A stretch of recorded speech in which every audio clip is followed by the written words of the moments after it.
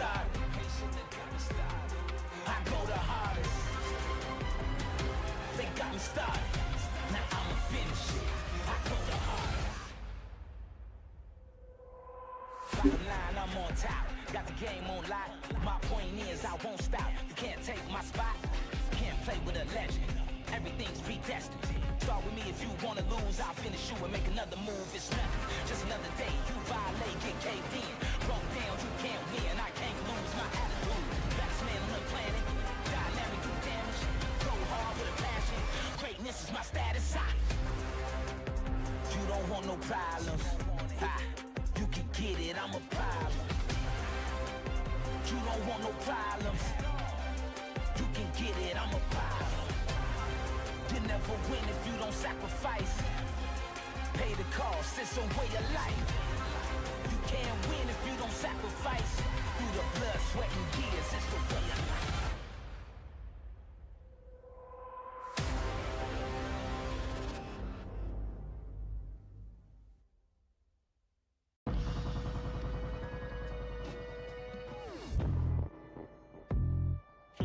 Okay, okay. Okay. Alright. Okay.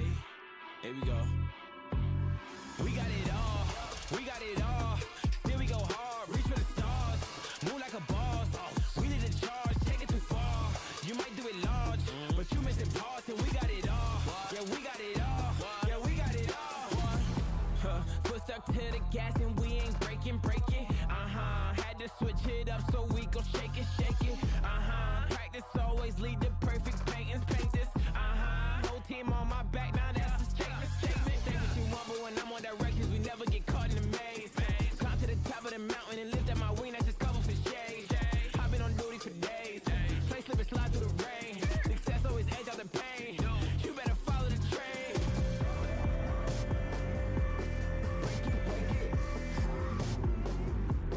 You better follow the.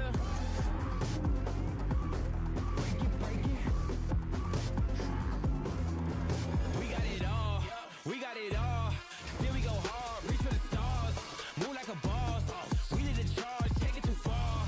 You might do it large, but you missing parts, and we got it all. Yeah, we got it all. Got that ditto. Got that too okay. Claim it's love, but I can see what's written on your face. Walking to the stage. I might wear a cape. I'm like here to stay. Boy, caliente, like I'm on fire, don't try to tempt me. Wanna learn the ropes, I can be a sensei. And we all about dollars, we ain't talking sensei. Make sensei, break that gay, cut check say. They upset, eh? Boy's mad. Break it. Break it.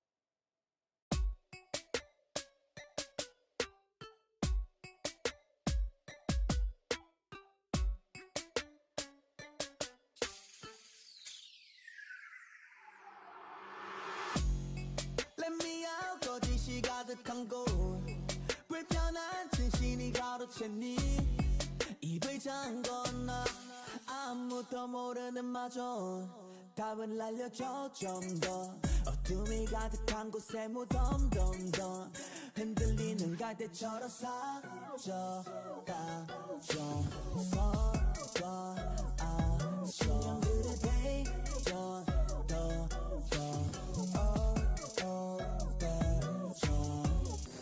나가겠다 작은 기적조차 우린 세기 바른 땅에서 눈을 떠 악몽이 가득한 세상을 지울래 더 멋지게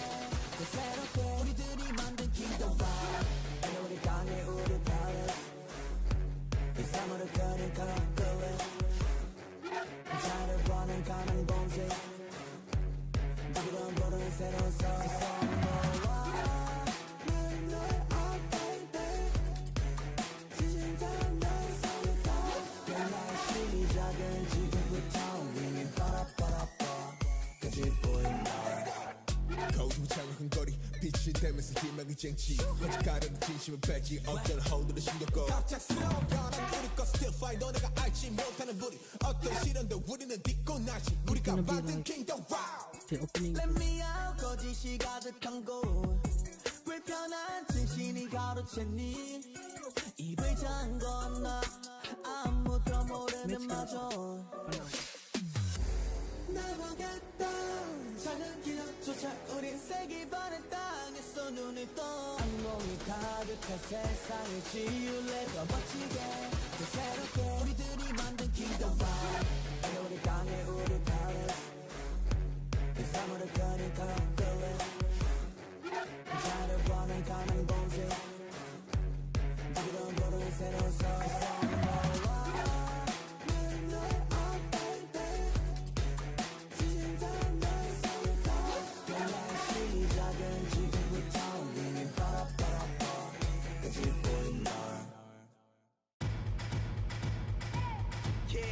Want it, come get some. I will not come out as the victim. Hella options when we press, you can pick one. A, that's a fist to your face, get your bell rung. B, you can run, but you cannot hide. C, we gon' put you where they will not find. D means you done when you come outside. Hold up, let me give you time to decide. I'm like Nemo, have you down in an enemies? Gotta murder my enemies if they planning on ending me. I won't give them that victory, they be lacking the empathy. Put my shrooms like a symphony, now you going for infinity. So please, carry on, carry on. This ain't what you want, want. One phone call, have your bones for my dog. So problems what you want, be my guest, bring it on. Bring it on. The problems what you want, bring it on. Bring it on. The problems what you want, bring it on. Bring it on. The problems what you want, bring it on. Bring it on. Can't get it back when it's gone.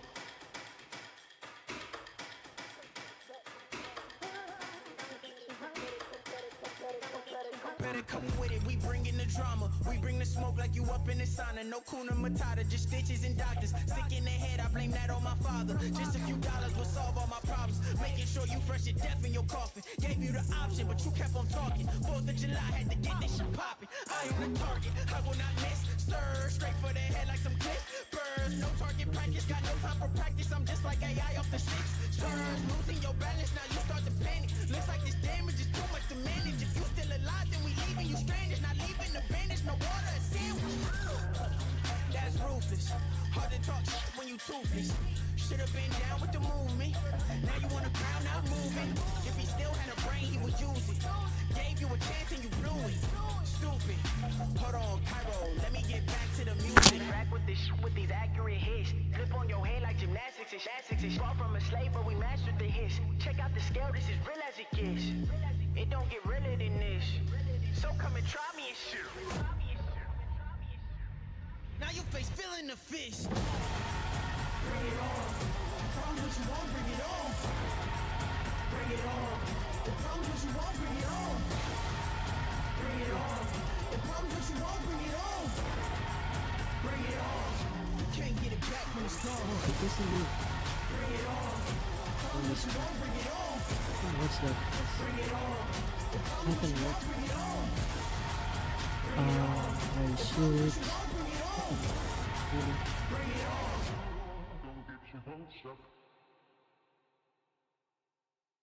This. Yeah, the teaser.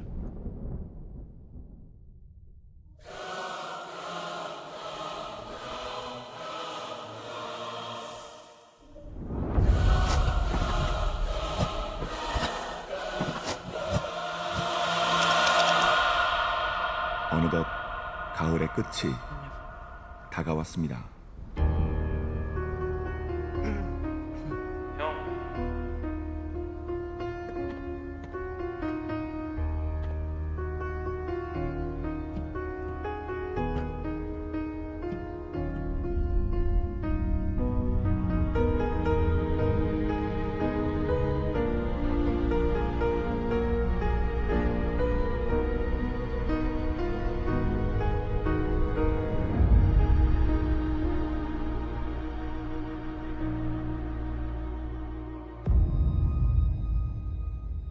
이무기.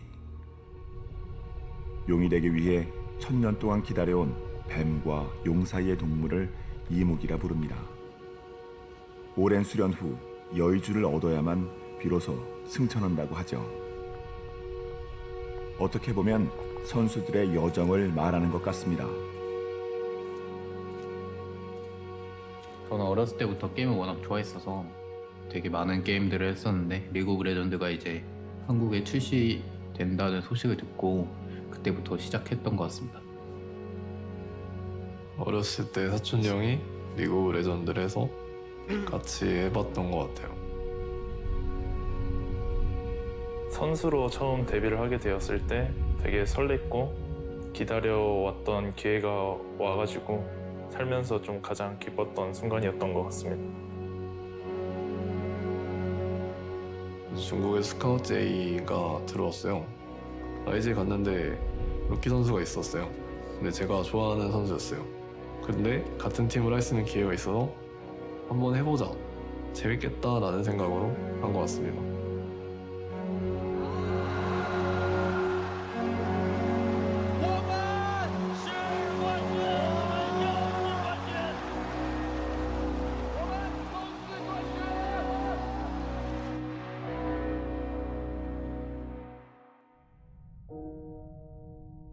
我认为在夺冠以后，就是自己本身就跟其他队伍的选手比起来，可能那个时候自己是没有进步的。那这次的世界赛，大家对他的一个期望，我相信一定不低。 작년 월드 경기가 끝났을 때 시대. 헤드셋을 벗은 순간부터는 뭔가 온몸이 통제가 안 되더라고요. 지금.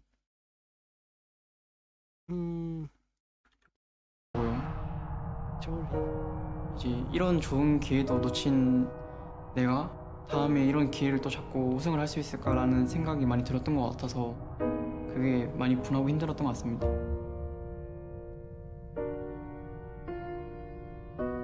每一场比赛失利后的感受，更多还是自己很多方面没有做好吧。可能这个时候会想着下一场比赛会做好，但下一场比赛还是会有做不好的时候。这个时间点可能就会质疑自己。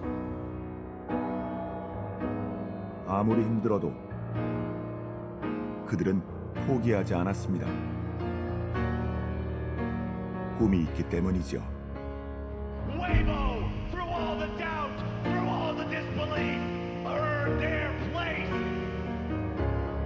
10년의 기간, 처음 롤을 시작했을 땐 미래에 대해 생각하기엔 너무 어렸던 것 같습니다. 그들의 오랜 노력에 끝자락이 보입니다. T1 대 웨이보. 凛冬将至，是时候捧起全球总决赛奖杯了。 첫 번째 우승은 승리가 어떤 의미인지 제대로 이해할 만큼 성숙하지 못했던 것 같습니다. 두 번째 우승은 단 하나도 놓치지 않고 즐기겠습니다.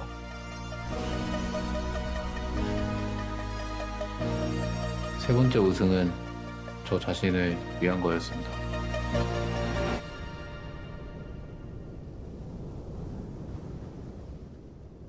네 번째 우승은 우리 팀을 위한 것입니다.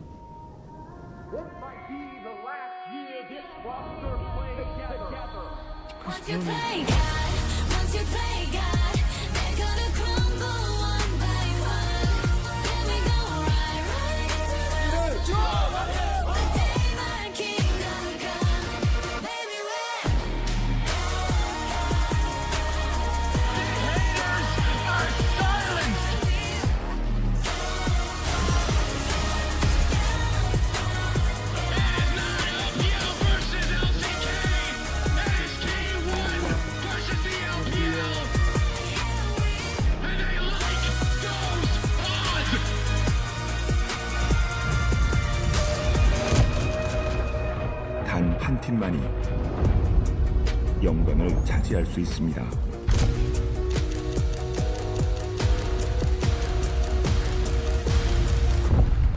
단 한 팀만이 전설이 됩니다. Right. Pretty good for your KDA. It is. The Cloud Drake enjoyers are praying, and also most banned is very, very close. And the Nautilus Debt Fund is nowhere to be found. Yeah, that's where I really lost. Yeah, I already tweeted Nautilus, about this. man. That's where I lost in pick'ems. But I think you can see kind of the slow shift that's happened. Like, obviously, there are a bunch of champions that we kind of expected, but Kalista sneaking in there, Rumble dominance, that kind of stuff. And this one was quite interesting because we only had 4 Baron steals, and last year at Worlds we had 10 in the finals alone. T1 had 3 versus the RX.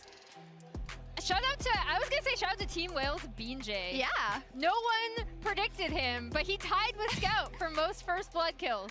I was going to say on the Baron steal point, not all of them were even with smites either. No! Guma Yushi Varus, and he's been popping off with Varus this tournament as well. Could have another more Baron steals. Yeah, and if Owner plays Rel, we could get another too, but I don't think we're going to get to 10 if we're... Or maybe. Maybe. I don't know. Maybe That's we a lot might. of Barons. Yeah. That's some long games. That's a long games. Well, I wanted, okay, LPL versus LCK, and it was T1 really up against all of the LPL throughout this tournament, and very much weathering the storm because they are still here. And the last LPL team standing on the other side, Weibo, Kobe. And I feel like T1 have done more than just weather the storm. They have stomped through this storm. They beat BLG, they beat LNG, they beat JDG. Now the only step left in front of them is the 4th seed, the most underestimated step, which sometimes you can trip over. Yeah. I was going to say, but no one expected Weibo to be the ones in this position. It was like, look, it's got to be LNG. I mean, even coming into the tournament, it was like, oh yeah, it'll probably be EDG or maybe an OMG somewhere along the line. But yeah, this is absurd that Weibo managed to make it all the way here. It is, and for LCK versus LPL, of course, they are our 2 best regions, so they are going to fight a lot. So let's take a look at the history between them, also in terms of the world's titles conquered, and it just emphasizes how important this is for their respective fan bases, right? Because getting worlds, there is nothing bigger than that, and the LPL and the LCK won it for themselves. Yeah, and I mean, look how close it is, too. There's been so much talk about T1 not losing to LPL at Worlds, but overall, LCK and LPL still very close at 10 and 6 there over the course of all the years. And of course, T1 have also dropped series that were not at Worlds. So there definitely is an opening. Yeah, and I think like because obviously the South Korean teams were default the best in the world for so long. And I think the big thing that I can say about, regardless of whether it's an LPL or LCK team, it's the team that takes hold of the meta the best. Yeah. And we'll see, of course, today. But Which thus far has been T1. Has been, I was going to say, but I didn't want to jinx it. And Weibo, honestly. Yeah. And sometimes it's turned on a dime in the final, so let's see. What also turned on a dime is last week when Faker engaged on Ruler, Kobe. It was immediately one of the best plays we've seen at Worlds, so we want to see it again. Yeah, honestly, for me, this is up there with best play the entire year, not even just at Worlds. And they released the communications for this play as well. I definitely give you some advice to go look at it because Faker starts calling for this play 30 seconds ahead of time. It really does give you some insight into the genius of this player. He knows that because they have desynced waves with mid and bottom, he clears the bottom wave, starts telling his team to look for the engage 30 seconds ahead of time because he knows even if there's a teleport from 369 to catch up on this play, the channel time for a teleport is 4 seconds, and he'll have that small 4-second window of a 5v4 advantage to be able to make good. This is the big initiation, and Faker makes the engage. He first goes for the auto to try and mind game Ruler here, then prediction flashes and gets his ultimate out before Ruler even flashes, so he's ready there to catch him. Simultaneously, though, the other unsung heroes of this play are the T1 members following up on it. Owner comes here to catch the play, and then Zeus brings the extra damage to kill the first carry. Once they catch Ruler, beautiful stuff there, take him down. You also have to shout out Zeus for then sectioning off the other carry here, Knight, and making sure that both JDG's superstar AD carries are taken care of. But then, look at it from the point of view from JDG. They know this could be actually a game-ending play. So 369 was finally arrived with that teleport, and Kanavi go for the kill onto Gumayusi, trying to take down that AD carry that is going to provide so much pushing power. But the way that Renata bailout actually works, as you can see, Gumayusi ticking down here, the gray health degenning, just about to expire, and Kanavi already using a stopwatch to deny that reset from the bailout.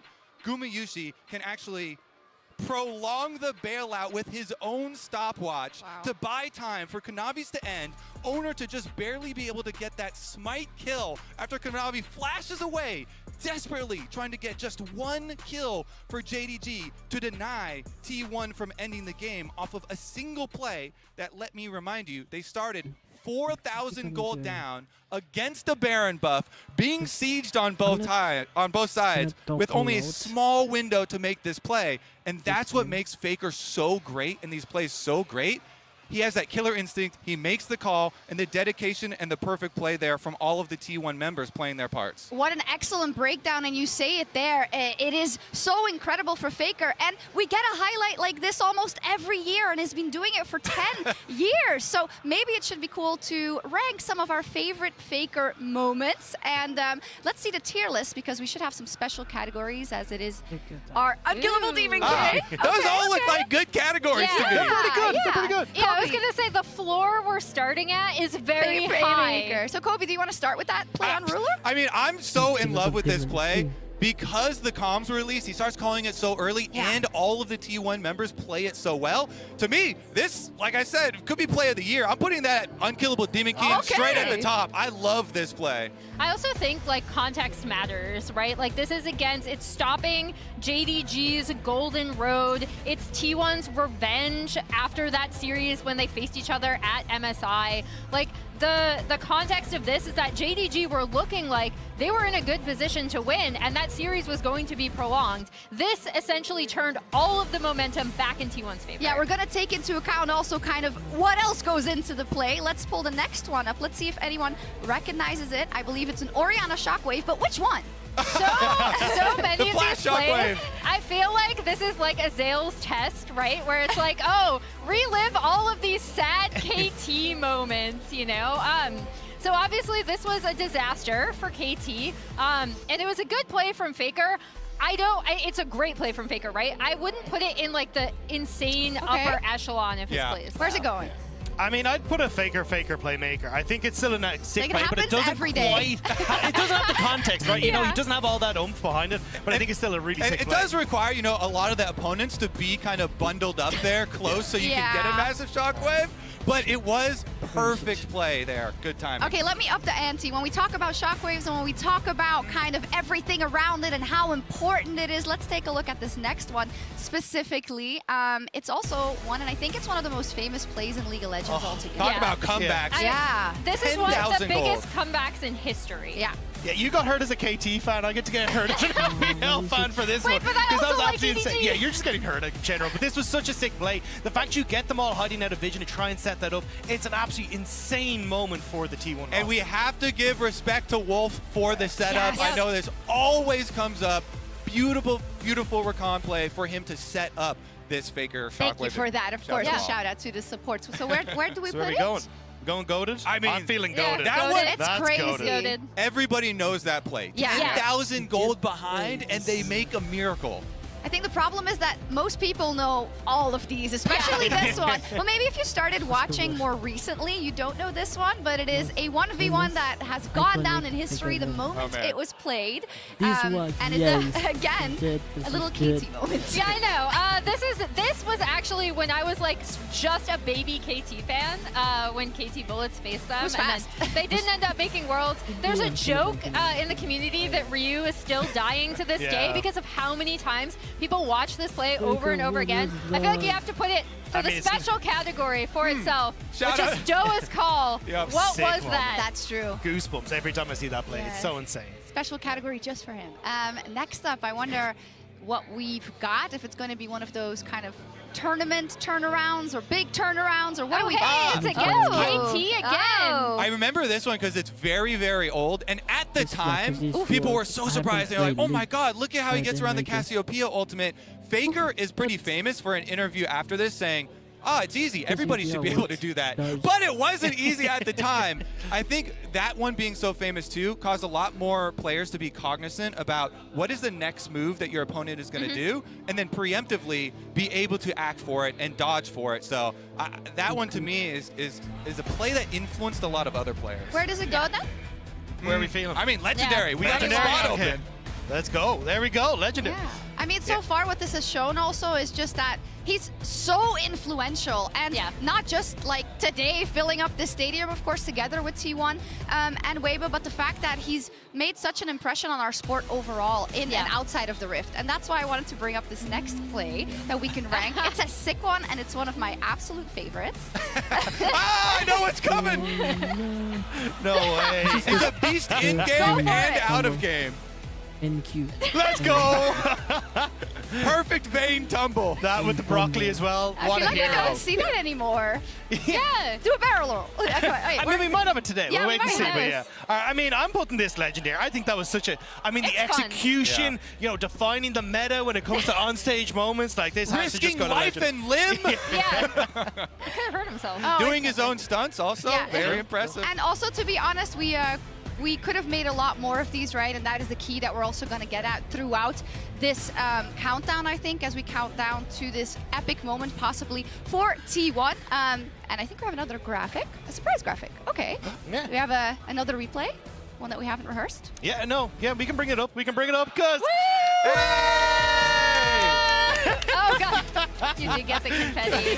Congratulations, 10 Sharks! years! Absolute legend and always an inspiration. Thank you. I know I've said this so much, but like you inspire me so much. Thank It's amazing you. to be on this stuff. You all inspire me every day. Kobe, you've been there for many, many years as well. Thank you so much. And now let's move on. Luckily, I wasn't the only person being emotional this week. We also saw Caster Jin. He was crying after T1 clinched their final spot. So let's find out what this means to him today as he's standing by with Lore. You guys. Caster Jun, thank you so much for joining me today on a finals day. It's an absolute honor as you represent esports in Korea. You've been following esports for such a long time, and actually this is something that transpired last week after T1 qualified, the emotions that you felt. Talk me through what you were feeling at that moment and what it meant to you to see T1 making to finals. 일단 드레스 코드가 다른데 그건 이해해 주시기를 바라는 게 제가 원래는 그 파이널 턱시도를 입고 같이 인터뷰하려고 했는데 오프닝 세레머니 하기 전에 방송된다고 그래가지고 이게 스포일러가 될 것 같아서 옷을 그냥 평상 옷을 입었습니다. 이해해 주시기 바랍니다. 그 지난 4강 경기 이후에 제가 울었는데 어떻게 방송으로 몰래 나갔어요. PD가 저한테 허락 받고 나간 게 아니라 PD가 본인 마음대로 그냥 방송이 됐는데 제가 이렇게 좀 감정이 북받쳤던 이유는 한국에서 펼쳐지는 LCK에서 한국 팀이 4강에 한 팀도 오르면 한 팀도 못 오르면 한 팀도 4강에 진출하지 못하면 우리 LCK가 지난 1년 동안에 해봤던 것이 무시되고 평가절하되고 그리고 폄훼되기 때문입니다. 저희가 스프링 서머 정말 잘 치렀고 아시안 게임에서도 금메달도 땄고 그리고 스위스 스테이지에서 경기를 잘 풀어갔거든요. 하지만 4강에 아무도 우리 LCK가 없다고 한다면 평가가 나빠질 수밖에 없어요. 그래서 T1이 거기서 멋지게 승리를 해줘서 지금 분위기 보십시오. 지금 뭐 완전 달라졌지 않습니까? 그래서 이런 분위기가 됐기 때문에 그런 분위기가 될 것 같아서 저도 막 감동에 북받쳐서 뭐 눈물을 흘리게 되고 그랬습니다. It is really important to have an LCK team in finals here in Korea, both for you as an LCK representative, but also for the Korean fans that come and watch today. When it comes to the storylines, Faker playing a finals again, his 6th final, going for his 4th title, playing for the first time in Korea actually, and The Shy also going for his 2nd title in Korea as well after he won in the first time in 2018. Tell me about all these storylines and what they mean to you. 자, 이번 T1은 여러 가지 악재가 정말 많았었거든요. 일단 페이커가 손목이 아파 그리고 페이커가 없었을 때 다른 팀원들의 성적은 1승 7패 그리고 LPL이 뭐 우승한다 이런 얘기가 지배적이고 거기에 또 젠지에게 한 번 져 그리고 KT도 떨어져 이렇게 뭐 그 디플러스가 떨어져 여러 가지 악재가 상당히 많은 가운데 그래서 많은 분들이 기대도 합니다만 걱정이 많았는데 4강에 내 LPL 있으면 어떻게 되나 걱정도 많았는데 거기서 마지막에 버티고 있는 힘이 바로 LCK의 그리고 리그 오브 레전드의 고트 페이커가 버티고 있는 T1이 버텨서 지금까지 이 분위기를 이끌어 왔습니다. 지금 보십시오. 지금 단 한 팀의 T1이 만들어낸 이 나비 효과가 얼마나인지 네, 전 세계적으로 최고의 뷰어십께서 경신하고 있고요. 그래서 저는 작년에 데프트의 성장의 서사가 최고라고 생각했었는데 솔직히 다시 생각해보니 올해 T1의 그리고 페이커의 각성의 서사가 최고라고 생각합니다. Caster June, thank you so much. 인터뷰 감사합니다. And good luck on stage. Wonderful to hear from Caster June, and he's completely right. A butterfly effect, not just I think this year, but overall in the last decade of seeing T1 perform and seeing Faker perform, it's been absolutely amazing, and that's of course why you know we have to give it that introduction. But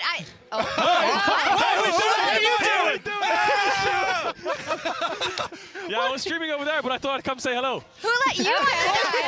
I just kind of pushed my way up. They're like, oh, this guy's been on the desk before. Welcome. Okay, I get it. We've been talking about T1 so much. Maybe you'd like to speak a little bit about Weibo. About Weibo? Oh, About Weibo? What would you know about Weibo? What do you know about Weibo? Oh, Weibo. Woo. Where do you want to start? Because this team's been through a lot of players. This year, maybe. This year? Yeah. This year was rough. Spring placement wasn't too bad. I think it was like 7th or 8th. Lost in the first round of playoffs. Came into summer, signed Weiwei, got rid of Casa. That was pretty good because it looked like everyone was a lot more stable in the team. The solo lanes were playing a lot better.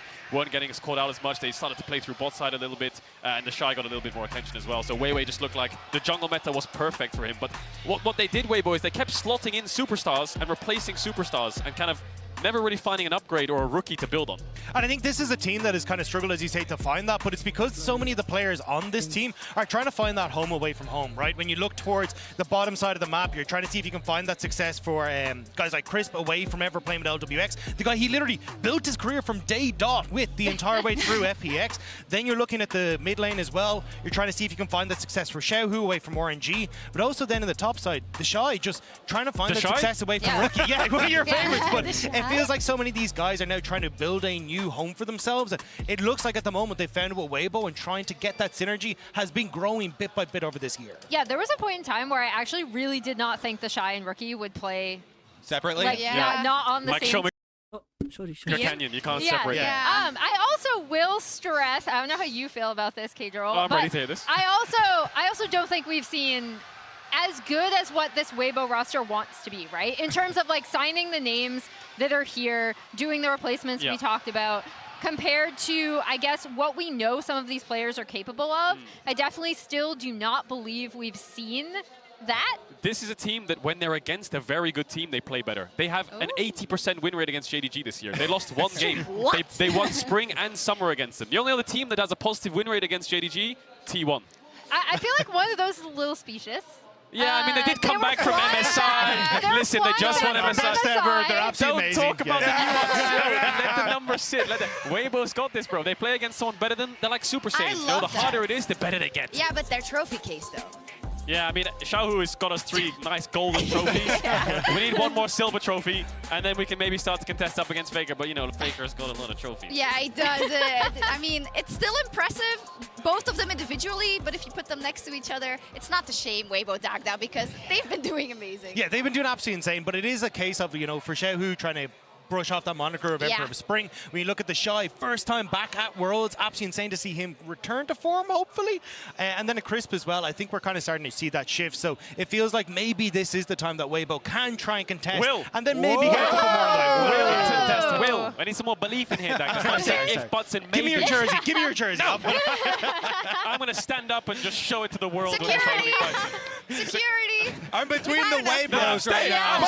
I'm staying. Let's go. Yeah. Yes. I'm staying on the desk. Wait, K-Droll. Wait, pass that to him. It's the Shy card. Bye-bye. Anyways, that's enough from Weibo. That's for Super you. Fan K-Droll. Let's check in with Xiaohu after their victory over BLG. 首先，关于前面的问题，就是 BP 倾斜上路的话，我觉得我们其实今天 BP 还是主要以下野去做的，然后上路在下面能选到好的英雄，完全是因为就是在赛选手自己的英雄池足够丰富，然后可以选出比较好的 counter 的效果。然后第5盘的话，因为其实对面的阵容猪妹、杰斯跟鬼汤体选择之后是非常缺伤害的，然后其实可以看到每次最后一局我们选的都是一个比较偏团战的阵容，所以我们选择一个坦克上单去打团战是非常好的选择。其实今年的话，我们队伍就是走在 BO5的生死局是非常多的，包括从夏季赛、资格赛开始，到了世界赛，就是经常会打到最后一局。But now he's going to move over towards mid because they're nervous about a pick, but the equalizers are insane. Elk having to pop the LTs here with the very start, now flashing away to survive as Light goes in aggressively to take out the enemy AD carry. On's gonna get burned up next to Xiao, who pops the Pop Blossom defensively, and Fan's health bar's gonna drop next. The Shy leads the charge, and Shun heads right back into the base. Only he and Yagao still stand.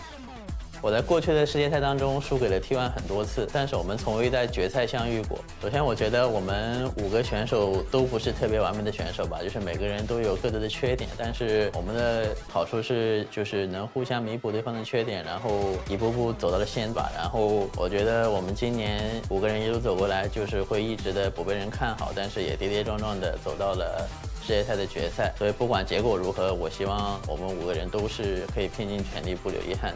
我的最终目标就是带着全球总决赛的奖杯回家。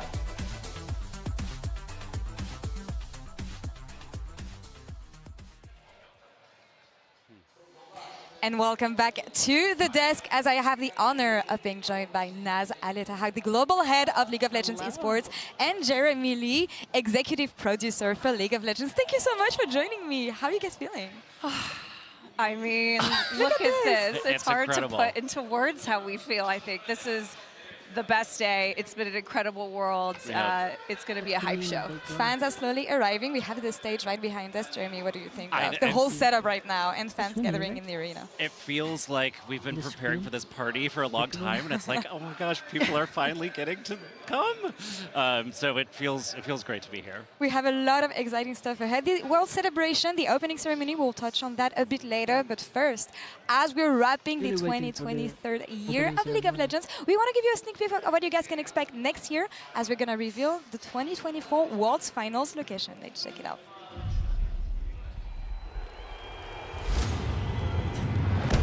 Welcome to the kickoff of Worlds.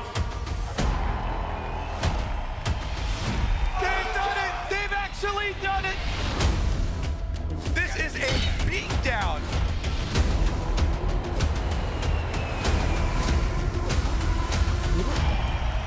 Absolutely brilliant.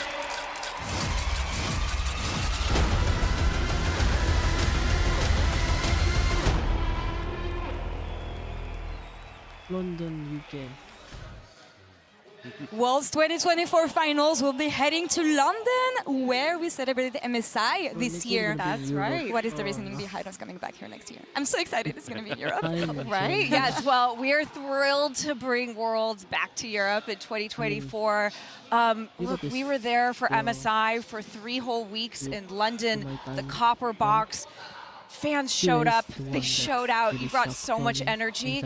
And you know, we've never actually taken a world final to the UK before. In fact, we actually haven't been to the UK as part of Worlds since quarterfinals 2015. Exactly. Yeah, so it is going to be next level Worlds after this one. After this one. Well, and the O2.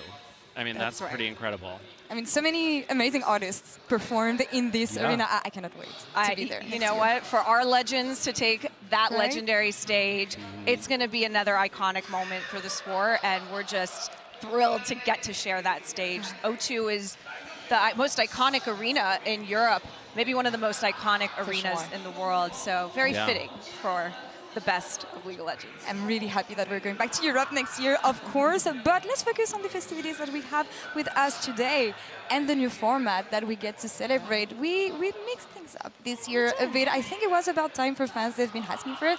What is the sentiment towards the Swiss stage, how it played out, and how it's going to shape the future of Worlds and a competitive League of Legends, Naz?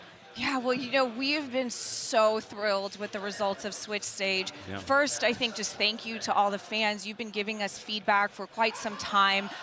We hope you love that revamped early stage of Worlds. You know, every game mattered. We saw more match variety than we've ever seen. I think those draw shows added a bit of extra drama and entertainment to every single day of Swiss. And overall, the matches were more balanced and less predictable. So we consider it a really big success. We'll certainly run it back next year. We'll look to see where we can continue to improve it. But overall, really, really excited about it. Yeah. How did you perceive it, Jeremy? I mean, it just created so many great matches. Like, Yeah. it was incredible to watch. And I love that we're always innovating. We are minutes ahead of the opening ceremony presented by MasterCard. I'm really looking forward to this one. But Naz, give us a sneak peek of what we can expect. You met the artist a couple days back at the press conference, right? We did. We were lucky enough to get to meet New Jeans. We got to meet Heartsteel. And we're just about to kick off in a few minutes, so I don't want to spoil too much about what everybody's about to see. But what I will say is that the opening ceremony is going to take us through the journey of the League of Legends player. And that's it's meant to be this exploration of the shared story that unites all of us who play League around the world, whether you're a lifelong casual or the most dedicated of pro player. So we have a bunch of surprises in store. Oh. Yeah. I think people are going to be excited at what they see. Jeremy, tell us a bit more about Heartsteel maybe, because a couple of years back we discovered KDA, Yeah. the K-pop band for Yeah. League of Legends. Today we have a new one. What is specific about Heartsteel? Well, we knew that we wanted to revisit the K-pop idea coming to Korea, but we wanted to switch it up a bit. Like, nobody does polished pop perfection like KDA does. So the Heartsteel boys are a little grittier. This is their first, song together. They've been rehearsing the last few days nonstop and causing mischief and mostly just causing mischief. But I cannot wait for everyone to see their performance. These are really talented musicians, and bringing the champions to life is something that I always love seeing. So I think this one's going to be pretty epic. K-pop band debut is always something to be looking forward to in Korea especially, and they will be introducing also our World Finals, Weibo versus T1. I think it's an amazing matchup to look forward to. So many amazing storylines. Yeah. What are you looking forward to the most when it comes to these finals? Oh, there's so much. We just talked about the opening ceremony. I think it's going to be a ceremony befitting the caliber of teams that we're going to see on this stage. Weibo, with two former world champions hungry to secure their title, and of course T1, the hometown favorites and the GOAT, looking for their fourth. It's going to be amazing. I mean, I think there's so many incredible matchups. Top lane, of course, we'll be watching. Mid lane with Faker, obviously everyone's going to be watching Not. Bot lane, seeing what Keria does. Like, I don't know what's going to happen there. We never know. Well, thank you guys so much for joining me. Have an amazing finals. I'm so much looking forward to it. Thank you. And enjoy this one, of course. And for us, we're going to take a quick break and we'll be right back. But first, let's check out Jat meeting with Caster Jun and Huni, talking about T1 and Faker. So I'm not on desk today, but T1 versus JDG in Korea is going to be pretty fun to watch. Good to see you again. Do you think being in Korea makes it easier or harder for T1? 한국에서 경기를 하게 되면 당연히 T1 입장에서 어드밴티지가 있고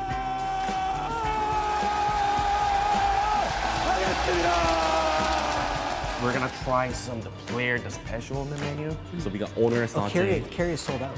Carry sold out. He's popping off. He's too good. His body was too good. He's too good. What was it like playing with Faker? Faker sees something that we don't see.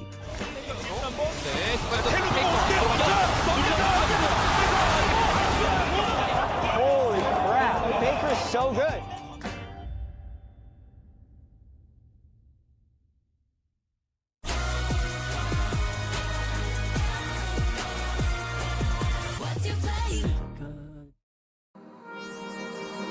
Middle of the night, everything keeps passing by, just passes us by. Though we're young and wild, we stay awake just to feel alive under city lights. Nothing can change our minds, yeah, people might ask us why, but don't be shy, can change our minds. Blinded by neon lights, so beautiful in the night,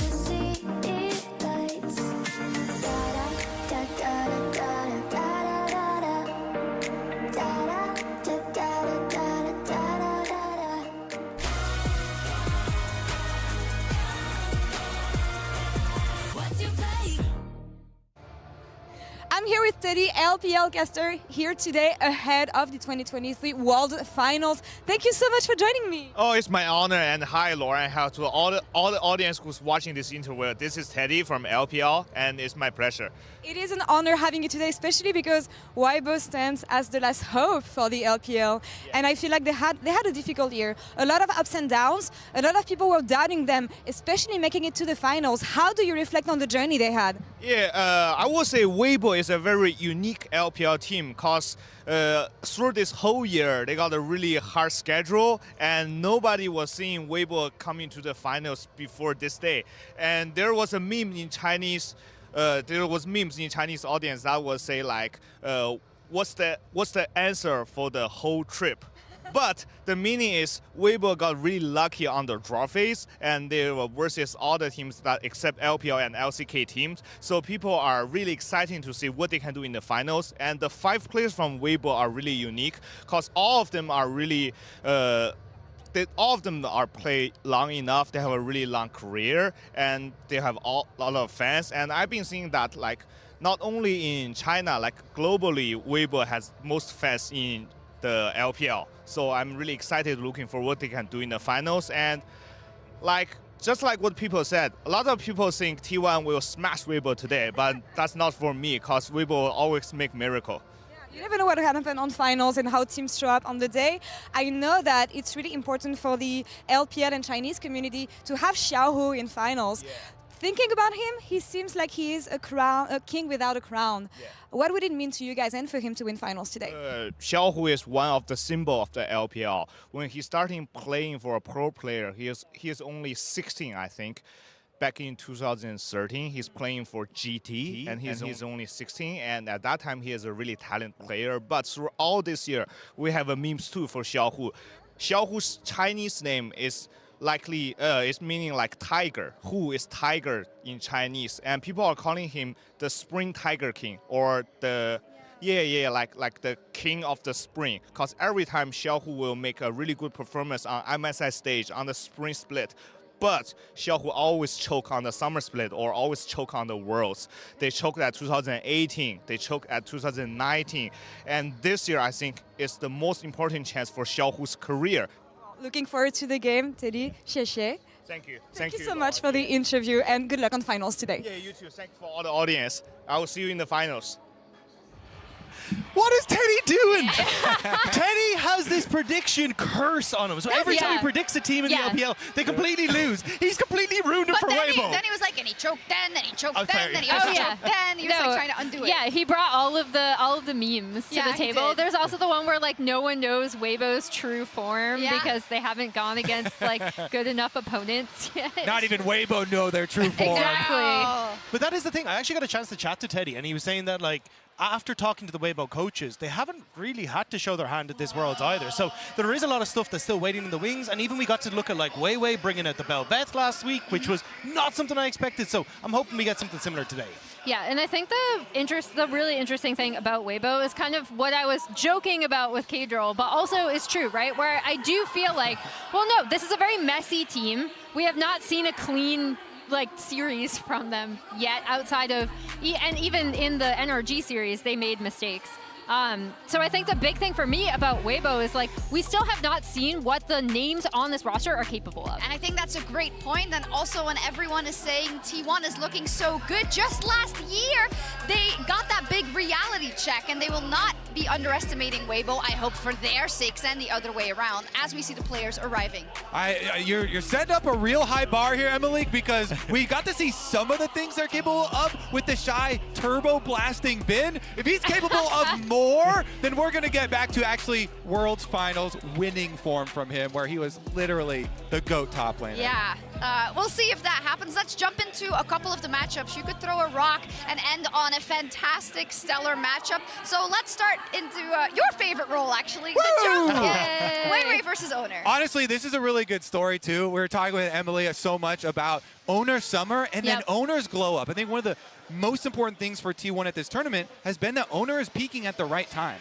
Yeah, I mean, he was the one who bore the brunt of the most criticism. On T1, he looked really, really lost when Faker was not on the roster, when he was out due to injury. And then additionally, I can't stress enough how good T1's level 1s have been and how cognizant Owner has been of like what they have to do, what they need to do. We saw just in your telestrator with how well timed he was along with Faker, so that was really great to see. And I think on the opposite side, Weiwei has been absolutely spectacular for them. This is a guy that sat on Suning for a while, training under SOFM, and now we're starting to see the magic that he can bring out on the world stage as well. It's been a long time coming for Weiwei to try and build up the caliber of player that he is expected to be, and taking over from Karsa was never going to be an easy feat, but it feels like Weiwei is now living up to his expectations, playing heavily around the bot side, but even last week, you know, starting to mix things up, playing towards the Shy as well. Yeah, I mean, it does not look like an easy task to jungle for Weibo.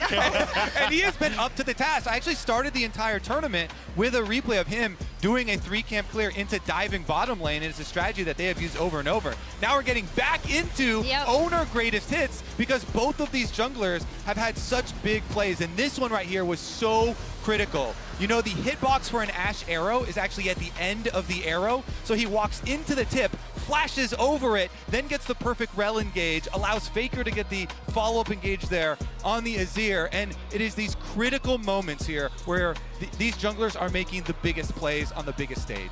Yeah, and I think the big thing for me with Owner is that kill participation, right? Like, I cannot stress enough how important he's been to, again, not only the level 1s, but like the team fights we just saw. And now that he has so much more confidence, we're seeing it also reflected mechanically, which is something we'd previously seen from him in spring and in years past. But obviously this summer was such a huge struggle for him. It is great to see him back in form. Yes, and we'll see how much time the jungler spent in the mid lane, because Faker and Xiaohu have been competing for roughly 10 years already. But tonight they're finally facing off on the biggest stage possible in our featured matchup presented by Mercedes-Benz.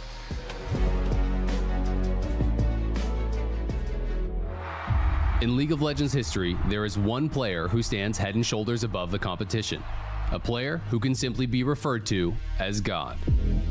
When asked who the greatest League of Legends player of all time is, there is one name on the lips of every esports fan: Faker. He is nothing short of a legend. Taking him down makes titles feel that much more valuable, and watching him win reminds us that while form is temporary, Faker is forever. Faker playing at his peak is indistinguishable from art, and with him performing the best we have seen in years, the World Finals stage will be his canvas. It is rare for Faker to face a player that has been in the scene for almost as long as he has, but Xiaohu is an absolute legend in his own right. The LPL player with the most titles in history, including 3 MSI championships, has faced Faker before on the world stage. But he has never been able to take down the king on the road to the biggest trophy of them all. In his first World Finals, Xiaohu has a hunger that cannot be sated by anything other than the final missing piece of his incredible career: the World Championship.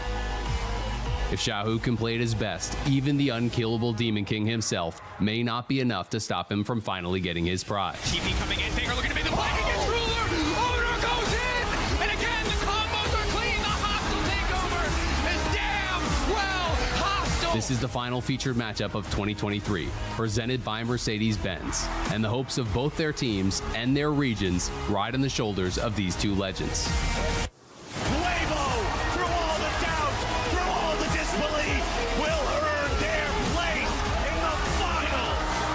Glory awaits one, and for the other, a return to the grind. No matter today's result, we're about to be treated to two of the greatest mid laners to ever touch the game, facing off on the world's biggest stage.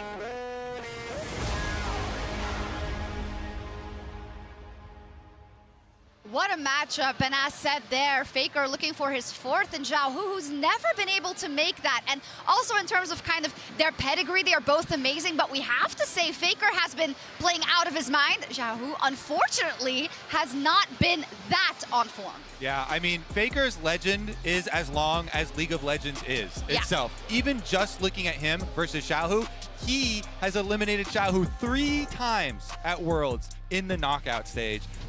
you can't, he has so much of an advantage here. And the individual plays that he has actually pulled out have been thoughtful as well as mechanically executed super, super high level. Has he been the best mid laner at Worlds?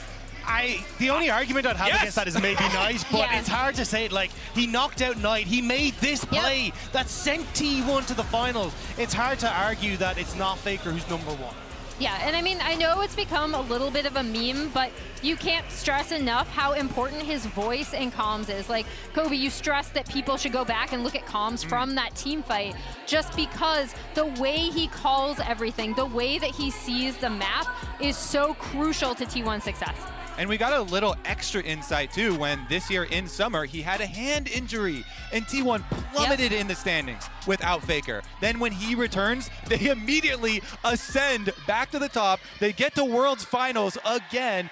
It is crazy how much fuel there is for this Faker fire. Yeah, and then by contrast, obviously, Faker has actually eliminated Xiaohu several times at the World Championship. The only time that Xiaohu has been able to best him is at MSI. And that is huge because I think the big thing with Xiaohu, as you look at like his year here, obviously, Weibo struggled a little bit in summer. Kate already covered that. Regionals, he was such a massive part to get this team here to the world stage, but on the world stage, he has not performed nearly as well as Weibo would want him to be performing, especially going into the championship. You still have to give this guy credit though. Like, Xiaohu has never lost an international finals, and every single time he has won that international finals, it has been against an LCK team. Kingzone Dragon X, Damwon Kia, T1, and there's only been 3 teams ever in the history of competitive League of Legends that have managed to take down an LCK team in the finals. You're looking at EDG, Taipei Assassins, and RNG with Xiaohu. This guy has been instrumental to getting his teams here, and 2 of those teams that managed to take down LCK teams already have their Worlds title. It feels like Xiaohu now has to earn his one here today, and it could be the moment where he gets it. Was that a monologue? No, mini log. You're the master. You're the judge. I don't know. Yeah, and it is, I mean, you have to give him his credit, and he hasn't been having the best tournaments, but it only matters what you do today, you know? He only has to, well, only has to show up is a big task at hand, but we have to give him the benefit of the doubt that this would be the day for him to do it, in terms of all the experience about being on this stage, about shot calling a team under stressful situations. And I think as well, when you look at like his road to get here, Xiaohu's kind of had to dismantle his legacy to a certain extent. He beat EDG with Uzi to make it to the world stage. That was the guy he won his first MSI with.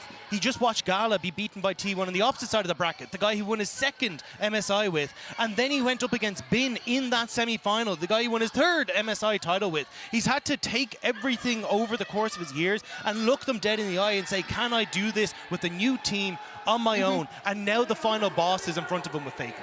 Yeah, and some of those he was top lane, you know? Yeah. I think the other big thing about Xiaohu is when I talk about this Weibo team and I'm like, okay, we haven't seen their final form, it feels like we haven't seen all 5 of their players play at their best together.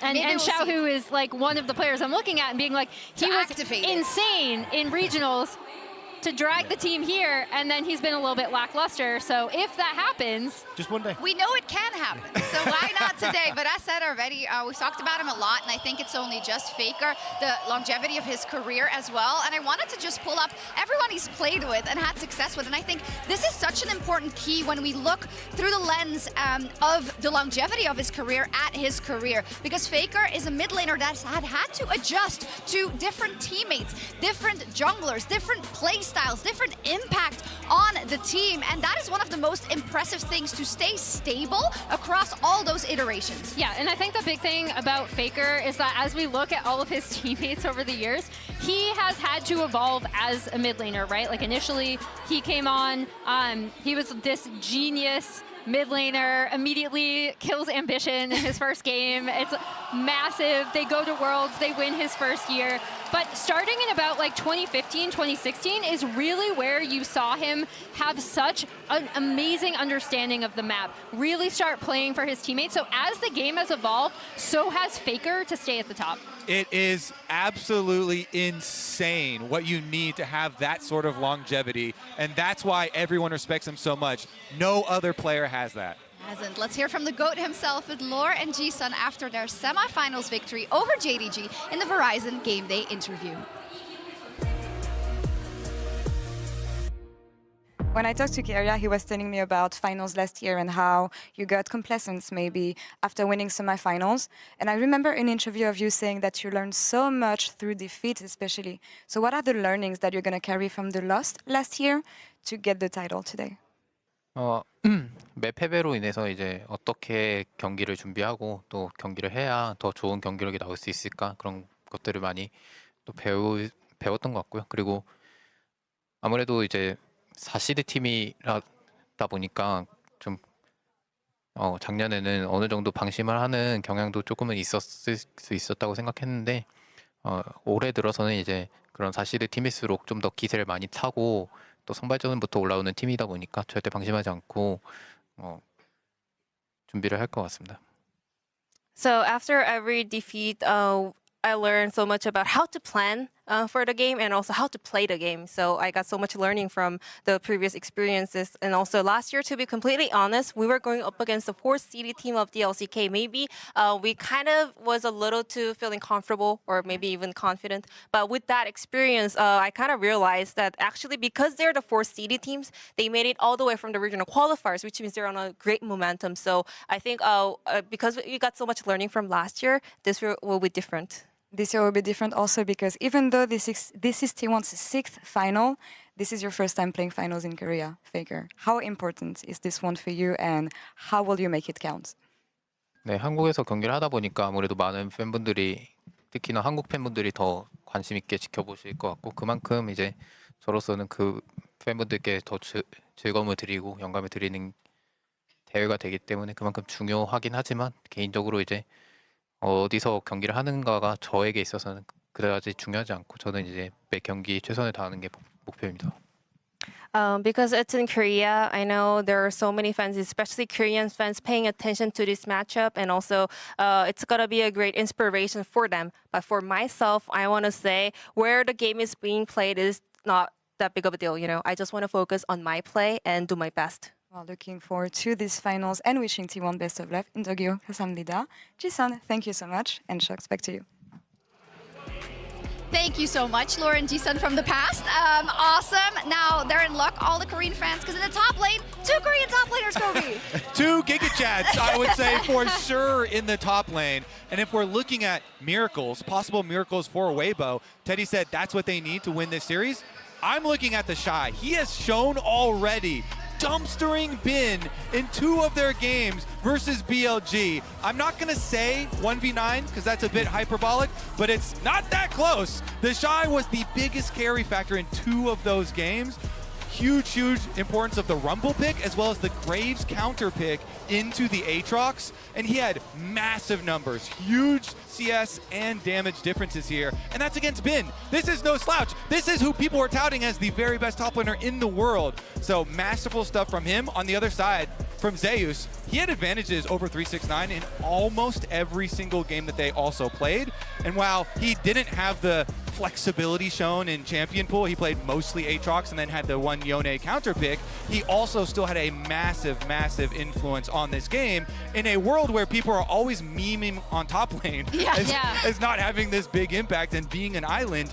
These 2 top laners that have made it to this stage have certainly had the impact. Yeah, this top lane matchup is going to be so much fun. And for Zeus, I think, obviously, it's kind of a return to form for him.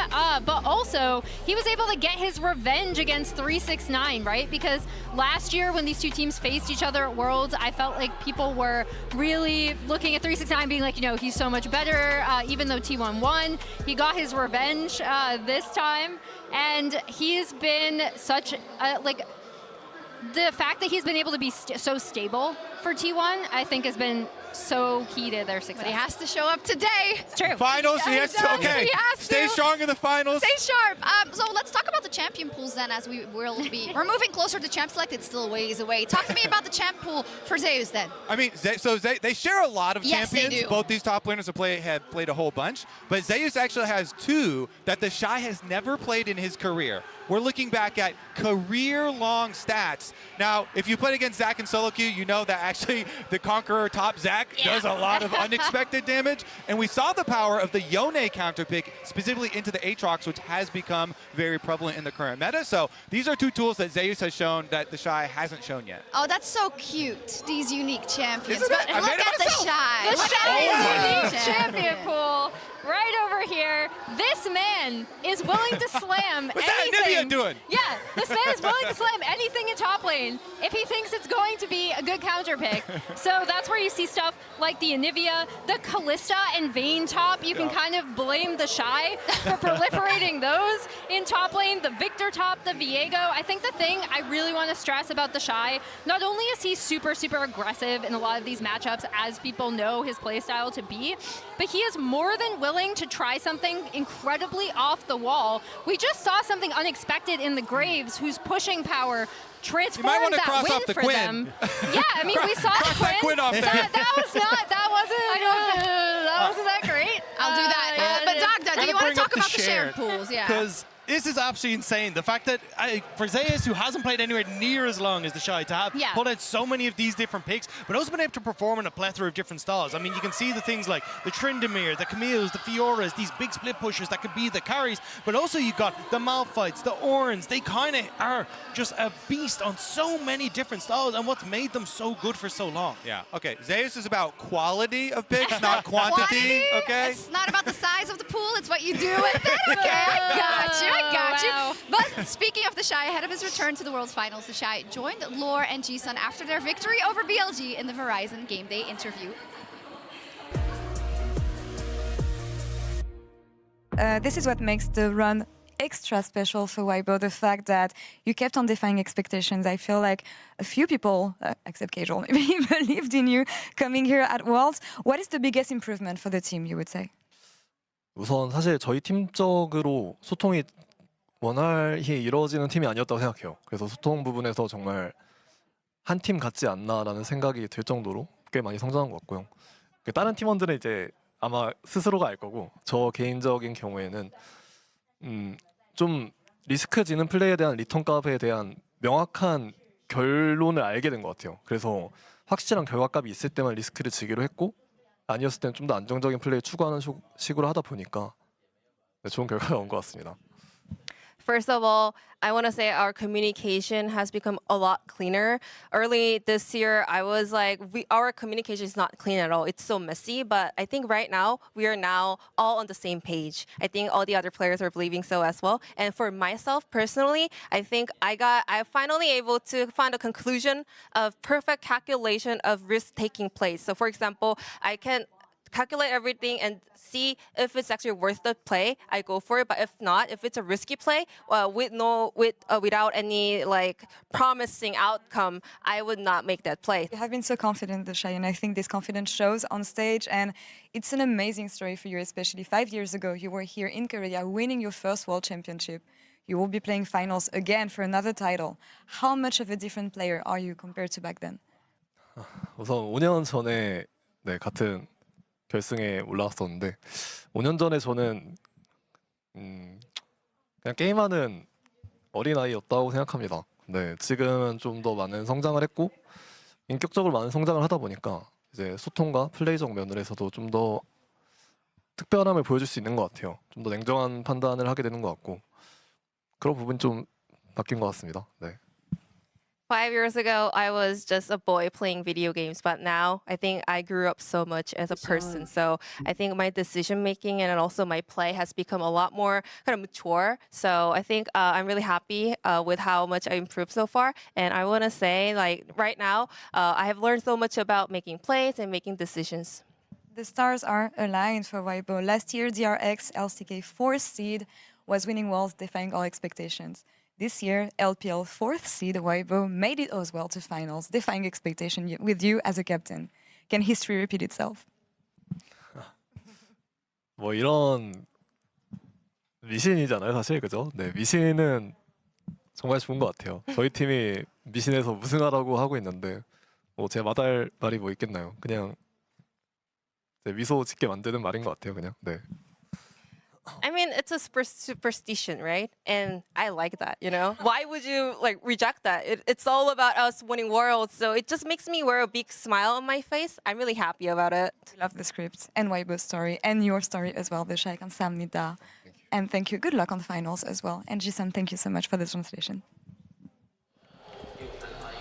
It's going to be so interesting to see if the top laners with all their might can kind of skew the expectations for where the heavy points of this matchup are going to lie, because as we've seen from the bracket stage so far, bot lane has been so incredibly important and pivotal, not in the least when you have someone like Gumayushi up versus Light. Yeah, I mean, both these AD carries have been beasts for their teams, but bottom lane is also critical because of dragon stacking, and we've seen especially T1 have been magnificent at that. Let's start with Guma though.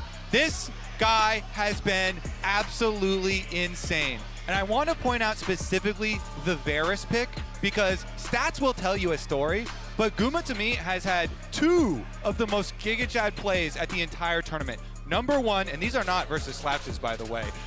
Number 1, the Varus at the tower versus Aphelios trying to get the 1v1. Boom, boom, boom, shoots Gala down, stands his ground, wins that duel, and then the 1 versus Ruler and 369 where he flashes both the Q from the Zeri and the Q from the Aatrox, and he still wins it is absolutely insane, like scripting level stuff so far from him. I need that I about do Light too. I do think on the opposite side though, Light has been very underrated his entire LPL career, because you're looking at a guy who comes from the likes of the Uzis, the Rulers, the Viper when he was there, like so many incredible Jackie Loves, the incredible AD carries that are in this region make it hard to stand out. But Light is slowly but surely back from LNG, growing now where he was with Iwandi onto this roster, has becoming and making his name like Gala did at these international events to become an insane AD carry that now he'll get to prove if he can take down Gumayushi. And it's a critical part of their strategy that we've seen. They send Weiwei, they send resources, so much stuff into Light to get him to carry. They do, and for more on Gumayushi, we have a World's Finals edition of Draw My Life with Emily Rand. Draw My LCK Life. Gumayushi. World's Finals Edition. Woo!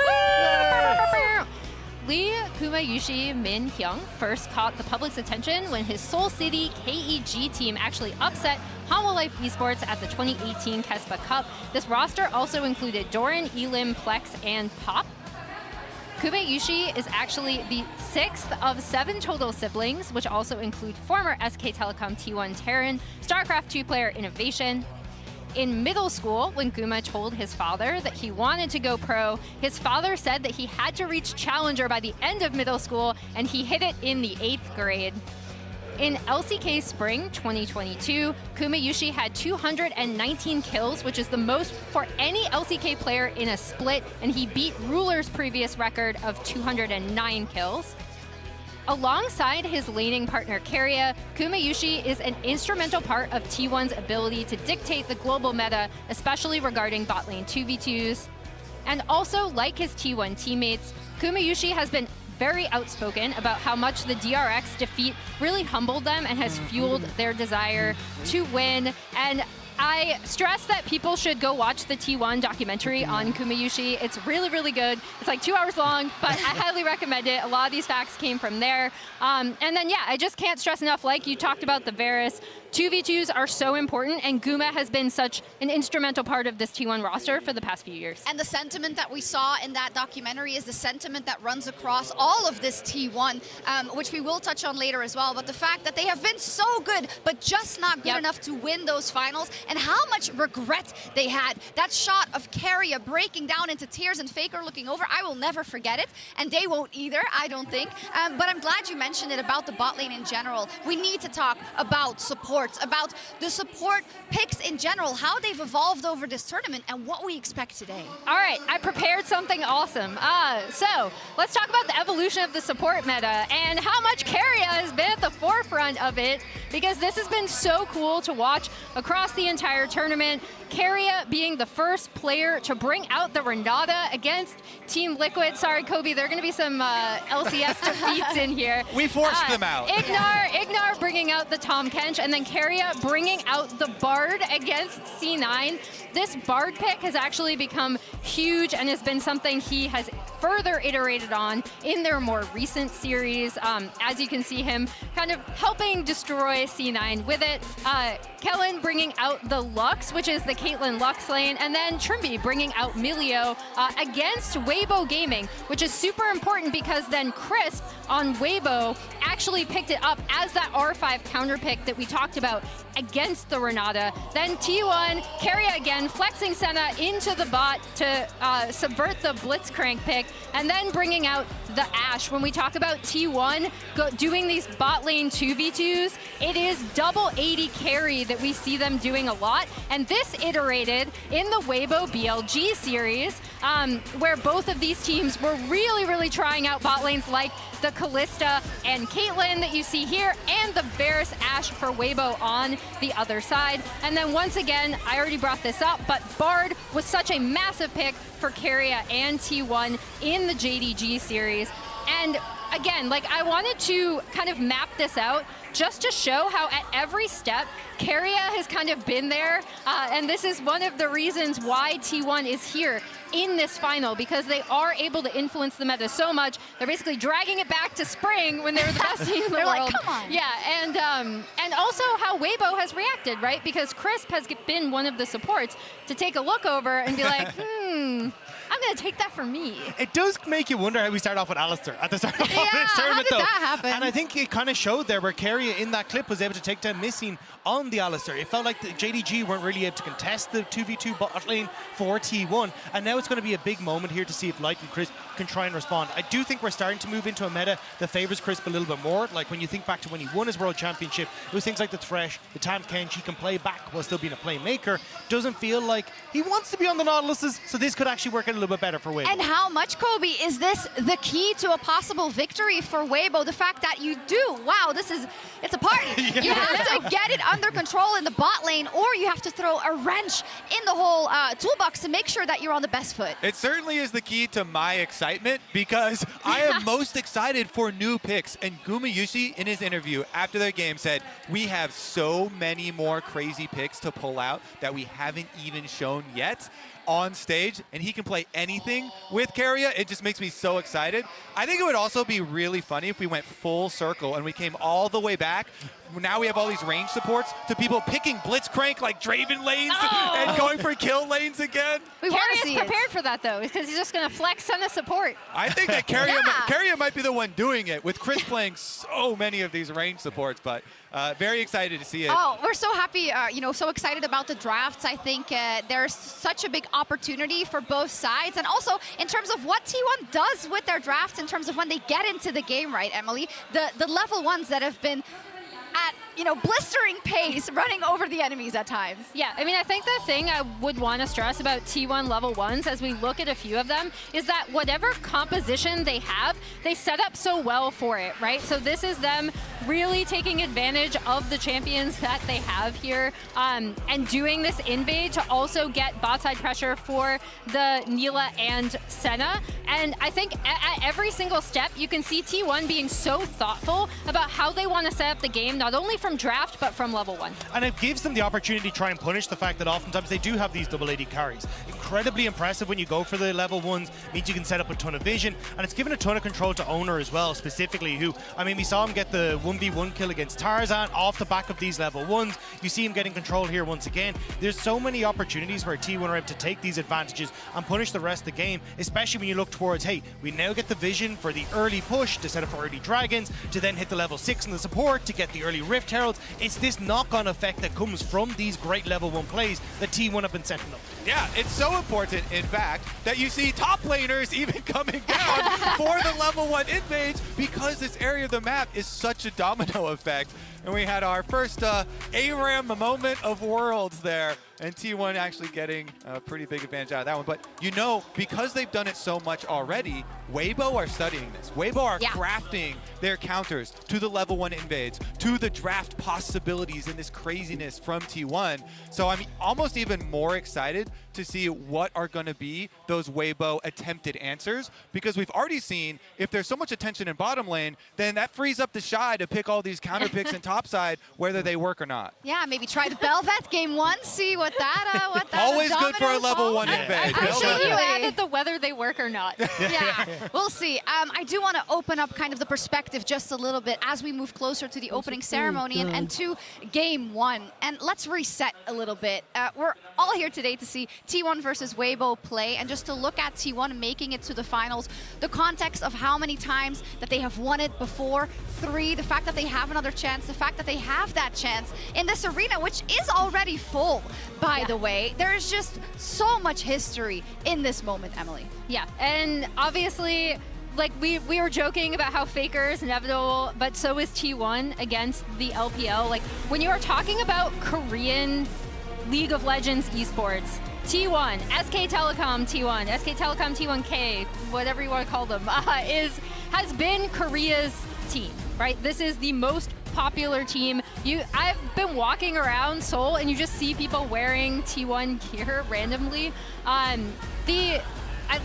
can't stress enough again what this organization means to South Korean esports, and then also how much Faker means as, you know, not only the figurehead of this team, but League of Legends as a whole.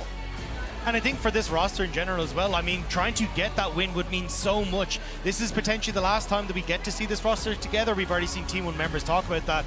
And for a team that has been so close so often, it feels like they just need that one title to push them into the contention of, was this one of the best teams we've ever seen across League of Legends history? Honestly, yeah, I think they are right there because already this exact T1 roster that we're going to see perform today has played the most international games together because they've made so many international tournaments and gone so deep in them. Yet, they lost 5 finals in a row so far, so they're looking to break the streak just in time to get that cup. I mean, they've only won 1 out of their last 7 finals, which is heartbreaking for T1. It is. It's just so crazy to see, and it is because you want to call them that great team, one of the best teams we've seen in the last 2 years, but it's a hurdle, and I think that is the million-dollar question today. Will they be able to overcome it? From the way they have risen up in this World Championship, you are inclined to say yes, but crazier things have happened in a World Finals, Dagda. Yeah, I mean, we saw it last year with DRX, right? And you even hear T1 talking about how they felt like they were overconfident and underprepared for what DRX was going to bring to the table. But you can see across the board there how many of these finals have just been absolute heartbreaks for them. And it's been T1 looking on from the shadows, hoping that maybe just finally they can get that win. Yeah, and I think the big thing for T1, again, is you hear how cognizant their players are of how confident they did get against DRX, right? And then additionally, if we look at how the meta has evolved, it's been T1 who's been at the forefront of that. It has been. We see this moment that broke our hearts last year because DRX was able to do it. And I think that is why we also have to check our biases going into today, because in a World Final, it's all about how you play on this day. Weibo could very well step into those footsteps of DRX. The similarities are eerie between these two teams. I thought this was an amazing tweet by Renato talking about how they both finished 4th in spring, then 6th in summer, and make air as the 4th seed for their team, and then also have the same opponent, the exact same team, and train together is just crazy here. It's like they're trying to recraft the same story. These writers are getting lazy. Like someone had their birthday, they had a cake, they're channeling it. And also, look, a lot of people are talking about T1, the meta starting to shift into their favor, but you look at when the Shy won his World Championship, it was the Aatrox, it was the carry top laners that he could perform on, and we're getting to see that shift into it again today. Crisp as well, looking to move in towards, hey, I don't want to be the big engage tool, but I'll make insane plays on things that can play from afar. Like the Thresh, we got Renata now. It's things that can actually keep your AD carry safe, and I think this is where we also have to say, look, this is a moment where Weibo, it also, in the same vein, is moving across to favoring them in the same way it's favoring T1. Yes, I mean, we're here in Korea, so we're looking through that lens, but we heard it from Teddy as well. The hope of the LPL is on Weibo's shoulders. We'll see how it turns out, and I would also like to see who our fans, think are going to win today in Hoist the Summoners Cup in our MasterCard fan predictions. You can, of course, well, not anymore. This was your last chance. So thank you all for participating at MasterCard GG on X throughout the tournament. We're doing ours? Ooh. Wait, T1 85.7%. At least it's not 100. I thought it would be higher too. Honestly, yeah. It's the most popular team in the world. I love underdogs though. Yeah, me too, but of course, T1 reigning supreme on X. I also want to thank everyone for tuning in from around the globe. We're going to take a look in just a second at all the fans at the YouTube gaming viewing parties. One of them is right here in Seoul. There's also one in Hanoi and Ho Chi Minh City, and it's just cool to see everyone turning up for what is such a historical moment for League of Legends. I mean, this is absolutely insane. You can see the amount of people that have turned out here today. If you can't, obviously you can't see the stadium at the moment, but this is packed. And I think it speaks volumes to not only the fact that Weibo is incredibly popular in LPL, but also how popular T1 is here in the LCK. Everyone and their mother is trying to get a ticket to this event, and it is insane. Yes. Predictions then. I know it's the biggest one. Where are you gonna It's start? the last one. Where am I going? Well, I've seen hers already. All right. So Emily, you can go first. All right, and should I like hide? Because I've been trying to draw this out. You want more you don't time? Know what Yeah. the, Yeah, you can get you more don't- time. You don't You know. got You don't know what the score prediction is, though. No. Okay. All right. So, we are in Korea. Yes. I have watched this T1 team come so close to taking it for 2 years now. I saw the first iteration of this roster at 2021, where they made it further than people expected at that Worlds. Zeus comes in 2022.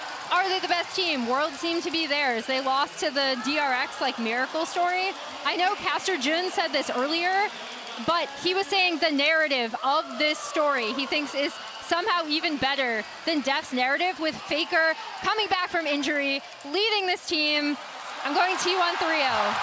T1 3-0. I love it that it's a firm vote of confidence from Emily for T1. Who wants to go next? I mean, I'm happy to go next. I think that it only takes one day to write history, and the opportunity is here today for both these squads. But I'm going to go 3-2 Weibo Gaming. I think when I look at Weibo, the talent and the possibilities that are on this squad is absolutely insane. The fact that you have the meta starting to shift up towards the Shy, where he has an opportunity to play his best. Crisp also having a renaissance now that we've had that meta shift in towards these ranged supports is working well for him.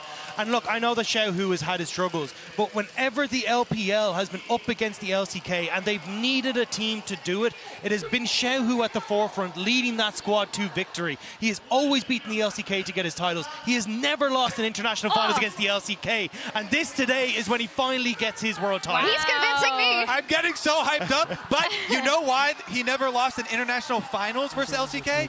It's because Faker eliminated him already from the tournament. He beat MSI. He won MSI against him. Honestly, Go, just gonna ignore that. I love underdogs. I predicted a lot of underdogs this tournament, and they have all paid me back. They have all won. But I just think after last year especially, and how much work T1 have put into overcoming this finals curse and working on their mental game, working on the extra pressures that come along with playing in a finals, I think that this is their time. They're going to complete the story with this roster and finally get that championship. I'm happy that even though you predict the T1 win, you at least give us 4 games. Yeah. We have a very good desk in terms of the predictions for today. How can you not? We are a little bit away from the opening ceremony. We've got a little bit more time, and I'm actually glad because we had to race through a lot because of just how big this matchup is. So you can choose where we go next. What? I mean, for me, it's draft, right? Because we're going to be moving in towards this eventually. But I think this is where it's going to become incredibly interesting. Because I think when you look towards Red Side, there's a couple of big bands that you have to try and go towards. The Callista is a massive one. The Nico is a massive one. That Rumble is also the third one. So it feels like your Red Side is fairly locked in, at least for game 1 for T1. But the big curiosity for me is what happens with Weibo coming into this. Because I feel like if you end up banning something like the Orianne on blue side, which we don't get to see a huge amount of the time, you open up the opportunity for Xiaohu to take the Azir, and then you threaten what has been Faker's champion pool. He's only played 3 picks so far. Now, we know Faker has literally got a million and one different things, right? But I think it is trying to put that pressure onto them and seeing if you can get that comfort for Xiaohu is going to be massive. Yeah, you make the caveat, and you have to, but we know the context of Faker and his injury, unfortunately, was taking out, had to come back in, and maybe the champion pool isn't as wide as it once was. Of course, an Akali is something that he's had on his solo queue account as well, but it's all about what will be the best here. And will it even be the mission to attack that mid lane, you think, Kobe, in the draft? I think that Faker is one of the best with dealing with pressure in mid lane, you know, if they do decide to attack it. And he has been playing, I feel like, better than he has in years after coming back from the injury. Honestly, the rehab that he did during the injury and taking some time away from League of Legends might have actually been a godsend for this team, because it has put them on the warpath here to the finals. And I love that we got those voice comms from the game that you also broke down, because maybe people think it's all about that split second, and it is, but it is also about everything else. It is about calling that play 3 minutes before it happens, maybe. I'm overreacting just a little bit. All the team being on the same page and everything that has to be perfect on a day like this. And that's why it actually frustrates me when I hear people saying, oh, well, the reason T1 are doing good is because the meta shifted in their favor. You don't beat a team like JDG in team fights if it's just a meta shift. That's true. These guys have played so incredibly well together. It felt like Owner and Faker had one single mind every single team fight that they went into, because they were so in sync. It felt like they understood how to set up better, how to prepare the map better. And even looking at their initial series against Gen G in Worlds, I was like, do you know what? This team still doesn't really have it. I'm not going to be able to give it to them. But after watching them against JDG and the understanding they had about every way to approach the map, approach the fights, approach the objectives, this is T1 stepping up massively while also hitting that meta shift that is perfect for them. And I also feel like if people are trying to use meta shift as like a detractor, saying it was handed to them, they're the ones shifting the meta. They're the ones getting out there with Carrier and Guma and playing all this stuff. And with Zeus, so many DPS top laners here. So I feel like they have done the work to move it into their own favor. They're the ones creating their own meta. Yeah, and if you look at both of these teams, I think it's the thoughtfulness from T1 that actually, like, obviously I'm going T1 3-0 as a vote of confidence in terms of which of these teams I think is going to look better on the day. But in terms of the way they see the game, the fact that they took the meta themselves and changed it, and I think we've seen inklings of that from Weibo iterating on it. But in Weibo's games, and again, this is why it would be so cool if what you want to happen happens, right? Because that is an amazing story in and of itself. Like this team, this Weibo team coming together, finally all finding it on the same day. Because the thing I think I've been the most critical of Weibo about for the individual players is that it seems like all 5 individuals have not had a brilliant day together, right? Like one of them is great, and then another one looks like they have the flu. And and if they can all do it together as 5, then that changes completely what this series is going to look like. And I mean, Xiaohu said that he would burn himself for these finals. He has been one of the players that has been getting the most flame. How crazy would it be for Weibo to actually come out with a huge upset here over T1 with him playing exceptionally, with Crisp, who's been memed on for hook champions, to then start countering some of these range ones and pick and blitz and go for kill lanes. Like, that would be the craziest type of scenario. This is the team to pull out something like that. And that's the thing, like Xiaohu was the guy who got them here. This was the guy who stepped up massively for them in summer. When it wasn't even like, I don't even feel like it's a day, it's individual games where people can just completely go back and forth. But Xiaohu has been the rock for this team, and I feel like that title has kind of shifted to Weiwei in a certain extent at this stage, where he's now become the stalwart player to be, hey, I will make sure that I'm getting bot lane into a position where they can carry, where I can set up then for the Shy and top side as well. And I think this is where the moment has to come back to, can Xiaohu do it? This is the guy that time and time again has stepped up for the LPL. He has been the person that's able to get the MSI titles, and it feels like nearly the pressure of trying to get that first Worlds has kind of gotten to him, but now he's surpassed where he was before. Highest ever win was that semi-finals before. This is now where if you can just have that one day to perform, bring back that magic from summer, that's where we could see Weibo really go up against T1 here today. Yeah, we know how brutal the fans have been to him specifically. We've seen snippets of it, and just the pressure. Teddy just now. The pressure all of these players are under, and maybe Carrier as well, right? We talk so much about how he's been at the forefront of this meta, how you can't ban him out, and he might have the R5 actually from game 1 because Weibo selected to go on the blue side, and the emotional investment of how heartbreaking, how gut-wrenching it was for him to lose last year. It's 100%. Like, he has been so incredible for T1, but I think what's been even more impressive is, like, against JDG, everyone expected them to go, oh, we'll go War 5 support. He just picked his first one on, like, War 3 and was like, I don't care, I'm just gonna smash you. And he looked absolutely insane. The Bard has been instrumental. The double AD carry bot lane has been absolutely nuts. And the fact that he's been able to completely reshape what it is considered to be a top support in this meta at Worlds is absurd when you look at how good he is. And to piggyback on something you said earlier, it's not just the bot lane 2v2s, right? Like, obviously, we've talked about the support picks, we've talked about how Keria and Kumayushi have been able to kind of affect the meta at this tournament, but it's also, in terms of Keria's like in-game prowess, it's in these team fights, and that was instrumental in beating JDG because, like you said, it came down to the fact that not only did they have really impressive early games, but when they did fall behind in games, this kind of thoughtfulness around the team fights, the fact that they were able to 5v5 their way back was so important to this team's evolution. And I think that's been the glow up of T1 over the course of this event. I think that's why T1 has been on the forefront of what everyone expects to be. Now look, I'm still going to go with Weibo, but I think T1 have definitely made a name for themselves coming into this going, hey, we have gotten past what have been every single hurdle thus far, and I think this would be the moment where it would be absolutely incredible for them to finally take that title home. And for Weibo as well, like, it has been the moment for them to try and finally find that magic that everyone, that ceiling that everyone wants to see, because we just haven't got the torchlight, the spotlight to get to that point yet. Everybody thought the Riders outdid themselves last year with the story of Deft versus Faker and the finals and the narrative.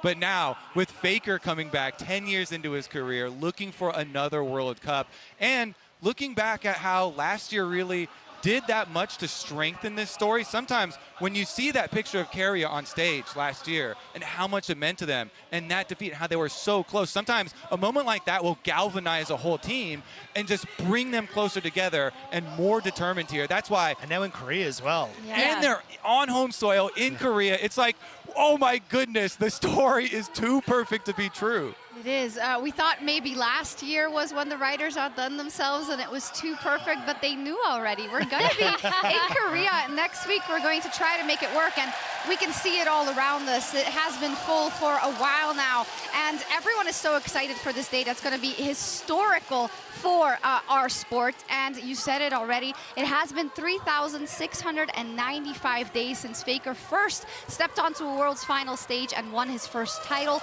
10 years, 1 month, and 12 days later, he has the chance to not only win his 4th World Championship, but to do it in front of tens of thousands of unwavering LCK fans. Now, on their way here, T1 have dismantled all hopes and dreams of the LPL, all of them, but one. Weibo Gaming is still standing. They were doubted at every turn, but now Xiaohu could finally do it. The Shy and Crisp could win their 2nd World Championship, and this team could follow in the underdog footsteps of none other than DRX last year. Can Weibo stun the world once again and bring the LPL another title? Or can T1 finally overcome the demons that have plagued them in every final, and can Faker lift the Summoners Cup for a 4th time, 7 years after he last did? No matter your story, no matter your achievements all tournament, today is the only day that matters now. It's time for the opening ceremony presented by MasterCard.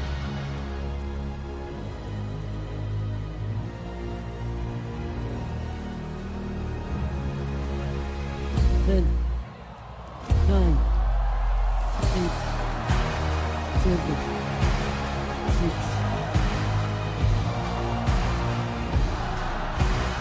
2, 1. Let's go.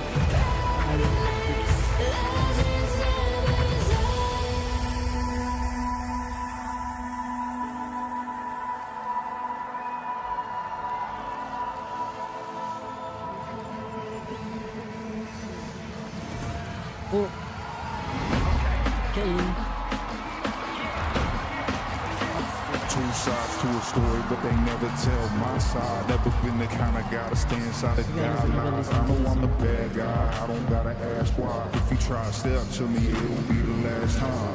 I got dirt on my name, 6 feet in the ground. I got people in my past trying bringing me down. Said I'm losing my mind, I don't wanna be found. Grew up in the shadow, but I know they watching me now.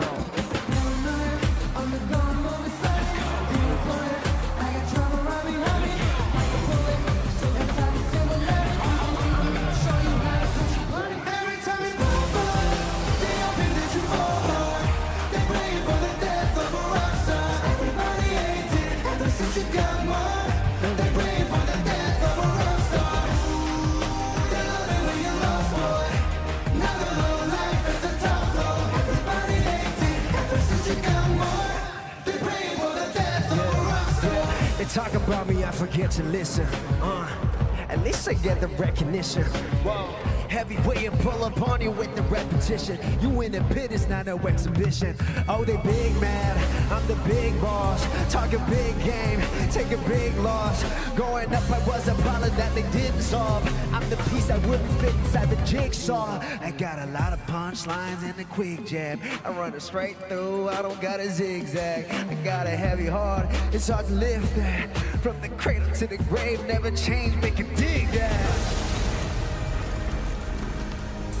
Wanna kiss me long goodnight with a rose, hoping that the Eiffel falls. Of course, you don't understand the life we chose. Need my silence, my privacy, so I can hear. And even rockstars got feelings that they feel. In reality, this just repeats like a drill. Always,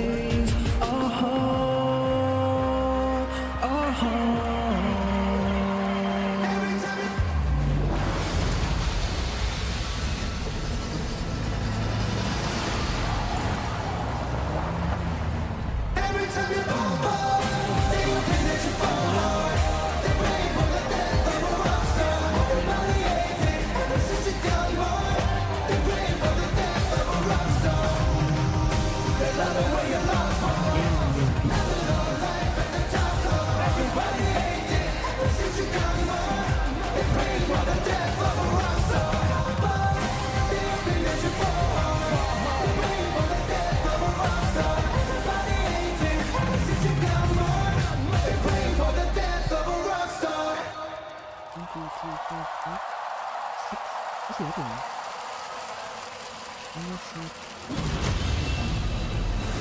what? Best 6 of them.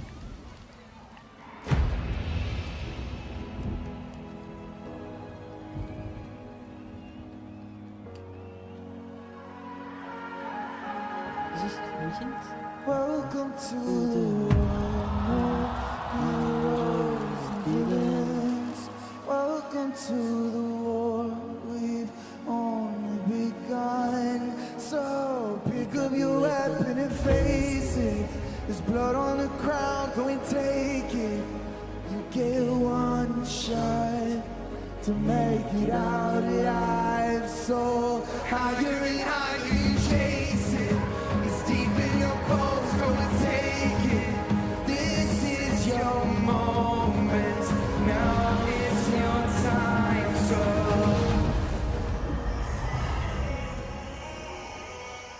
prove yourself and rise, rise, rise, rise. They will remember you. Rise, push to heaven. Rise, rise.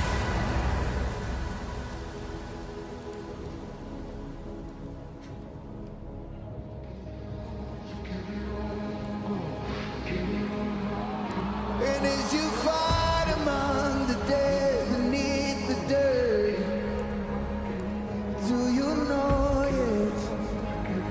Do you want it? So when the giants call to ask you what you're worth, do you know it? When I'm dying on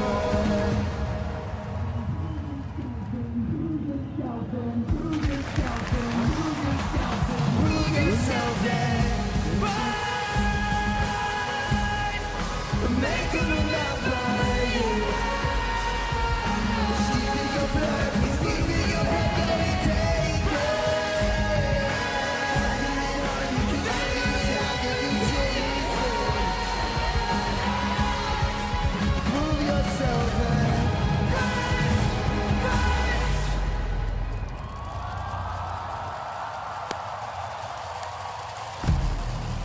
Oh, here it is.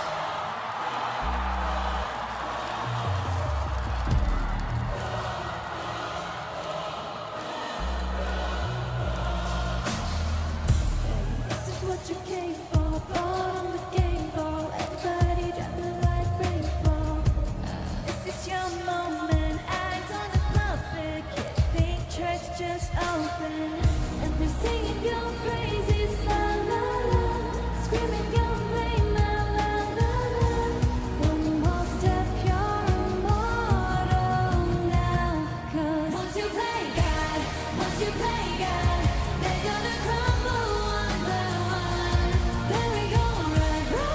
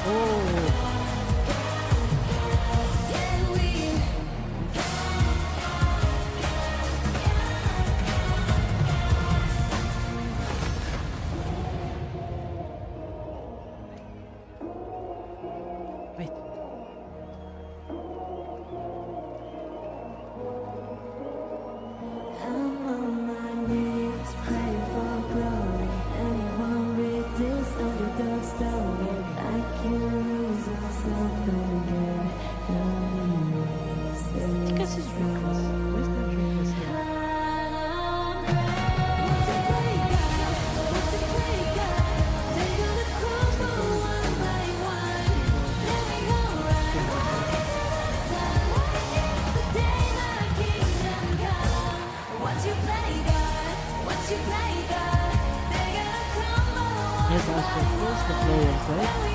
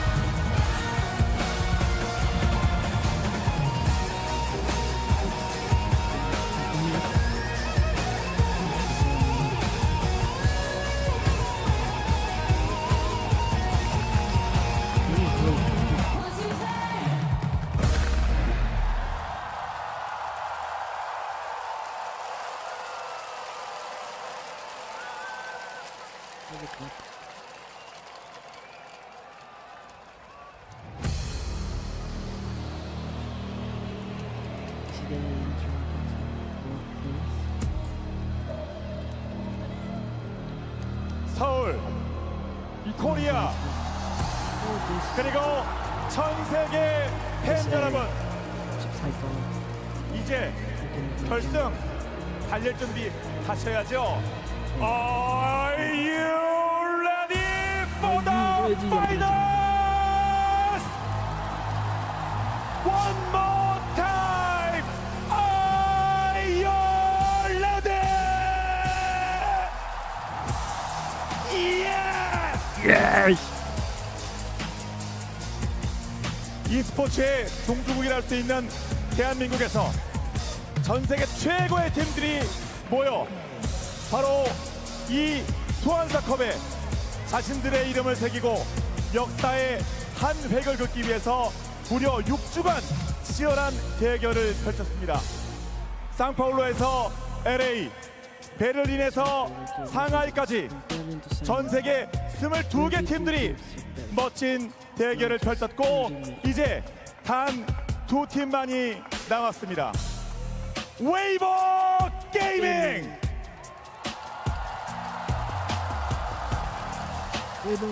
그리고 T1!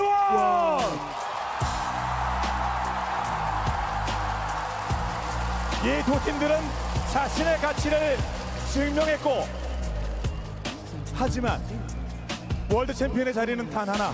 오늘 그 자리를 가리는 대결을 시작합니다. 선수를 소개합니다. 큰 박수로 맞아주시기 바랍니다. 먼저 웨이버 게이밍의 탑라이너 슈퍼캐리의 대명사, 그리고 이에 맞서는 T1의 탑라이너 국대타 T1의 아시안게임 금메달리스트 더 샤이 제우스.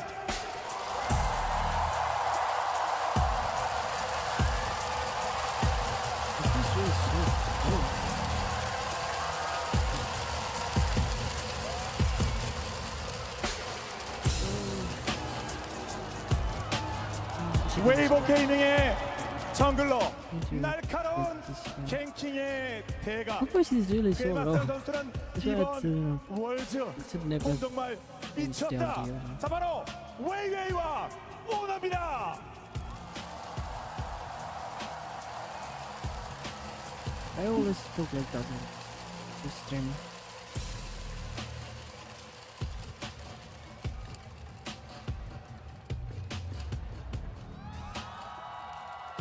웨이버 게이밍의 바텀 라이너, 압도적 활약을 뽐내는 그저 뒤. 이에 맞서는 선수는 월즈가 체질, 전어보다 더 가을이 제철인 T1의 하드캐리, 바로 라이트와 구마유시. 구마유시.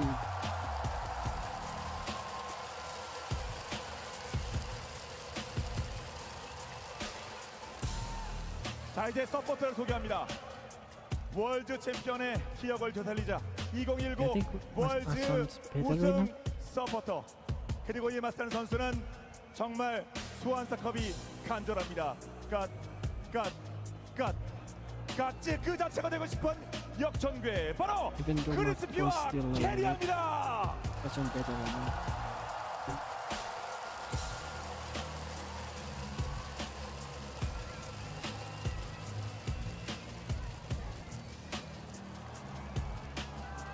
끝으로 두 포지션에서 국제적 우승 기록을 세운 전설의 웨이버 게이밍의 미드라이너.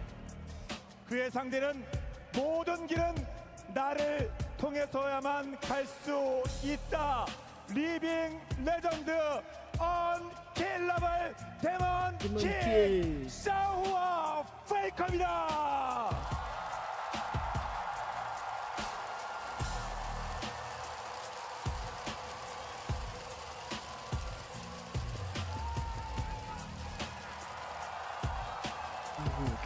자, 이제 이 10명의 선수들은 최후의 결전만을 남겨두고 있습니다. 그리고 소환사 컵까지는 이제 단 한 걸음만 남았을 뿐입니다. Let the finals begin. 2019 LOL 월드 챔피언십 웨이버 게이밍 대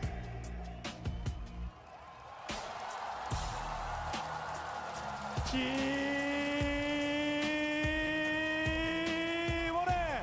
대망의 결승전을 함께 해주시는 많은 분들의 뜨거운 환호 함성과 함께 시작하겠습니다.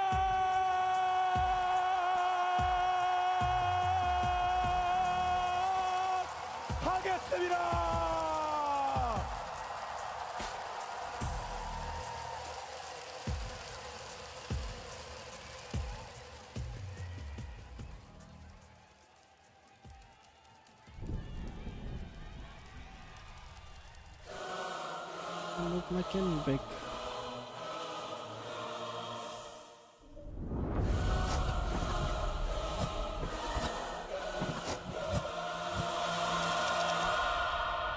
어느덧 가을의 끝이 다가왔습니다. This is the teaser that we watched.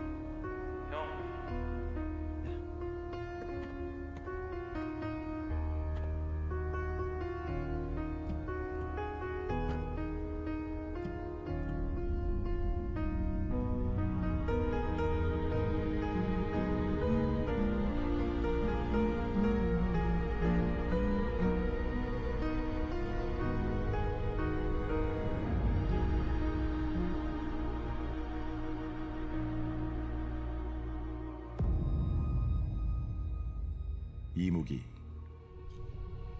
용이 되기 위해 1000년 동안 기다려온 뱀과 용 사이의 동물을 이무기라 부릅니다. 오랜 수련 후 여의주를 얻어야만 비로소 승천한다고 하죠. 어떻게 보면 선수들의 여정을 말하는 것 같습니다. 저는 어렸을 때부터 게임을 워낙 좋아했어서 되게 많은 게임들을 했었는데 리그 오브 레전드가 이제 한국에 출시된다는 소식을 듣고 그때부터 시작했던 것 같습니다. 어렸을 때 사촌 형이 리그 오브 레전드를 해서 같이 해봤던 것 같아요. 선수로 처음 데뷔를 하게 되었을 때 되게 설렜고 기다려왔던 기회가 와가지고 살면서 좀 가장 기뻤던 순간이었던 것 같습니다. 중국의 스카우트 A가 들어왔어요. 라이즈에 갔는데 루키 선수가 있었어요. 근데 제가 좋아하는 선수였어요. 근데 같은 팀을 할 수 있는 기회가 있어서 한번 해보자, 재밌겠다라는 생각으로 한 것 같습니다.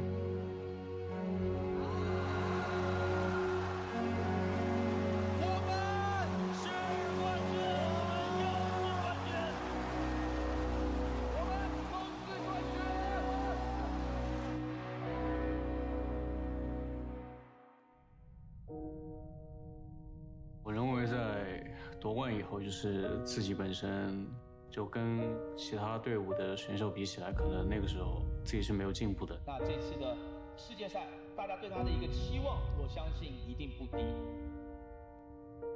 작년 월드 경기가 끝났을 때 헤드셋을 벗은 순간부터는 뭔가 온몸이 통제가 안 되더라고요. It's so sad. 이제 이런 좋은 기회도 놓친 내가 다음에 이런 기회를 또 잡고 우승을 할 수 있을까라는 생각이 많이 들었던 것 같아서 그게 많이 분하고 힘들었던 것 같습니다.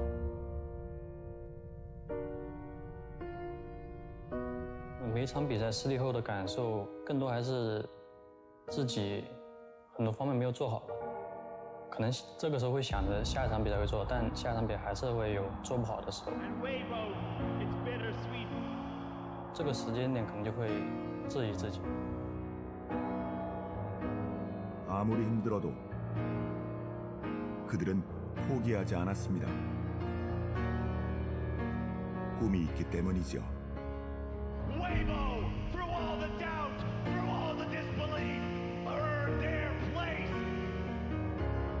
10년의 기간.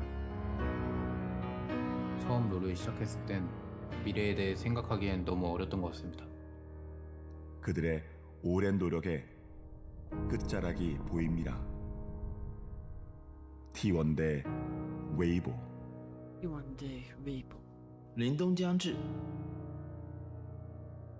是时候捧起全球总决赛奖杯了。 첫 번째 우승은 승리가 어떤 의미인지 제대로 이해할 만큼 성숙하지 못했던 것 같습니다. 두 번째 우승은 단 하나도 놓치지 않고 즐기겠습니다.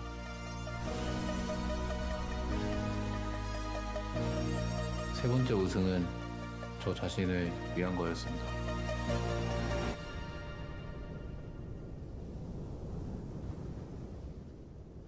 네 번째 우승은 우리 팀을 위한 것입니다.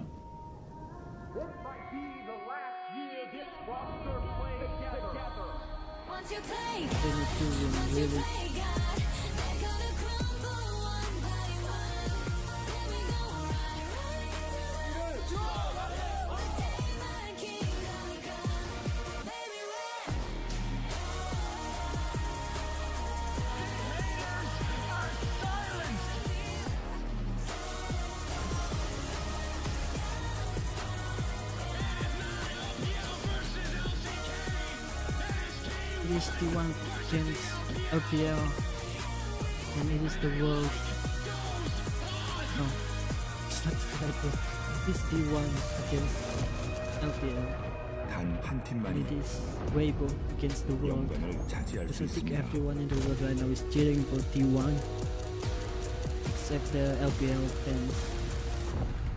I 단 guess. 한 팀만이 I'm 전설이 not 됩니다. T1 fans, but I'm rooting for T1 to win. So I guess it is the world Welcome, against Weibo. welcome, ladies and gentlemen, to the It is caster big desk for for both the teams. World Final 2023. First, course it is I want to big, it say is thank world. you to Caster John for the incredible introduction, as well as MasterCard and everyone behind.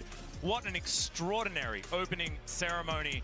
And I am joined by the glorious Azael and Chronicler to bring you this go. final, and we are already Chronicler, into Champions Select. Azael, Gentlemen, you're not even Nicole able to say and hello. Let's go Yana. through these bands. Hello, let's get into it. I have got chills all over my entire body after that opening. I know. Just incredible, incredible stuff. But this is going to be so exciting. Game one, Weibo have selected blue side, and we have to see what they can get done with it. T1 absolutely a terror on red side throughout this event. And one of the big questions coming in was, what is Weibo's plan going to be in game number one? Seeing that they are the underdogs, we have our answer. 100% Fakers playing a different champion this time around. This was such a discussion point of would mid lane be that focus? Maokai left available, but you have to know Rel is available for owner, and he has been stellar on it. There's a lot of options here. Bot lane focus could be big as well, and they're going to do it right away. And this is the thing, the Kalista has been such incredible priority. It was something actually used against T1 in the JDG series, and I think Renata Glask is the most important champion for this series as a whole. Crisp, incredible on the champion. Kerry, of course, debuting it in their very first game in the Swiss stage at Worlds. So this is very, very important, especially to see what the rest of Weibo's plan is. And not only does it deny Crisp, we've also seen Carrier himself be extremely successful on this. Carrier Renata, Renata, Kalista rather, incredibly hard to deal with. It will be the Shy going back to the Aatrox, which has been the main blind pick, but Zeus Oh. immediately in game 1 pulls out his Yone. Also Xiaohu will be playing the Jace, meaning we get that Maokai Jace combo that has terrorized the Rift all year. Yeah, this is going to be incredibly exciting. Getting the Yone here, game 1 in the finals. T1 getting spicy already. And now is it actually So that's the Faker Yone with for Yone? Zeus? That's the Or question. Zeus Yone? Because Faker has played, I believe he celebrated his 70th unique champion this year.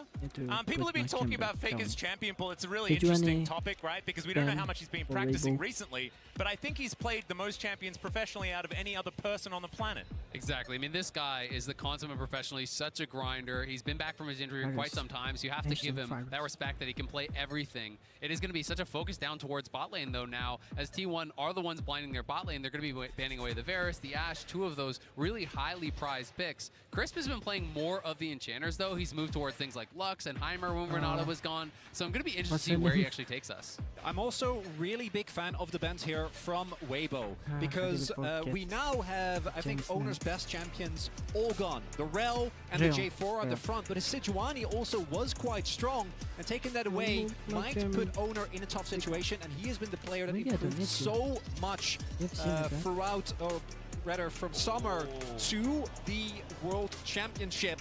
Putting him in a difficult position could be a big win, as it is the Ahri for Faker. So Faker's Ahri coming out, and it does immediately make you think, could it be a Vi as that last pick? You know, the Vi Ahri pairing has been so popular throughout the year.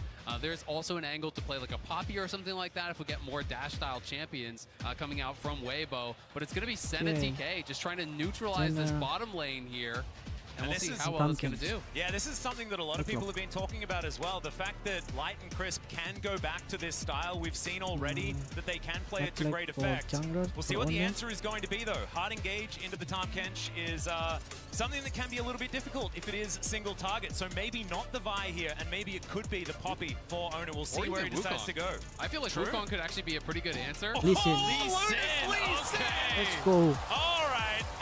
Well, that is definitely a choice you can make in game number 1. Of course, this is Owner's most famous champion by a country mile. And something that for T1 was a really big surprise for me was that when you look at the way that they beat JDG, it wasn't just with these style of comps. They actually opted into more team fighting. This time around, though, this comp needs to win in the early game. Faker and Owner, Guma and Carrier, they need to start stacking dragons. They need to get ahead early, because if you get to the mid to late game, look at the front to back on Weibo, right? This is a composition that's really hard to engage into. And if T1 ever lose map control, trying to get onto Maokai, trying to take down individual targets against the Kench is going to be extremely difficult. And when you're second to those objectives of Maokai saplings in every brush, you're going to be getting poked out by the Jace, which could be difficult. But both teams lacking a little bit as far as the hard engage goes, but T1 does have the ability to pick people off, you know, with the Lee Sin, with the Yone, with the Ahri. They want to be moving around the map. They want to be pushing out lanes, catching people in transitions, taking these skirmishes as often as they can,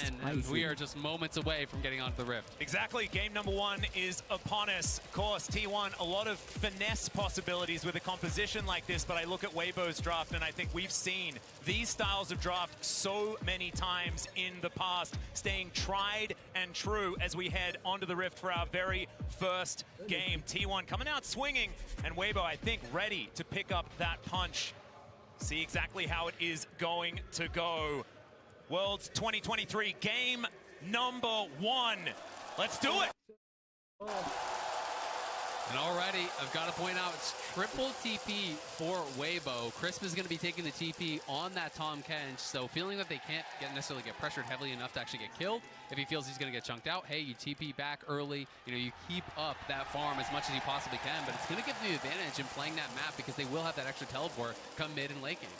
Another thing here is, what is the level 1 going to be? I think that one of the other really underrated parts of the Senna Kench is how strong their level 1 is. Exactly right, but just a reminder to connect your League of Legends account with Prime Gaming to grab the exclusive Braum W emote. And if you haven't done it already, my goodness, I mean, this is, just do it. Just do it now. That'll be fantastic. It's a really good emote. Yeah. And you saw there as well, no opportunity, unfortunately, for Weibo to use it, at least for now, although late invade might come through. But I do think that the level 1 of Weibo is so strong, and they're clearly expecting this. So T1, I think, very smart not to up into Adip.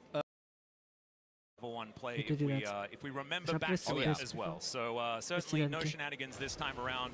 And I think in a game number one, that is a good idea. Faker on his 4th unique champion here for Worlds in game number 1 of the final. But of course, Ari is one that he's been famous for many years. And I think there's going to be so many eyes on the mid lane because Xiaohu has not been performing to the level that people were hoping for from him. You know, he hasn't been having that incredible tournament, but now here in his first ever World Finals, he's got to step up if it's going to be Weibo win. Exactly. Well, Piercing Darkness coming through there from Light. Not too much, just a little bit of a tussle, a little bit of checking each other on the bottom side of the map. As Faker now trying to push forward, Xiaohu just having an okay time here as the Jace into the Ari. And we'll see if we're going to see, and rather where we're going to see the early jungle attention. Because I think for T1, obviously, self-explanatory, Dragons and Heralds are incredibly important to pick up early. But there is an opportunity to try and go for these aggressive plays. I think Weiwei in particular has been really good about consistently finding bot line angles. Although he is currently pathing towards bot. We'll see how T1 can cover for Zeus because he is already shoving in.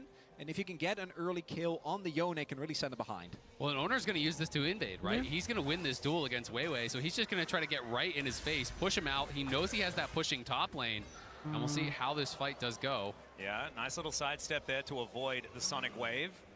Weiwei just making sure that he can keep that health bar high. Has actually popped the potion there as well. It's the sapling in the brush. His Owner's just looking to try and wreak havoc. But look at Zeus. Zeus is already moving down. That's why he starts the camp now, because Zeus got the push in. He's going to come down, so Weiwei's going to have to back off. He could look for the 50-50, but he risks putting himself in danger. So it should be Owner grabbing the Wolf, and they can continue this pressure on. You can look towards mid now, and Xiao is in trouble. Owner immediately moves over. There's the deflection. Q's going to land from Owner, but he decides to not go in under the inner turret, and Xiaohu looks to try and fire back. This is just great stuff early on here from T1. Owner, 3 camps top, moves into the enemy jungle to cover Zeus on the push, then uses Zeus' pressure to move down, steal the Wolves, rotates over towards mid where Faker has that, now into a bot side scuttle. This is really clean, really well pre-planned play here from T1. And I'm going to be looking towards how are the junglers able to punish the lack of I think that's because he stumps to the skies, but I don't think it's going to be enough because his flash is already down, and first blood goes to Xiaohu. And I haven't even finished my sentence, or Weiwei does that exact thing. Punishes Faker for being that far up in the lane, and all they gave up for it was a wolf camp. And we said Xiaohu had to have a good series, had to have a good game, and what better start than a first blood on the Spring King from the LPL in his first World Finals. And you mentioned it already, Chronicler. Xiaohu is a guy that's had a lot of attention from a lot of fans and already starting to silence some of those doubts. But it is very, very early days in this one as we check out the replay. Really good pathing here from Weiwei. Yeah, this is just great from Weiwei. It just wraps around, you know, did skip that topside scuttle, and I think Faker actually thought he was actually over on it. Just comes right down, pass immediately there, is not going to be able to get out as Faker committed the flash for that trade earlier on Xiaohu. And if you think back to the spring final, or summer finals rather, that T1 wasn't able to win, it was in large part because Genji identified if you get Faker off of some of his comfort champions and you put him down early by a lot of repeated jungle attention, it can be a viable way to get an early to mid-game lead against T1. And we've seen that they can struggle in that situation. And particularly with draft like this, you need to win. You can't try and kind of go through the middle, you know, maybe pick up a dragon or two. No, you need to be able to dominate from the get-go. And Ari Pre-6 is one of those champions that you really can take advantage of. You know, that is why Azir was so key for T1 in their playoff run. And Weiwei, it's interesting to note that it was that first gank in towards mid. You know, he has been so heavily prioritizing these bot side ganks throughout Worlds. In the LPL, it was much more about playing towards the Shy, but at Worlds, it has been about playing towards Crisp, playing towards Light. And I really wanted to see what his game plan was going to be coming into Worlds, because clearly T1 would be prepped for that. Well, Owner going to clear out some vision. As you can see, Control Ward in the Drake pit. First one going to be a Chemtech Drake. And Owner is going to very happily join Carrier as they look to take this one down. So at about 6 minutes into the game, we will have our very first dragon. Faker coming on over, not going to be able to steal anything away, just getting some information here for T1. They will be able to secure this dragon. So that is one of the steps that they have taken here. Still, they're going to need those big advantages like you guys were talking about in order to make this one work. Looking here towards the bottom side, Gumayushi has a huge advantage over the Tahm Kench, but something that you would expect. It's not necessarily a lane you can really judge on CS. I mean, you can see it in both top and bot lane, though. You know, these CS differences obviously is the Tahm Kench versus that Kalista, not comparing it with the Senna. But both top and bot, significant CS advantages already here for T1. Mid, slightly favored towards Faker despite the death. They are out-farming their opponents, and that's why they're still up this slight amount of gold despite giving up that first blood. And this is something Weibo was also able to do. The Shy, specifically against Bin, was able to use the fact that the matchup was isolated to push really heavily for big CS leads and then take those leads into mid-game fights and carry them. And when we talk about comps that are relying on these early game advantages, one of the ways you can do it is just by stacking dragons. You're playing Kalista, you're going to have bot side pressure. Even if you can't establish a massive gold lead, if you take these early dragons and put the pressure of that soul on your opponents, you circumvent a lot of the weaknesses in hard engage that your composition has. You draw your opponents to you, you force them to challenge you at these dragons where you are going to be set up for that fight, where you are going to be in the advantage. Well, right now, it is just a bit of trading in lanes. Weibo going to go home, collect himself a book and a control ward, try to get back to it as Crisp, the tongue lash. It hurts a whole lot more, I feel like, when you've got him sitting in a lane by himself for quite some time, but he's actually still just level 5, same as everybody else. And Gumayusi still playing aggressively, not able to land too many of these pierces, as Zeus' soul is relatively unbound as he just keeps shoving these waves relentlessly into the Shy's turret. First plate has gone down already here for T1, like you were mentioning, Azael playing into the advantages in gold that is now ticked up to about 500. And my expectation is that T1 is going to use this top lane prio to secure Herald without too much difficulty. Faker almost will have his flash available. Xiaohu already has his. But with this Aatrox being perma pushed in, it should make the setup for T1 around this objective pretty easy. And they have also already rotated over Gumayusi and Keria. So they're going to secure this. Then my question becomes, where are they going to throw it down? Because the two obvious solutions to me would be either Zeus or Guma. Obviously, Guma already massively far ahead, but a Yone in the side lane, I think is one of the biggest things that Weibo might not be able to answer. I agree completely. I think it should go towards Zeus. He already has the push. This is one of these hyper-scaling top laners that he already has the early push. You can harass those towers, harass the Aatrox with the Soul Unbound, and you get him that big gold lead. This guy can make miracles happen in a 5v5. Zeus has been simply incredible throughout the World Championship. Certainly has. Okay. And now Faker's going to dash in, finds the charm under the Tahm Kench. Faker has to get out of there, though. Can't be snared for the hostile takeover. Gets so much work done. The Devour's in, but the kill's there. For Owner, Xiaohu now going down low as Faker. Dashes forward once again, but it looks like they'll have to settle for one and a Herald. And Weibo, they see that T1 is at the Herald, they rotate over, and I think they try to recuperate, but that's some going to cause fallacy because they just walk up, T1 finds the angle, and Weibo give up the Herald and a kill. Exactly, and maybe going to lose some farm down on bot side as well, because Chris has no TP, but Zeus. Nature's Grasp comes in, he gets pulled back, he's interrupted from the ultimate. Zeus does get a knock up there and a shield, but I think he's still dead. And there it is, the answering kill from the Shy. Weibo able to punch back on the top side. You can see Owner hanging around that bottom side, potentially threatening, as Guma and Keria are going to push it in. Already have taken a plate themselves down there, but great kill back on the top side. Does help to equalize the gold there for the Shy. Yeah, gold now actually completely fine. The Shy might even be able to pick up plate as well. And crucially, Zeus doesn't have TP, so actually is going to lose out on this wave. Unlike Faker when he was ganked earlier, could just TP back to the lane. Not going to be the case here. And that's the second time that Weibo, the initial play might not work, but Weiwei pulls it back. Exactly. And Zeus just couldn't use that ultimate quite fast enough, you know, so Weiwei was able to get ahead of him, blocks the ulti, and then from that point, Zeus says, you know what, I'm dead either way, so I'm going to hold on to the flash, but that is an unfortunate death for him, as he had so much pressure on top side, so much tempo, and a lot of that is going to be lost now, but not lost in the mid lane, where Faker has continued to push in, continued this relentless aggression here, despite being that first death. Yep. Even though he did fall down first up, Faker is pretty good at bouncing back from initial deaths. The global taunt that he's had for the last 10 years seems to be the thing. The most ganked man of all time. I think it's probably true, but also he's played like the most games out of anyone else that still plays currently. So it's a weird stat to go towards. Bottom side of the map, we do see a reset coming through here for Gumayusi and Keria. Not quite towards the first item yet for the Kalista, which would be pretty important for the next fight coming up. See what they can get for themselves. Yeah, you see as well, already, Weibo is moving up. The second Drake, I think, is really pivotal. There are a lot of good Drakes still available for T1. No Camtech Dragon in particular. We know exactly what Drake it's going to be. It's T1. It's Cloud. It's got to be the Cloud. They've got the most clouds out of any other team at Worlds. You don't want them to have cloud soul, particularly not with the amount of mobility on the team. So I think that Weibo is going to try and contest here. But T1 still are the ones with control of their pot side. Prio is now being found by Light and Crisp. Herald being placed down just in mid lane to try and pressure Weibo out and get a quick move into the river.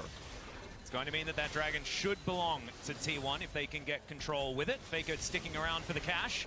They will be able to gather it here. Orbit Deception going to go wide, and it looks like Faker's not going to stick around for another plate. As Weiwei going for a reset, they're going to give up the second Drake as well. Yeah, I think there's just no real angle for them to contest from this point. Owner drops the Herald mid, they get Prio there, they reestablish Prio down on that bot side, move up through the river. And with Keria and Guma at such a strong point early on in the game, it is going to be Cloud Soul. Yeah, it's not a question mark. I did tell you. I informed you. I didn't pose a question. Well, Atlas, I always want to believe that you're right about dragons. And in case of clouds, I gotta say, you often are. Yeah. And do you know who was actually the one that told me that my love of clouds was actually okay? It was Azael. As Crisp is taking some damage here towards the bottom side. It's all right. I've always been a cloud believer. Yeah. Yeah. Yeah. Move speed turns out pretty good. It's a pretty good stat. And Zeus not going to, he's actually going to utilize some move speed to move out of the Infernal Chains. Look at that. Proving your point immediately, Azael. You love to see it. Owner is here, though. It's going to be a 2v2. Zeus taking a bit of damage as the Q comes down. There's the ulti. Nature's Grasp, but look at the knockup. The kickback. Weiwei punches him out. Shadow flies through to help get the kill on Zeus. It looked good for T1, and Weibo struck back. And Light saves the play. T1 make the call before Zeus has back to all in on specifically the Maokai. Just finished his demonic embrace. Weiwei is able to stay alive. Light keeps him there, and a big win for Weibo. They thought they could punish the missing flash that had been spent as Keria looking for an angle, won't find it. They wanted to be able to burst him down, Faker. Yeah, Frost has come through. Foxfire coming down, but they do have to invest the ultimate. Faker now not going to have that for the next play, and that's what Xiaohu wanted. We'll have to see now. The Shy getting more and more ahead now in that top lane. Has taken a couple plays, does have the kill and the assist. Score Drinker completed, tier 2 boots done. Zeus with that big farm lead is still keeping things relatively even, but both those scraps on the top side have gone Weibo's way. And again, Weiwei to me has been the crucial factor here. 100% kill participation thus far, able to make sure that T1 doesn't get that momentum. Now, I don't think that T1, particularly with the dragon stacking, is necessarily in grave danger, but this means that the gold stays on parity, that Weibo still gets to scale into that mid to late game, where it can be incredibly impressive to enter as the Shy might be getting ganked. Yeah, Keria is going to move on up here as Zeus is going to break those chains. Keria is looking for that handshake angle as already the Shy's done a fair bit of damage, but I don't think it is going to be enough as it's Alco Gaming for the Shy, and he will go down. Owner grabs that kill. Owner, nice kill on the top side. If 2 doesn't work, bring 3. Bring another guy. Keria on the roam up towards top side. Wasn't really expected, I think, to be up there. The Shy thought he was going to be safe, but now dying there with no TP does mean there's going to be a pretty big push. You can see Guma. Of course, you have to compare that with Crisp's goal. Oh, brings him back in with the twisted advance, the kickback as well as Weiwei gets out the punch. And now Xiaohu coming on in. Owner's going to burn down, and no bailout for you. Light's in a bit of trouble, but the charge is not going to get it done because Crisp is there with the denial with the Devour, and T1 have to run away. What a play from Weibo. And continuously they are getting out skirmished. Weiwei should be able to get the execute here. So nothing given up.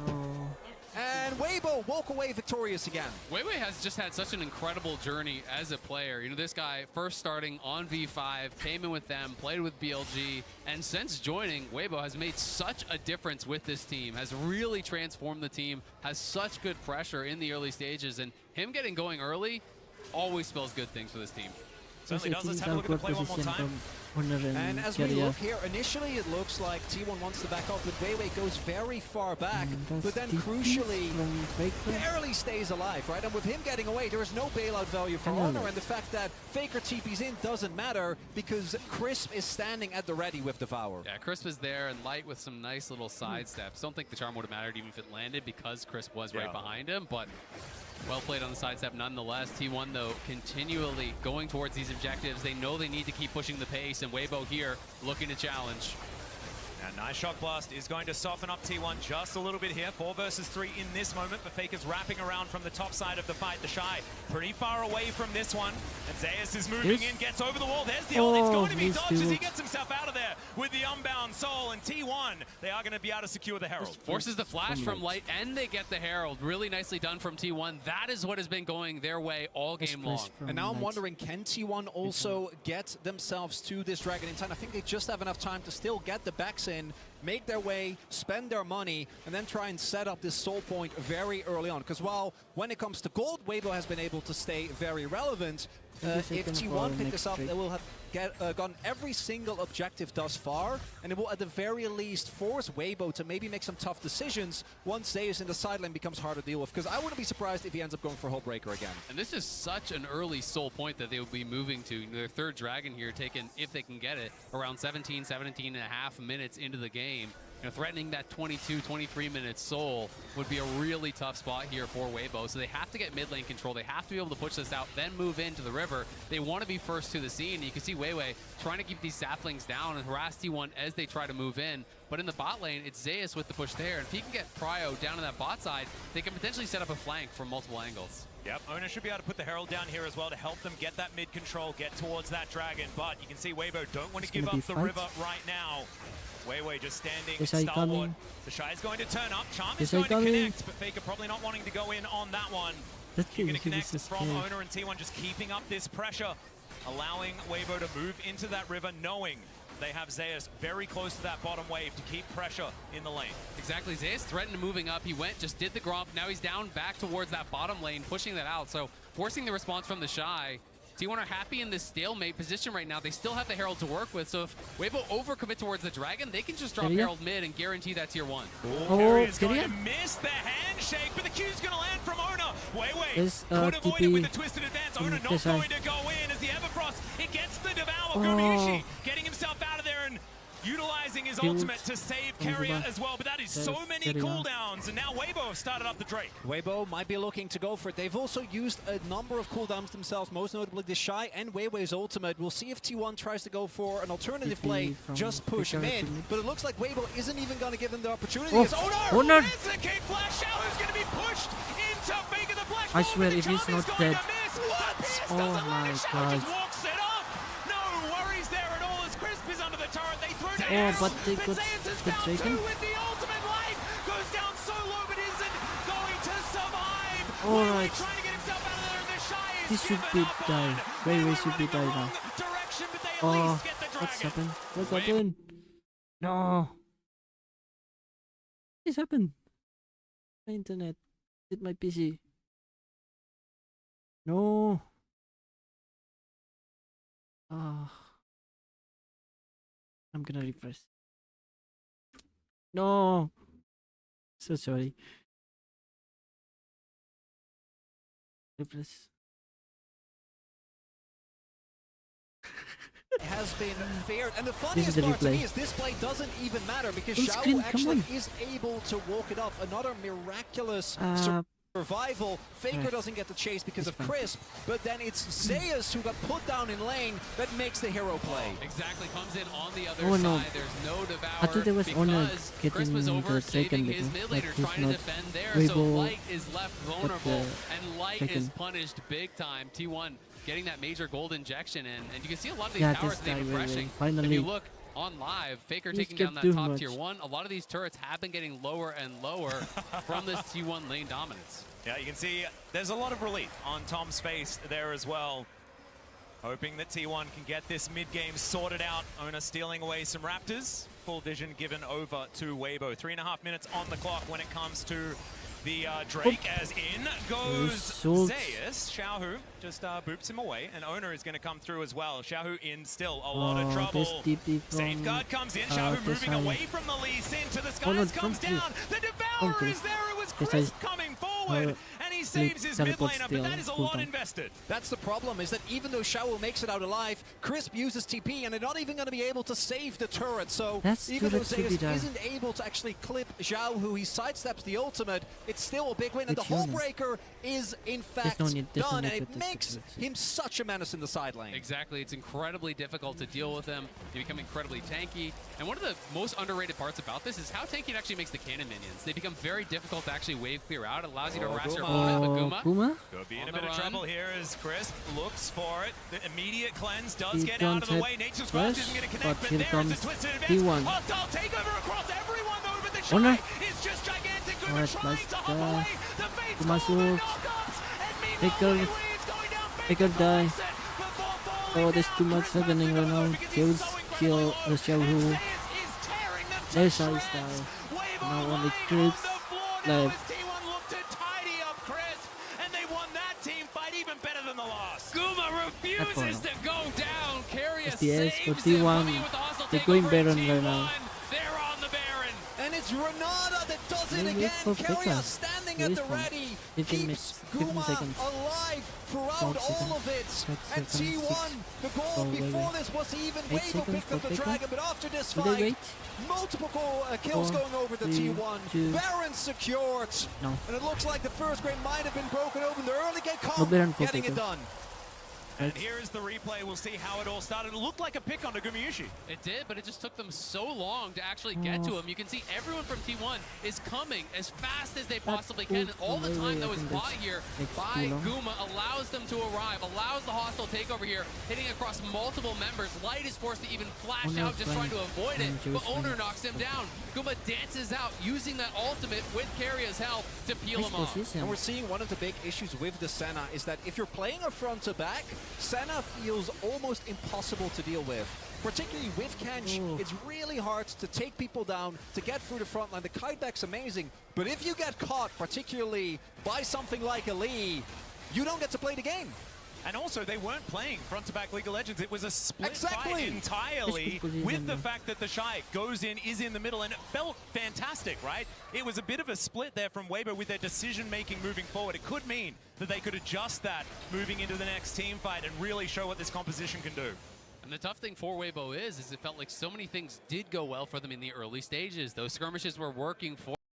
Ah, no. It's happened again. What the hell? What's wrong with my PC?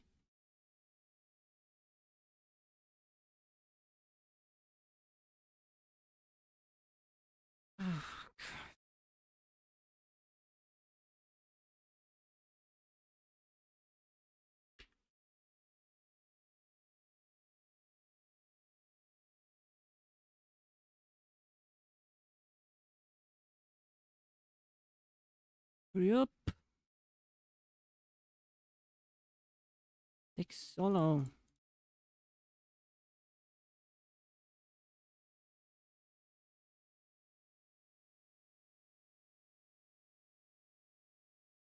In the side lane, it's going to be untouched. I mean, even in the team fight, he just finished an IE.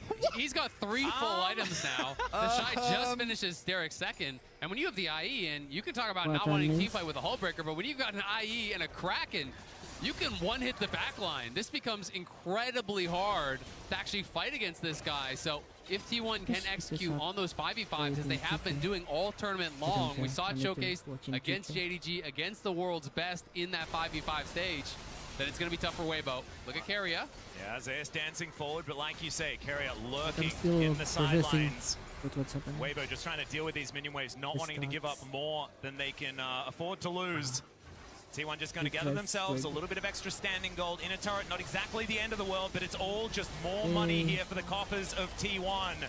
These shock blasts starting to land a little bit. Lands onto Faker there, but they're going to need more of those if they want to stop the pressure. The shock blasts do hurt, but T1 is just playing so intelligently around this. They drop that pink ward mid. Zeus playing very far back because no one's answering top. You know, as T1, the only recourse in this game Weibo have is to overload one side of the map, get a 3v1, get a 2v1, get a pick kill, then attack the rest of the T1 squad. So until they show top, there's no reason for Zeus to walk up. He just plays it so far back, plays it calm, cool, and collected, and allows his team to get those incremental advantages up in top lane. And this has now turned into an 8,000 gold lead. The Rebel Baron power play just kind of gigantic, given the fact that it was relatively close for a lot of this game. It's how T1 do really like to break open games, especially in the past when they were at their most dominant. Definitely a good sign if you are a T1 fan. And Weibo well and truly on the ropes here at this stage of the game. And for Weibo now, you're gonna either have to have someone on T1 overextend, like you were saying, Azil. I do think it has to be someone else, because killing Zeus when he has Flash, Hullbreaker, and IE is going to be such an incredibly difficult task. But then look at what the rest of T1 is doing. No one is actually segmenting themselves off from the rest. They're always working in tandem. Exactly. You know you win the 4v4 and you win the 1v1, so as long as you have eyes on Weibo, you are chilling. You just have to make sure you're not getting poked out too heavily, as it's going to be up to Xiaohu. Faker waiting over the wall, wants to land that charm to start this fight potentially, but no. Weibo just back away, not wanting to take a fight unless it is far more within their favor and with more information.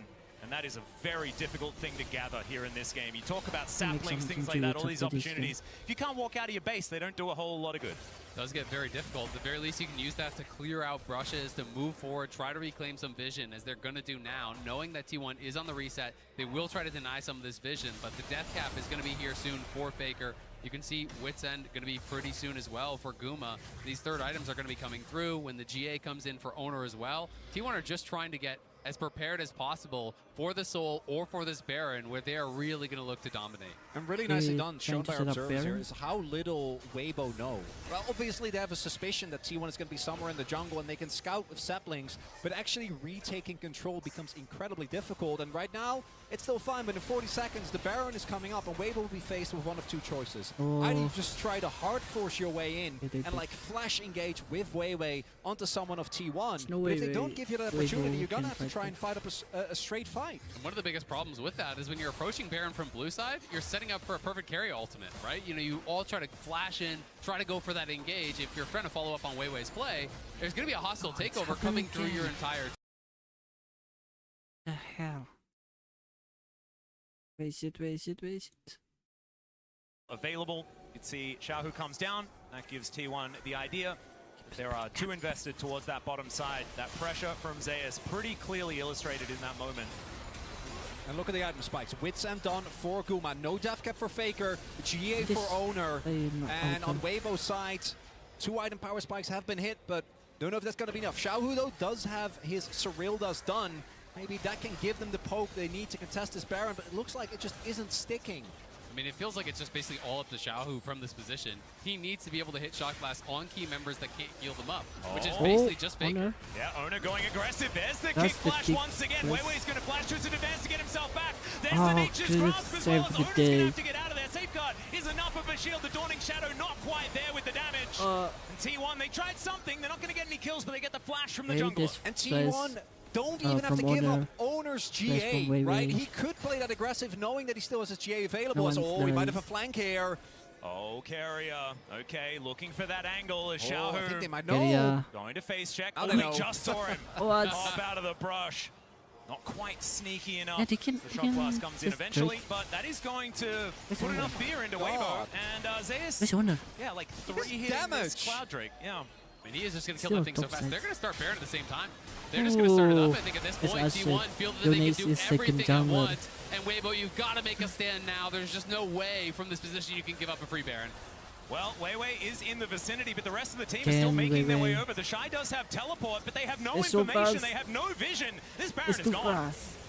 You just can't walk up.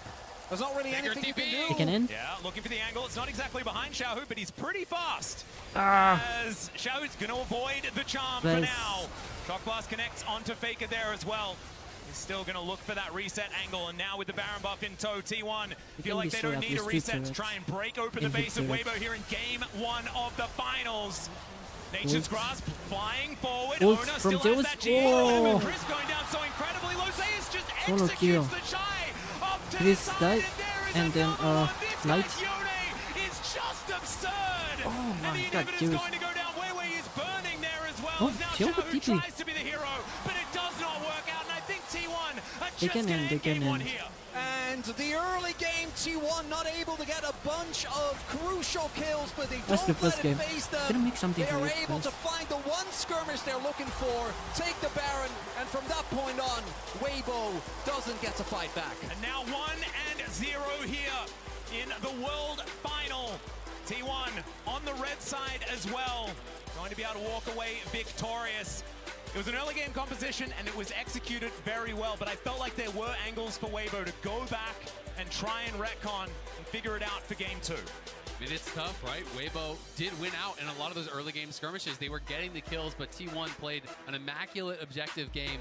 And let's face it, they were winning in isolation all 3 lanes, and that is such a problem. Even though Weibo was making these ganks happen and they were getting some kills, it always felt like it was T1 with the push in the lanes, with the turret plates that they're taking, with every single objective.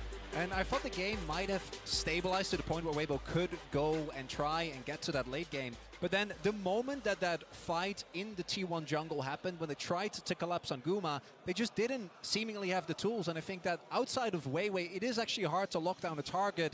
And that turned into the Baron, and from that point, the game was done. And I have to give so much credit to Zeus in this game. Was incredible in the isolated 1v1. Yes, he fell down to a couple ganks, but coming back from that position, he was a monster in the team fights. Not to mention the fact that he was still up in CS even after getting caught in a few of these ganks as well. But a pretty exciting game number 1. It is time to throw it over to the post-match and see what the desk had to say about that first game. Well, thank you so much, Atlas. I will agree with you, and I think we all will, in terms of how exciting the beginning of that game was, how back and forth, and to me, how T1 very often tried to get that kill, but Weibo was sharper in the beginning. I mean, a great start to the series overall, but what were the biggest takeaways, maybe the biggest surprises straight off the bat in game 1 that you had not expected? I mean, I kind of want to start with draft, because we were like, are we going to attack the mid lane pool? I feel like people had cited that Gen G did so in their finals against T1. We saw the Nico and Ori bans coming out of T1, and then the Azir Sylas bans coming out of Weibo right off the bat in this draft. I actually thought this draft from Weibo was a really good answer to what T1 liked to do in the game, and even with the Senna TK locked in, it kind of set back, like they couldn't do the same really aggressive level 1s that they want to do around some of these pushing bot lanes. So I thought it was a pretty smart draft coming out of Weibo. Yeah, and I actually am kind of surprised by what T1 opted in for here. One of the things that T1 have been very good about is just handshaking the Orianna with his Halo Blades Azir, and it's worked out very well for them, where they're able to take down the Orianna, and Azir has been a fantastic pick for Faker. So I'm kind of surprised to see them opt into both the Ori and the Nico ban, trying to target Xiaohu, because it only pushed him onto what has been his comfort. AD champions have looked fantastic for Xiaohu over the course of summer, and he actually looked really good in this game, even if he couldn't get it across the finish line. He did, right? And we were talking so much about how that would be a huge win con for Weibo. In the top lane, though, you called it. You want to take your page out again? Is the Zeus the counter pick that he has already shown into the Aatrox? Yeah, I feel like a lot of risks were taken by Weibo in this, playing the denial bottom lane, giving T1 what they want, the Kalista Renata to play, and then allowing the counter pick that Zeus already showed, and the impact that he had with this Yone, the ability to carry here, the dragon fight towards the bottom, then towards the late game. Don't even have to say. But it was massive when we talk about quality over quantity for them. But I have to say, if you're talking about biggest thing takeaway, and we're looking at some of the early plays here. Owner's Lee Sin got locked in. He was 45 and 10 before this. Now he's 46 and 10 on it. But my goodness, Owner has just been so good this tournament. He has, and especially Lee Sin is such a confidence pick, right? That you want to go off on. Yeah, I mean, we talk about, like, in T1's draft, right? This is a draft that I think a lot of people, especially in spring, would criticize them for a little bit, just because it is like, we are better than you mechanically. Like, Owner is so comfortable on this Lee Sin. Zeus is so comfortable on this Yone, and they're like, we can just flat out beat you with these. I did actually think both junglers performed really well in terms of like tracking each other early, responding to each other early. We talked about Weiwei as kind of, when Xiaohu has been struggling in this tournament a little bit, it has been Weiwei who's been the most stable player on this Weibo team. And especially when he got set behind early, you know, get the invade, get this play into mid, but Weiwei responds super well by immediately wrapping around, burning his own flash because he knows that Faker's flash is down. And you think at the moment, oh, well, he probably should be going into his top side, trying to go for a scuttle crab, trying to match the fact that some of his camps have already been stolen away, but it's a great response from Weiwei. And again, on this top side, helping out the Shy, just setting up perfectly, even walking in front of the ultimate there from the Yone to prevent Zeus from actually getting away. Weiwei did a really good job of controlling the early game for Weibo and making sure T1 couldn't run away with this. Phenomenal job indeed. It was interesting because it wasn't that much about the bot lane in the beginning as we anticipated it might be. Weiwei really good at counter-punching whenever Owner pushed early, but I think then when you go into the mid game and some of these engages, you see where T1 really wants to get it going. And guess what? You want to see how important these junglers are for their team? 100% kill participation on both That's pretty good. sides. I think the big thing I do want to point out in terms of when owners look comfortable, right? Like every jungler, Kobe, you know this, if your lanes are pushing, it feels really good because you just have so many options. And then here, we see this is such a signature pick for Owner, and even though Xiao who escapes, they talked about on cast how a lot of these fights ended up being split up, so then you have stuff like the Yone that can then just come in and do so well on his own in these split fights. Yeah, Zeus is able to cut them off, even though they get the dragon with the 3-person engage there. And as you said, they chased everybody else off of the top side of that fight so that they could then collapse, and Owner get to pick up the extra kills here. I mean, it's made even more important because of, like we talked about, how rough Owner's summer was. Yeah. He's really been a linchpin for this team, and this game one from T1, you know they like to snowball. Yeah. They're going to play these snowball compositions. They get a bunch of these early objectives, but how do you stop them? It's crazy. Maybe we know in the second game, Weibo is going to stay on the blue side, of course, also what they selected for game one. But it wasn't really a draft issue, was it, Dagda? No, I don't think it was. I think it was more down to an execution. Now, I think you did have advantages for T when it came to, hey, we do have, as Emily was already pointing out, a bunch of pushing lanes. So, hey, when we come to first Rift Tower, we have the Kalista and the Renata that get pushed. We have the level 6 that hits first because Light is trying to catch some XP from the jungle. So they use that level 6 advantage to get the early Rift Towers and start to get that gold lead kind of ballooning. But it was decisions from Weibo to say, hey, we want to try and commit to that. We want to try and make these fights happen that end up coming back to bite them later on. Then. But a very, very good game out of T1 to kick us off here in Seoul at the World Final. And Riot's annual charity voting campaign is going on right now. Each year, the Riot Games Social Impact Fund selects 84 nonprofits that are leading impactful and meaningful work in 28 regions. Through November 30th, players can log in and vote to help direct over $4.5 million in nonprofit grants. Scan the QR code below to place your vote. Each player only gets one vote, so make sure to make it count. We'll be right back with Game 2. Fake has to get out of there though, can't be snapped, but the hostile takeover gets so much work done, the Devour's in for the kills there.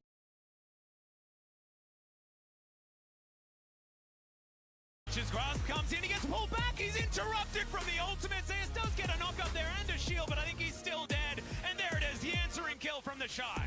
No worries there at all as Crisp is under the turret. They throw down Errol, but Zeus has found 2 with the ultimate. Light goes down so low, but isn't going to survive. Weiwei trying to get himself out of there, and the Shy is given up on. Nature's Grasp flying forward. Owner still has that GA, remember. Chris going down so incredibly low. Zeus just executes the Shy up to the side, and there is another one. This guy's Yone is just absurd.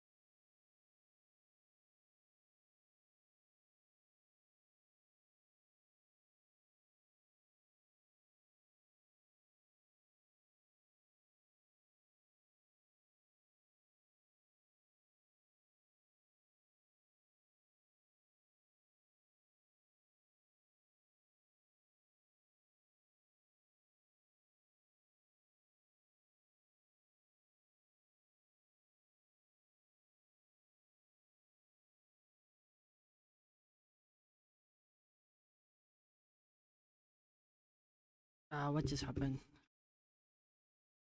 Them out here. It's been like that since I left. Life, death, all I've seen, all made clear.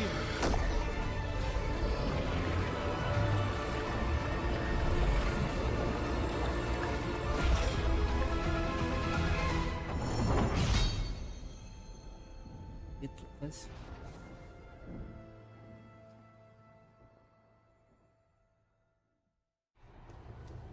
What's that? No translate. Kali. Deputy.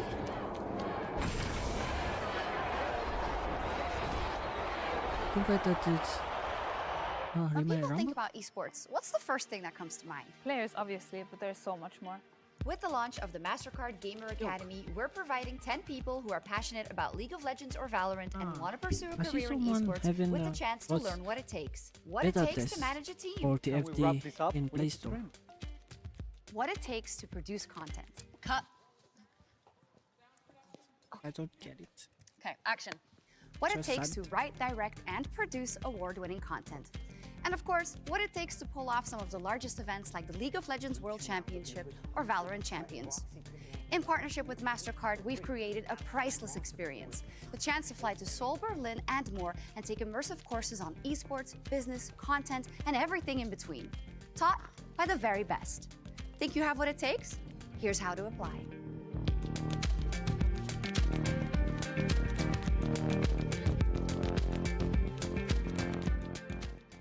Bringing in a new roommate to save money, is that the plan? Say hi to Glenn from work. Yeah, I think I have a much better plan. We switched to my plan from Verizon. That is a good plan. Glenn? Get my plan starting at just $25 when you bring your own phones. Plus, save when you add perks like the Disney Bundle. It's your Verizon. Red Bull gives you wings.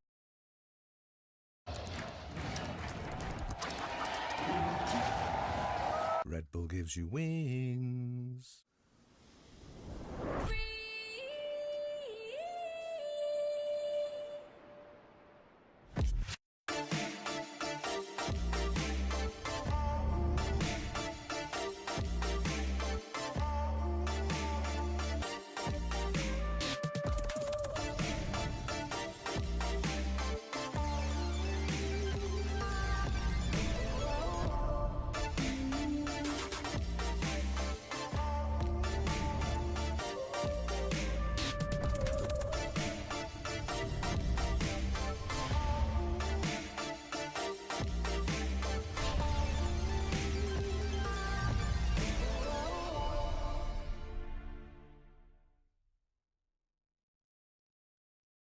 How do we keep holding on? Lights flicker from afar. I'd rather stay in the dark if I'm with you. I don't need the world. Keep me close, safe and sound. More than two is a crowd when I'm with you. Time is passing, knows no manners. I'm finding comfort. Gonna get something.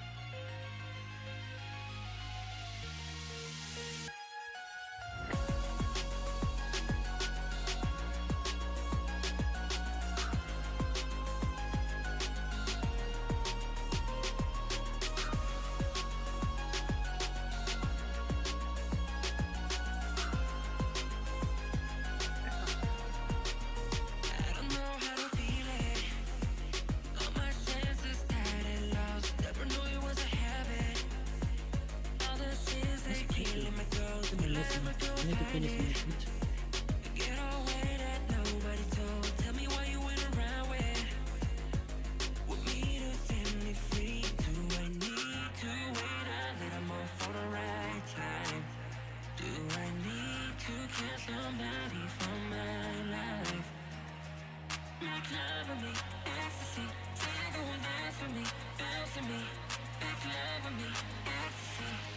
Stay with me.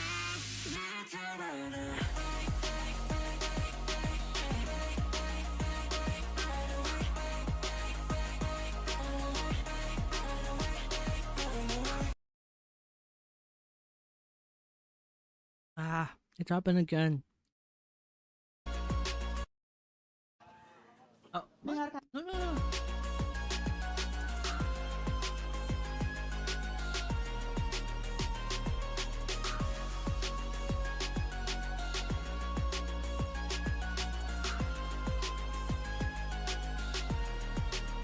I don't know how to feel it.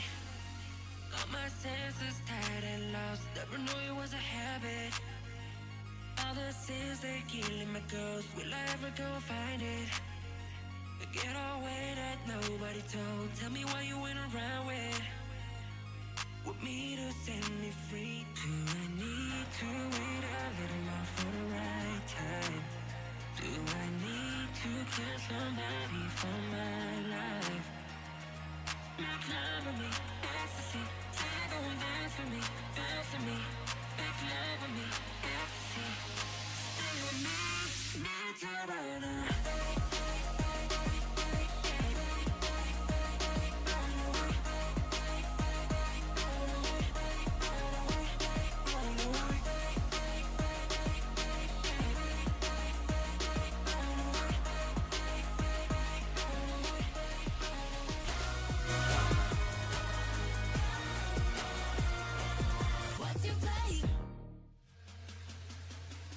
Welcome back, ladies and gentlemen, it's to already been World's epic. 2023 Finals. We are dropping in hot to the pick and ban for game number 2. Weibo, once again, on the blue side here. T1 going to be wearing some red shorts for this one. And as the last ban comes in, gentlemen, what do we expect to change other than the bans that haven't really? Well, there's your first answer. Kalista going to be picked up here. The Ashe was banned out earlier this time around, so now the question is, does Maokai Jace go to T1? Are they going to be interested in taking that? Rel was actually passed over. It's such a big one for Owner. There is obviously answers that they could go towards, like the Senna type lanes, like some of those aggressive lanes that we've seen with Caitlyn and Varus as well. Also wondering if they want to pick up the Aatrox here or go for the counter pick again. Zeus was such a big part of what made the previous game work, and the Renata pickup is a no-brainer that has to be taken away to both deny Crisp, the champion I think he's looked the most impressive on, as well as deny specific that Kalista-Renata combo that has been so successful. Even so at last game, even with the laning phase, they got a slight lead, but it wasn't like they completely blew out the lane. But in mid-game skirmishes, playing against it becomes incredibly hard. And we'll see what other answer is going to get picked up here. Personally, I would love to see Owner on his Rel, try to pick that up maybe in rotation. And this is Guma Yushi's Draven, a champion that he debuted on as well. Extremely aggressive and really strong into the Kalista. This is one of the many problems you have about dealing with T1 on red side. You go for Kalista first pick, something that does have a lot of lane power. One of the only ADs that can really fight fire with fire down there is the Draven. I would like the Senna again, though. I think for Crisp, it's a strong laner. We've seen this actually work pretty well in the past also, but this is a tough lane to deal with, and have to see if Crisp is confident to go for it. It is going to be locked in here, so the final pick on the blue side here rests in Xiaohu's hands. Could be full Shadow Isles with a Maokai lock in here, but I don't know whether you're necessarily super excited about seeing a Maokai. We'll see where Xiaohu is going to go. I kind of expect a jungler just to keep these solo lanes a little bit more up in the air, unless they just want to grab the Aatrox and make sure that can't be banned away. But no, it is going to be the 3-piece Shadow Isles with the Maokai lock. And specifically, Webe obviously had an amazing game. Wasn't enough, but Okay. his early ganks were really good. And if the team didn't fall behind the way that they did, might have been able to set up objectives the way we've seen Maokai do really since last year at Worlds. Champion has been around for a while now. Now T1 can either try and secure Owner his Rel if he wants to go in that direction. Poppy's another that we know he loves, and Poppy into Kalista specifically, I think is a really good angle.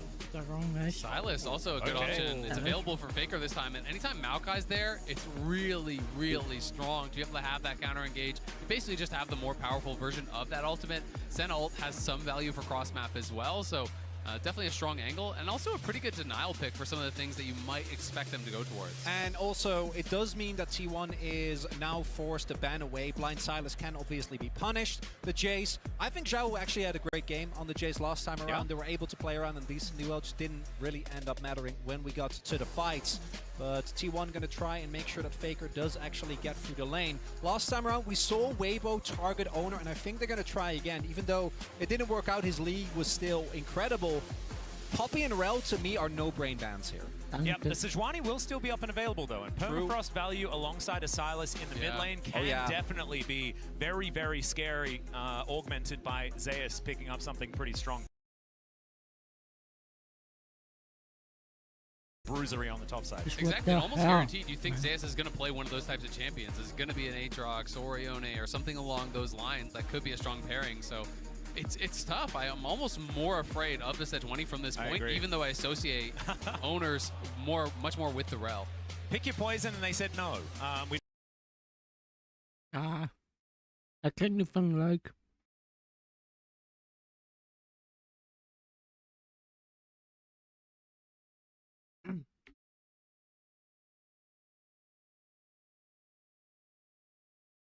Side lanes, potentially, you're worried about some sort of side lane picks, some ability to 1-3-1. This really makes that difficult.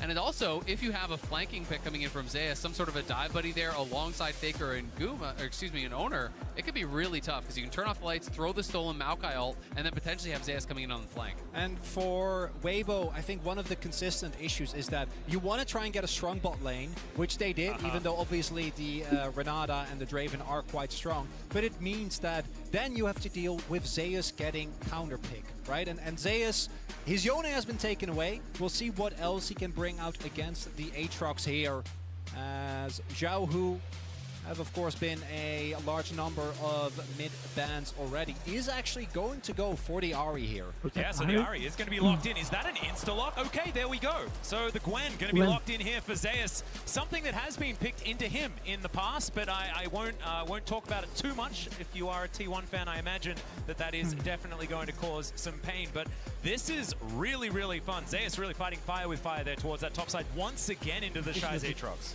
It's going to be interesting.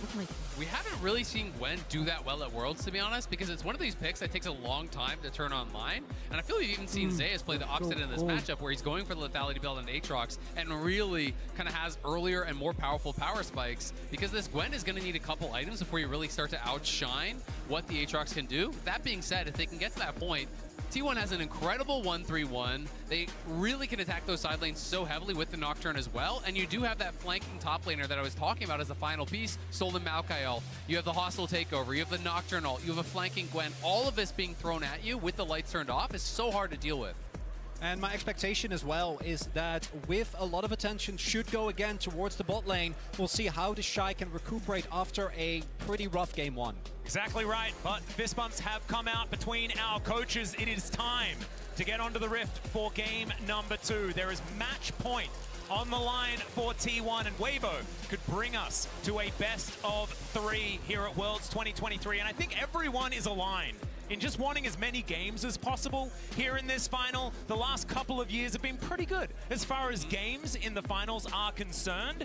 And so hopefully they can bring us to one of those, even if it could bring some heart attacks here to the Gochok Skydome. I imagine that it could be a difficult time. Yeah, since 2018, it's only gotten better, right? We got 2 free zeros, that's not so great, a free 1, and then back-to-back free 2s. Yeah. And those are the most fun and stressful. Certainly the and most fun. stressful and the most fun, Chronically, you're exactly right. And here we are into game number 2. Weibo gathering up towards this bottom side. T1 not going to be walking too close to where all 5 members were positioned. So no, nothing to worry about too much. And you guys can remember, you can log into your Riot account on lollysports.com and watch Worlds Live to earn exclusive Worlds emotes and icons. And we'll see whether Weibo or T1 are going to be flexing any of those in the game. And you can see that side lane ward here from Weibo trying to maintain side lane advantage. They have to be winning out in this 2v2. They need to utilize that Callista to be the one stacking dragons, much like T1 did last time. But T1 did take the time. Zeus went in, got that deep ward, so then I have full info on where Weiwei is going to be starting. is going to be looking for this top towards bot clear, because it's going to be this classic Weibo playstyle that we have seen so much of at Worlds, focused towards bot with the Kalista. You have to have it. Also have both junglers pathing towards the bot side of the map, but obviously Weiwei going to be way stronger early on Owner, mainly looking to cover in case they do see Weiwei show up in the bot side. Do note that they do have a ward on his blue, so the T1 bot lane is very aware as, the bot lane already out from Gumayushi. His light's relatively low as well, but that is definitely a trade that goes incredibly well here for Weibo. Zeus also taking a fair bit of damage towards this top side. Weibo Gaming, they are not backing down yet. Yeah, it's getting spicy here early on. Chris trades out his heal, but they get the flash off Guma, the ignite off Keria. Light pretty low as well, but they can just push this in, potentially look to reset, and maybe if Weiwei is coming down here, set themselves up in a great position. But look at Owner looking for this wraparound here. Shahu likely can walk it out, but we'll see if he's forced to use the summoner. He's level 2, so doesn't have it. There's the flash chain that is going to get the flash out from Shahu. His owner is going to back away. Will have his spell shield available.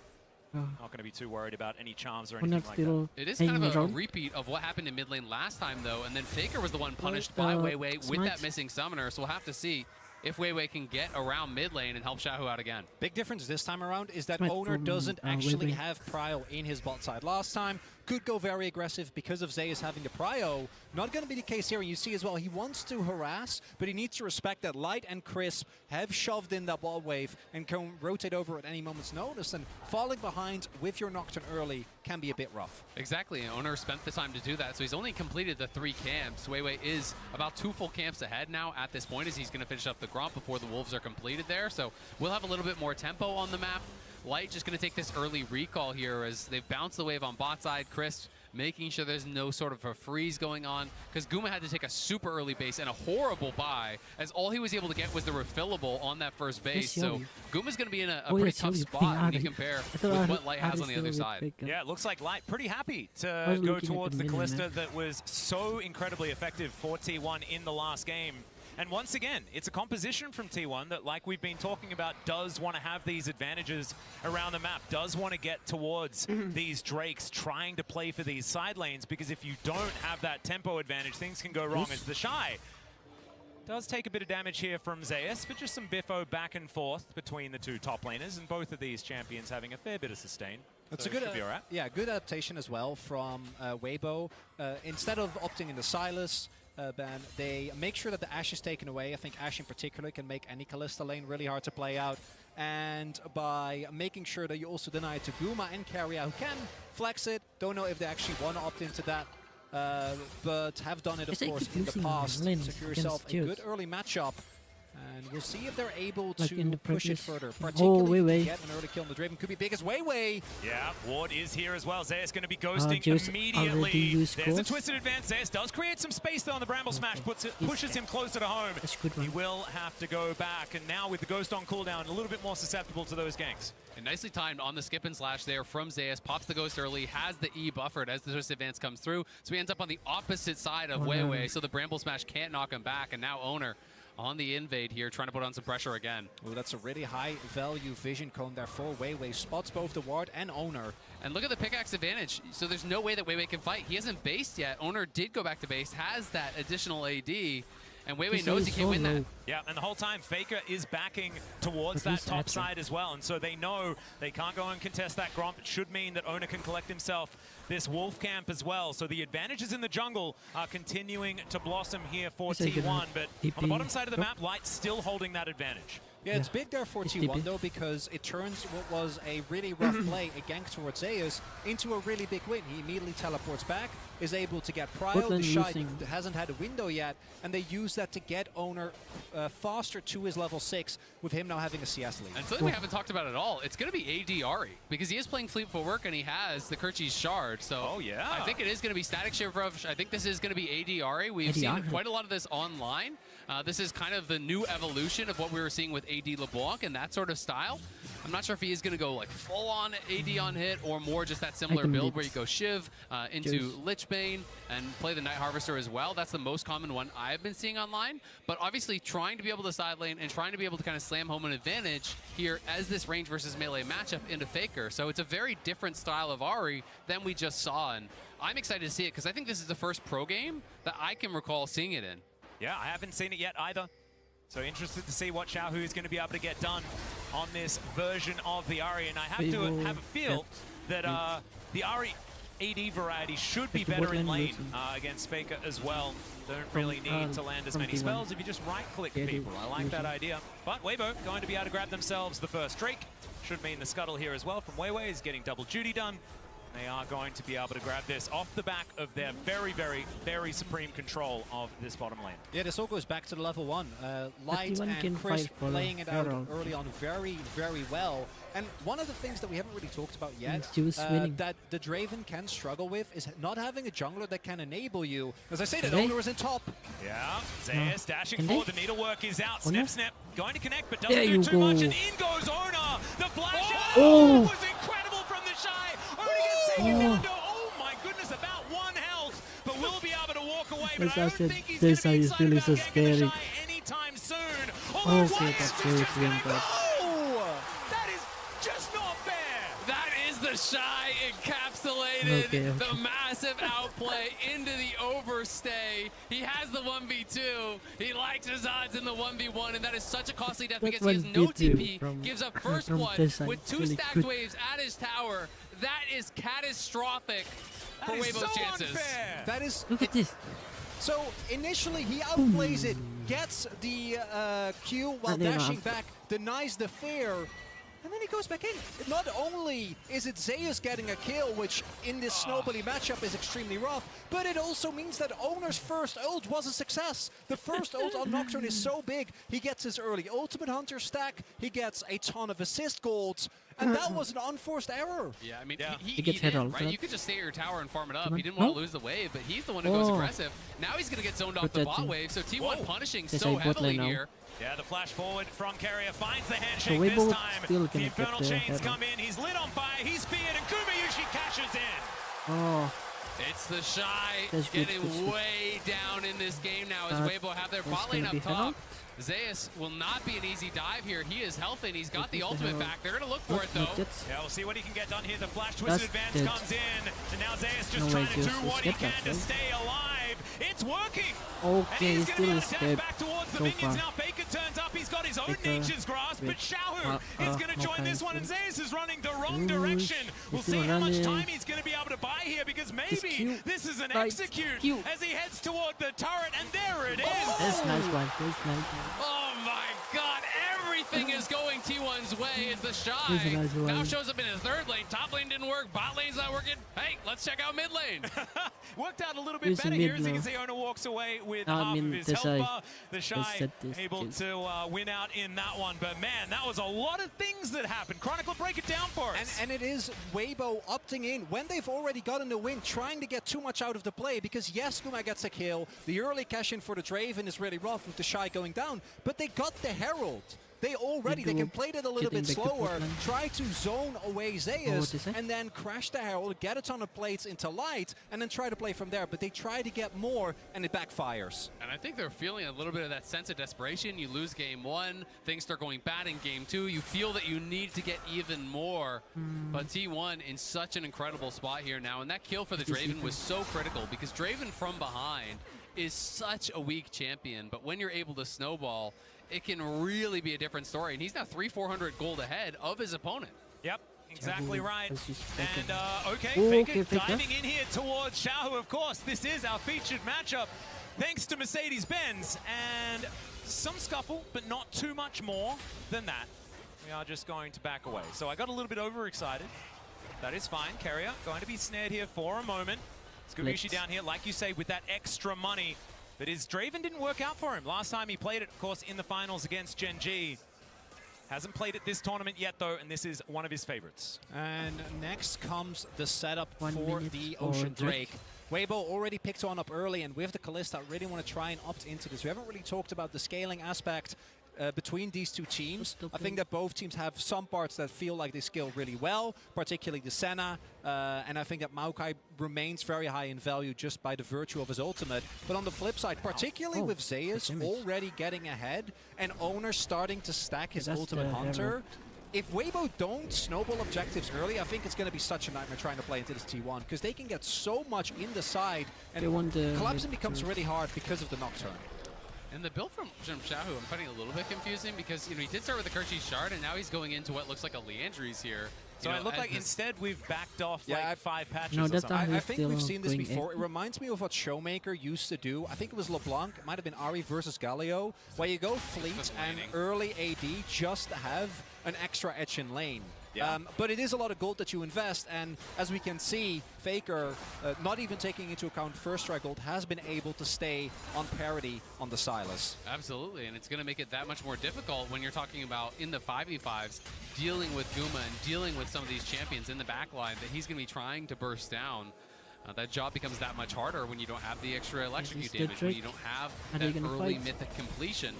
But it is going to be Weibo taking the second dragon here. We know it's not going to be a Chemtech Soul, so it should be a good one. Yeah, and it's also going to be a teleport in T1. Not wanting to give this one up as Faker turns up. Nature's Grasp going to guarantee the dragon. The hostile takeover chasing Weiwei, but just dissipates before it gets there. Once again, it's going to be a Cloud Soul. Love to see it. I could imagine that Weiwei is pretty upset about that. But remember, we're taking the Drake for Water's sake. And there's a fight towards this top side. The Shy, taken down to about 50% health. He's trying to avoid the potential needlework. There were none more remaining, and Zeus is going to back away. But remember, we've teamed up with Amazon Web Services for a new campaign called Take the Drake for Water's Sake. For every Ocean Drake taken, AWS will make a donation to water.org. That Drake was the 47th Ocean Drake slain since Worlds 2023 Swiss stage. And we can have it both ways. We get the Ocean Drake and still a Cloud Soul. I know, isn't it glorious? It's beautiful. That's absolutely fantastic. We've washed off the Chemtech. It's happened again. With the Ocean, and far ahead of the Shy. Cloud Soul would be terrifying if he's going to be able to get that. It's actually so good on Gwen. Weibo are pushing heavily on bot side. If the Shy walks up, he could just be dead again. Everfrost gets the slow. Chainlash is going to come down as well. Faker doing a fair bit of damage. Did invest his stolen ultimate there. I believe it was probably timing out relatively soon. Trying to get some value as in goes Owner. Finds the paranoia, but you can see the Shy is going to be all right. He even gets a cheeky little shield there with the Dawning Shadow Light, not wanting to leave it up to chance. I mean, this Aatrox is going to have such a tough time. He is going for the lethality build, and he's doing it from very far behind. You know, closing in on 40 CS deficit. He is going to be obviously able to pick up some of this to even that out a little bit, but the additional kill is also in Zeus' pocket. And this is a matchup where, as the Gwen, when you get through those earlier stages, you can outscale. When you're getting towards multiple items, it just kind of gets better for you. So the Shy is going to have to turn in an incredible performance, and we can see it in the MasterCard lane economy snapshot. It is heavily favored towards Zeus, who had a really good game 1 and is set up for success here in game 2. And I tell you what, if you're a Zeus fan, you're feeling absolutely fantastic that he's having this kind of performance in a final. Because these have been the times where he has crumbled in the past, and so far it's been back-to-back games where he is the guy. And this has been the story for this T1 roster. You know, they have been so close so many times. 4 times they have lost in an international game 5 and not been able to claim that big title they've been chasing, but Zeus showing up so far. Yeah, another teleport to come in here as they do manage to secure this Rift Herald. We'll see whether Weibo can get themselves out of here. Light going to be hostile takeover, but he's the only one, and now Zeus looking for the target. Faker dives in though as well. He's going to collect the first with the help of Owner. The Shy goes down, the rest of Weibo will scatter, but they do get the objective and only lose 1 for now. And Weibo gonna be happy that they, at the very least they did get the Herald, but they did have to invest a lot. Teleport used by T1, but outside of that, Gumayusi's plans not too much. Look on the other end. No flash for Weiwei, no flash for Light. Those are going to be big cooldowns in the possible fight for Soul Point that I think Weibo was going to be looking for in about 2 minutes. That stolen Maokai from Faker got incredible value. Weibo was kind of panicking. They had to make a run for it here. And Weibo are able to secure it, but it's Faker on such a good angle, coming in from the top of your screen, able to find this stolen Maokai Maokai, Weiwei uses his to just try to disengage the hostile takeover. But look at the angle here from Faker.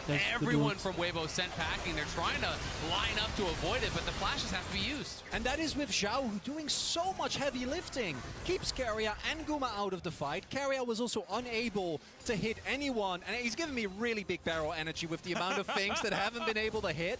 But even with that, because Zeus is already accelerated and Owner and Faker are there with him, T1 is still able to push their lead aggressively and get more gold onto their carries. And similar to how we saw last game, Zay is building, he's building more towards that side lane. He's going to be going for Nasher's second. It's not going to be Cosmic. It's not going to be Zonia. It's about that 5v5 straight up. So this is going to give him so much power in those side lanes. They have Owner behind him, and they're going to continue pressuring these side lanes constantly. When you're winning that 1v1 heavily, as long as Owner is there to back you up, you're never going to lose the 2v2. Oh, this is so difficult. Dustbringer is going to connect. They do have to use the ulti, and that is going to do it. Dawning Shadow does fly forward there as well. And once again, they just have to get out. And I believe, did Owner even use the ultimate? No, and that's going to be the fight for T1 looking way better, right? In 25 seconds till the Drake spawns, and now Crisp doesn't have his ultimate, and neither does Xiaohu. It's going to be really tough, and the flashes aren't going to be up either. You look at Light, he's not going to have his flash. He doesn't even have his cleanse yet. This feels like a really tough one for them to fight, and Zeus is going to be able to knock down this turret on the bot side to get even more gold in their pockets prior to it. Snip, snip, snip, and down goes the turret. That is the first one of the game. He is looking completely unanswerable. He is so far ahead. The majority of metrics right now, as the Rift Herald is going to park itself in the mid lane immediately. That turret bot lane should be answered, and there goes the charge. So T1 are going to lose one, and the more important one, you'd have to say. But still, I mean, who's going to do stuff about this? The lady with the scissors. It's also Zeus getting the nice first turret, which would be some much needed gold for Weibo. Now they're going to try and contest the Drake with very little vision. Well, Zeus on a flank angle here as well. Crisp going to be spotted, but he does put that ward down. That is going to get there. The Drake going down very, very low, and now the paranoia comes in. Faker looks for the Spirit Rush, and he does find it. The hostile takeover is massive as they get rid of Light immediately. Weiwei taken down for the double kill for Owner. Xiaohu now trying to get some damage in the back end. It does take down the Nocturne, but it's Chris fighting on the bottom side of the map, and Gumayuchi is going to cash in once again, and T1 wipe the fight. And it's T1 winning everywhere. The fight breaks down into multiple skirmishes, and they outplay, they outfight, they get all the kills. It is 7-1. They're going to take the dragon, the only thing that was working for Weibo in this game. And it's again, I think, that sense of desperation. They don't have a great vision set up. They don't know from which angles T1 are going to be coming. And Owner has his ultimate available. And there are a couple of key ultimates that aren't there, right? You don't have the Maokai ult, or rather the Senna ult. And that's such a big defensive cooldown. And again, look how they orchestrate this. Faker comes in from the top. Owner turns off the light. The hostile takeover comes across everything all at once. And it's so difficult for Weibo to be able to effectively communicate how to play out this team fight. So everyone scatters. They're all flashing, every man for themselves. And when you go into that kind of fight against T1 with this composition, you are sure to always lose. And I tell you what, I'm really enjoying the use of the paranoia as well as the hostile takeover, because something that has been difficult for a lot of our Renata players to deal with is getting in the right positions to get that ultimate off without as much notice, right? Because it's relatively telegraphed. But if the lights are all off and then this wave comes across you, there's not a lot of reaction time to deal with that if everything else is going on as well. Additionally, Guma was able to pick up another kill. So this Draven is by no means the main carry of T1, but now Zeus is fed, Guma is fed, and Owner is fed. So they might get a catch here, not going to find carry out, but there's so much that you need to deal with. Exactly right. And just quickly, win probability powered by AWS definitely starting to trend towards T1 in this game. 7-1 in kills, but at the beginning of the game, you could see there on the graph, Weibo was certainly getting themselves into decent positions. We'll see whether they can claw some of that back. It is only a 4,000 gold lead here for T1 so far. Definitely surmountable. And while we haven't talked as much about this Draven, and you said it, he's been getting these kills. He's actually the richest member on T1. He's the richest person in the game now at this point, which is kind of crazy after how badly this early game started. He has been cashing in. Weiwei ult. Trying to start something here. Here's another one that Nature's Grasp. They all line up behind, but it's a decent shot to come through that hostile takeover. But some phenomenal disengage, and it looks like T1. They don't want to deal with it. Faker dashes over the wall. Remember, they don't have a turret here. The charm. He's going to split them. Chris, Carrier tries to get what's it happened there? He goes forward and then Oh, just on the ult. explodes, and then Owner thinks that that's his moment. Just die, It's a baby. double again for this No. Nocturne, and he survives. The logistics Who must still have protocol ult? coming in from Carrier to make sure that the Nocturne doesn't burn down. It's a massacre. Weibo again What's trying wrong to with get Chris something, there? and initially the play looks got good, root from but I Carrier? think the sidestep from Carrier there, he doesn't get caught, and with Renata alive, it becomes so hard. While all of that was happening, the Shy was rotating think, over. yeah. Say is just back. Let's see. Yeah, Zeus isn't even here. They decide, hey, we gotta go now. We're falling behind. The initial play looks good as Owner gets chunked down so incredibly low. Shahu flying in, but this is the sidestep that you're talking about right here as Shahu goes for it with the last charge there. Both Guma and Carrier, beautiful sidestep, and then Crisp gets thrown in. But it's a flash out from Guma, it's a turn, and it is the one shot from the Draven. And the one shot from the Nocturne as well, using himself as a bullet into that backline and secures the kill on to Xiao, who also the Dustbringer, I believe, got the kill in the first place. So this Nocturne is just massive.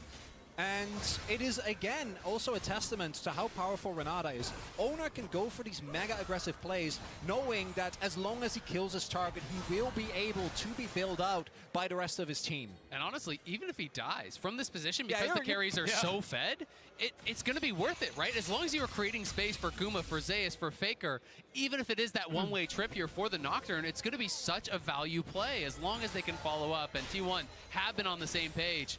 Weibo seem like their only answer is just forcing more and more fights. You can't win side lane. You can't win 5v5. Your objective stacking has been stopped. It is getting close to checkmate in game number 2. It's really hard as well, considering the fact that T1 had already built themselves a 1-3-1 composition. There is no comp in the game that is more just win more, right? Because you have win conditions that build upon themselves with a composition like this, where Zeus and Faker can get control of these side lanes all game long.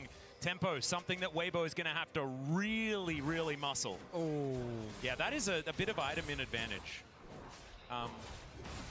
Yeah.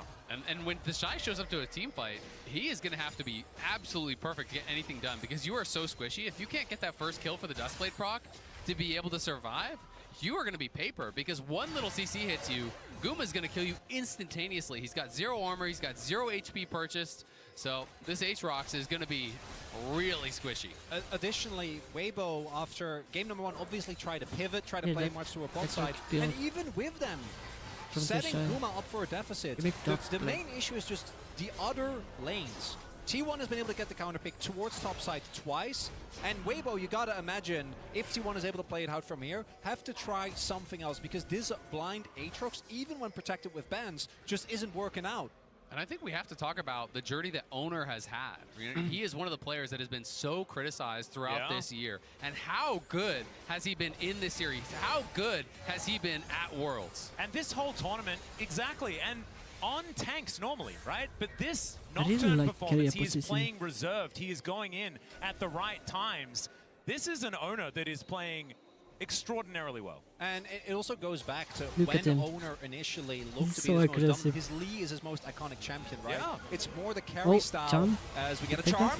Yeah, Faker is going to break it. Oh no, he uses it in order to close distance back again, I guess. But never mind, nothing too much more going to happen. T1 with the opportunity to stack 4 Cloud Drakes. When you talk talk going to start with the second. Exactly. When you talk about the comfort and the ability to go towards things like Lee Sin, I think that has been somewhat indicative of what T1 have wanted to do here at Worlds, and the meta shifts that they have brought in as Owner, maybe looking for a fight. Yeah, they find the Shy, but he just umbrally dashes over the wall. He will keep himself alive as Weibo just regrouping once again, spotting out the members of T1 moving back from that Drake. Now moving towards the Baron pit. It is 25 minutes into the game, and T1 hasn't gone for a Baron just yet. You can see that they have changed a little bit. Very reserved. Yeah. Yeah. They've really matured, you know. The Baron's been alive for 5 minutes. Now they give it like 5 minutes. This is not my T1.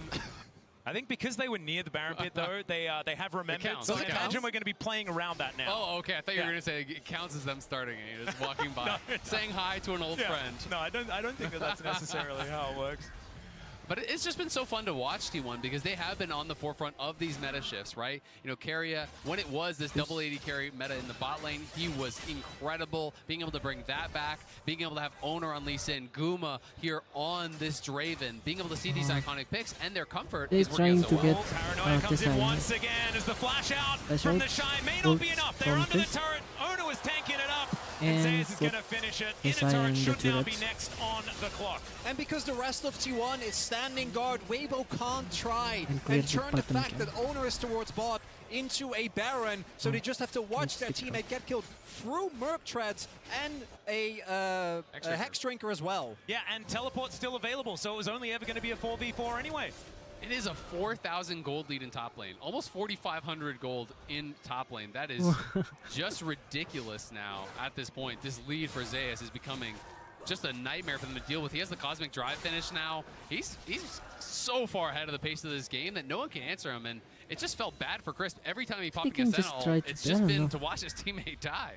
And he doesn't even get to watch because the lights are out. He doesn't even get to...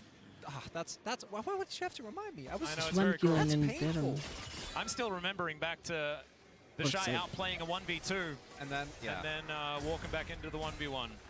As Oh, Owner is going to get it's charged, decent amount of damage, but he is very far ahead, and he will just be able to wander his way out. And the problem for me now is that reactively, the Weibo comp, individually they can pick off very well, Okay, they beat but him. if you They can don't do get to the this. objective first, it becomes Maybe very he's gonna contested. ult. Right now, that's not the case. Yeah, they're definitely not there That's first. the The Baron ult is from down very, Weiwei. very low. Faker. There's the Paranoia as they look to try And and they burst answer down the with Baron. They do another collect it, and now the no face. hijack They can fight. ultimate comes They can from fight. Faker. Now Zeus dives in. He's taken matters into Zeus. his own hands. He Oh, hasn't that taken any damage. damage. Weiwei has to run away. No He one gets die. thrown back by the Bramble Smash, but the Faker damage is already being with done. Junior. Faker goes golden, does have to flash. His Oh. light's doing a fair bit of work with these Rens into the back line. But T1 just took a Baron. They got 5 out. You always should And die. Gwen truly is immune. Zeus doesn't care, dives into multiple people and uses his lead very aggressively. And this is where I think you really see the goal difference. Weibo get close in a couple of situations, get some health bars low, and if they had items that might have been enough, but instead they just have to watch T1 walk it off. The only thing invested is a flash and a stopwatch from Faker. Exactly, and Weiwei just can't actually close the gap to even contest the Baron because the hostile takeover comes through, then the stolen Maokai ult comes through. By the time he's out of CC, the Baron is already gone, and Zeus is running rampant in the back line. T1 just getting further and further ahead. Guma still doesn't even have boots, by the way, but he does have a Bloodthirster and 3 items. Okay, yeah, Kamushi just having a good time, and he knows that he is not the main character necessarily. He's just been able to sit That's the back. mid. It's because of the Glow Drakes! And It doesn't need boots! Oh, that is true! Wait, who doesn't Everyone's need boots? Cassiopeia on T1 now. Be prepared.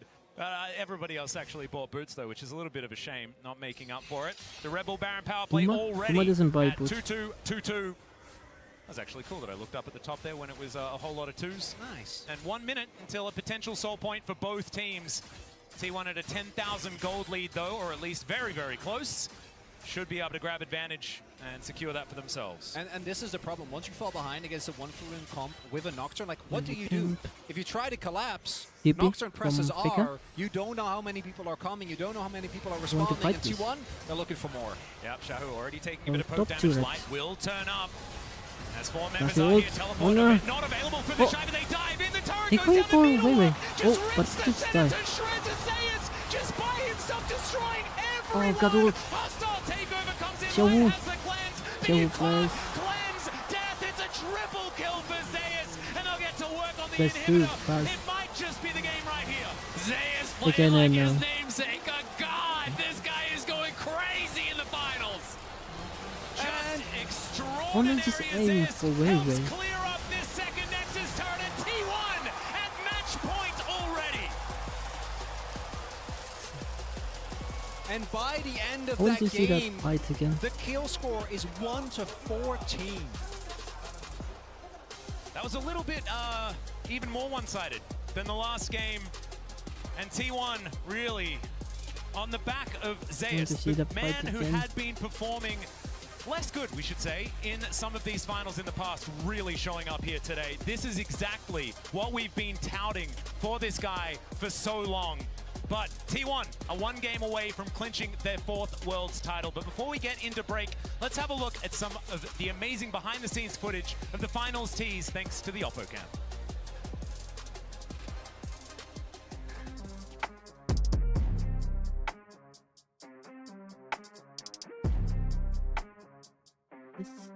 Nads.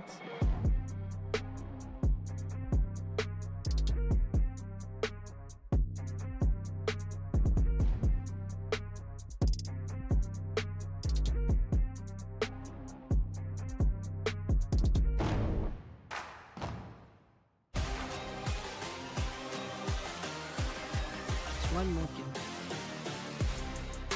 One fight game, to be honest.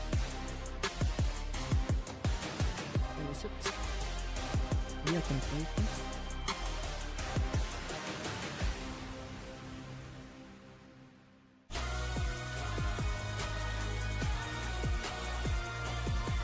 Okay.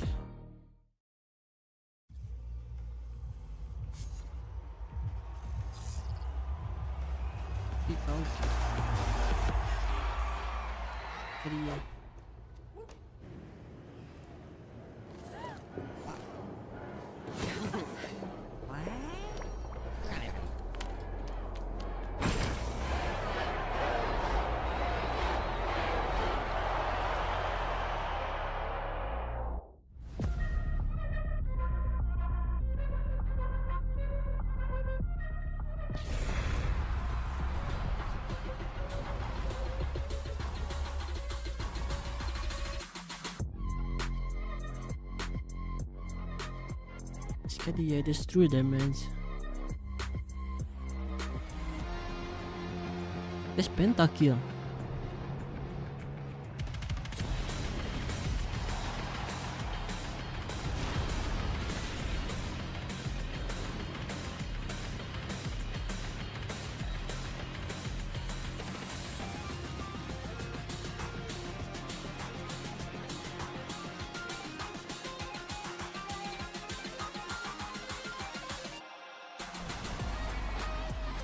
Really low pentakill.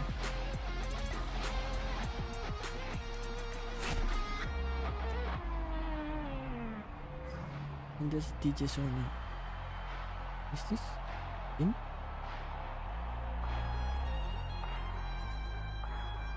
What skin is that?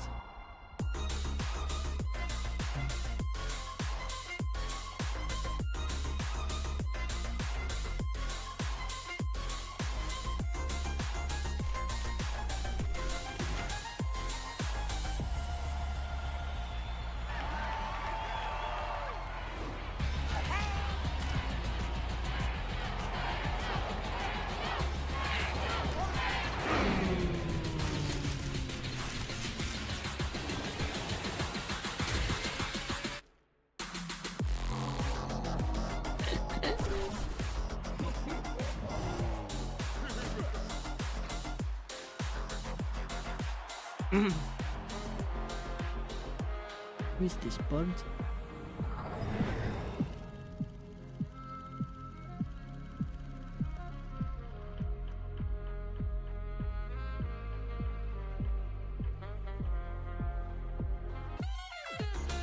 It looks like it's the soul again. Up hit. Am I right?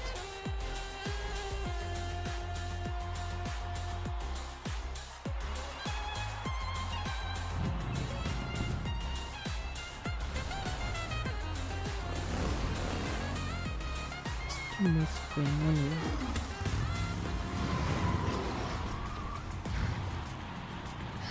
That's gonna bridge.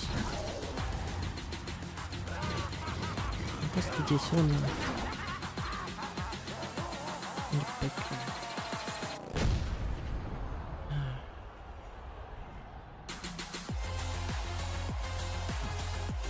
Thing. Lonely, maybe?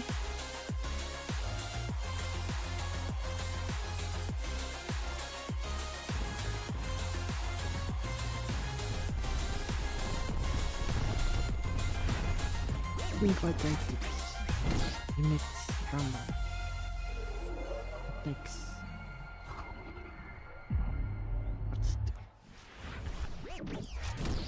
Stage is yours. Congratulations.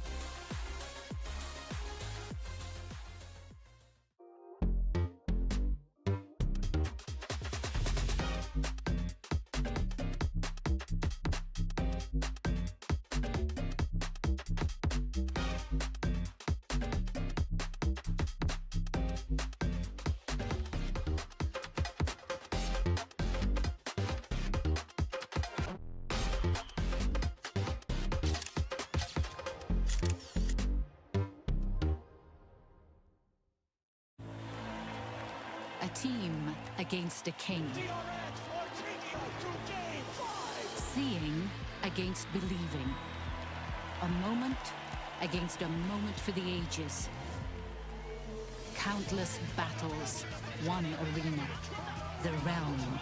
The only thing capable of powering the game, the stage, the broadcast, and the worldwide spectacle we know and love. AKA the Cisco Network.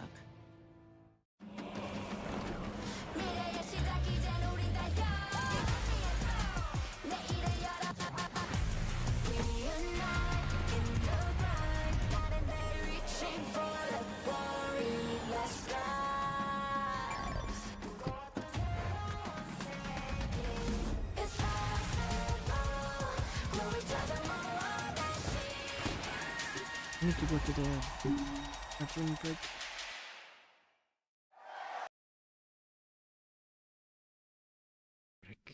Ah, it's stopping again.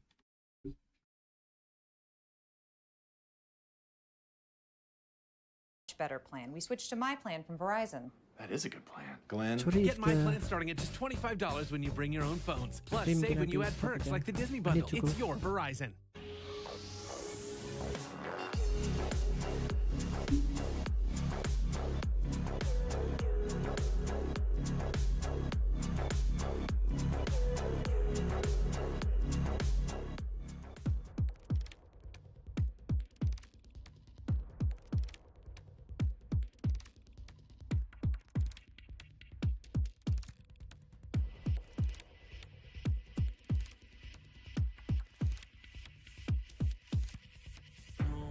Time left to pack it up. On the brink of a brand new age, better buckle up. Hey, oh, let's go, have you had enough? It's coming like the fire and rain. When it's over, they will know my name. I'm alive.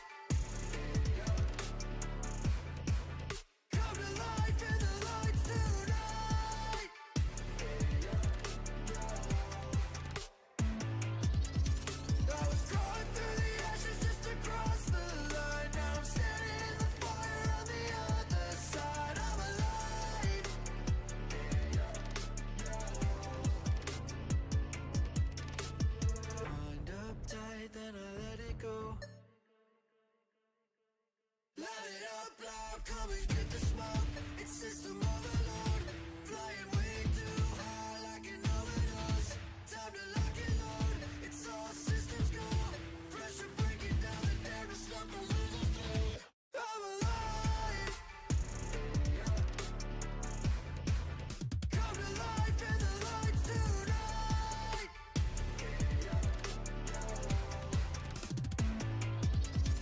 I was crawling through the ashes just to cross the line. Now I'm standing in the fire on the other side. I'm alive.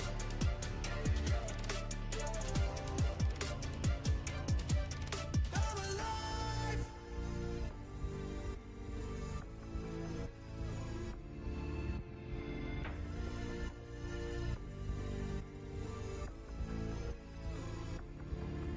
I was crawling through the ashes just to cross the line. Now I'm standing in the fire on the other side. I'm alive. I'm alive. Come to life in the lights tonight.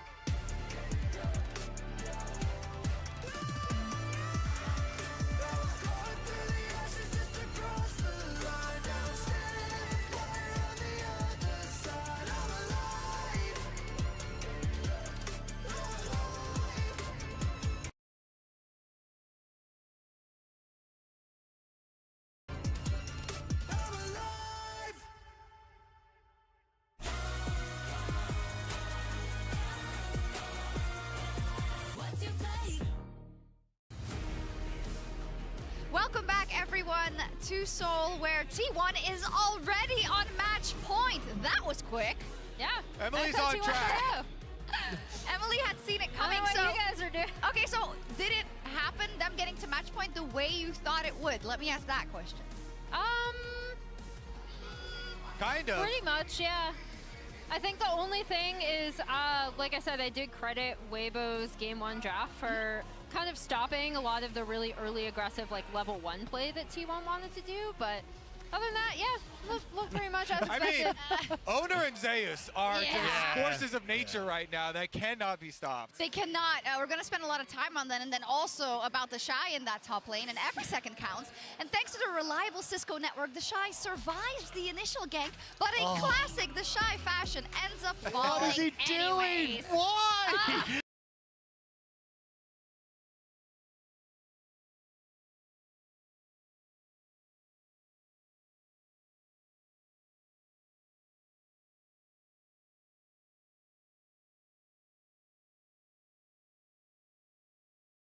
I mean, look, this was actually really well played by the Shy initially, right? So you end up getting the pushback, and you're able to use the second, or maybe second or first Q even, to get the knock up to stop the engage initially. But then he just doesn't cop. Hey, look, Zeus hasn't actually used the hollowed mist. So as the Shy steps up with the reset on his Q to go for it, Zeus immediately is like, fantastic. Emily. I can dodge the initial one and then be laughed at by Emily. I'm really bad. I'm really bad at controlling my reactions. So if you look, that Gwen was a major force to be reckoned with in this team. I actually really liked the way that the Gwen, the Nocturne, and the Sylas kind of all combined to be dive buddies with Keria kind of Renata ulting everyone across that. It was pretty great. It was awesome. I think maybe we spent the least time, you know, we spent a lot of time on bot and what was going to happen there. Xiao versus Faker as well. But Owner and Zeus, Kobe, they have been lights out so far. It's been so good. I mean, Zeus is getting these counter picks, but he's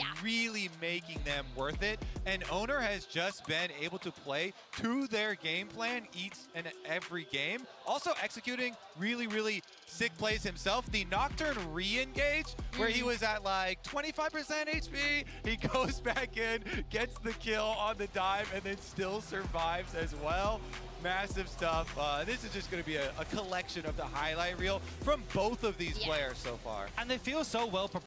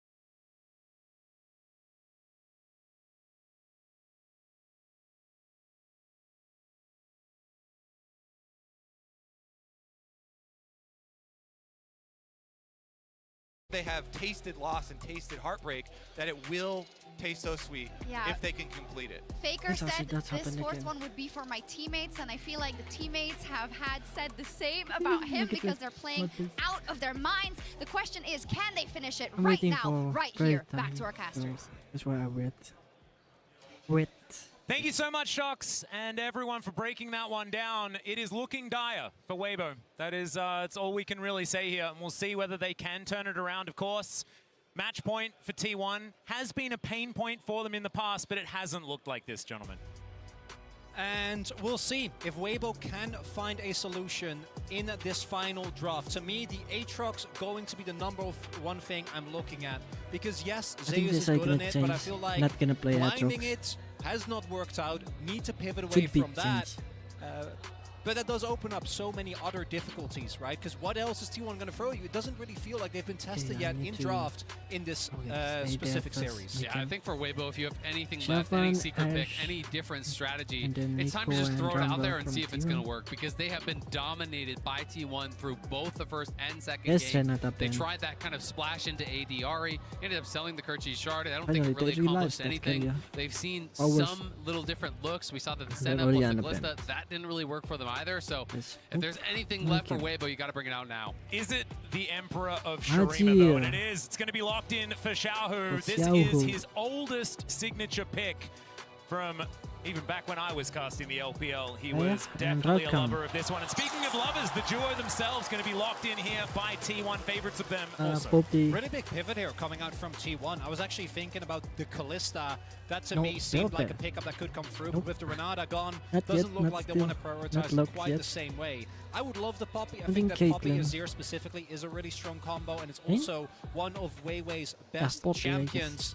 We'll see what owner ends up picking up into it, but I do think that Weibo are kind of forced to pick up bot lane here to prevent getting banned out. Yeah, and they're clearly not sure if they want to go for Poppy here, so they're just buying themselves a little bit more time. They do grab Varus. And will it be a full bot lane to answer, or will he go towards that Poppy? Because I agree, Weiwei, it is his best champion. It's great as an answer to the Rakan. It answers a lot of the meta top laners that we're seeing today as well. But there is that risk of, if you don't grab your bot laner now, you could get banned out, and potentially things could go terrible in the bottom lane.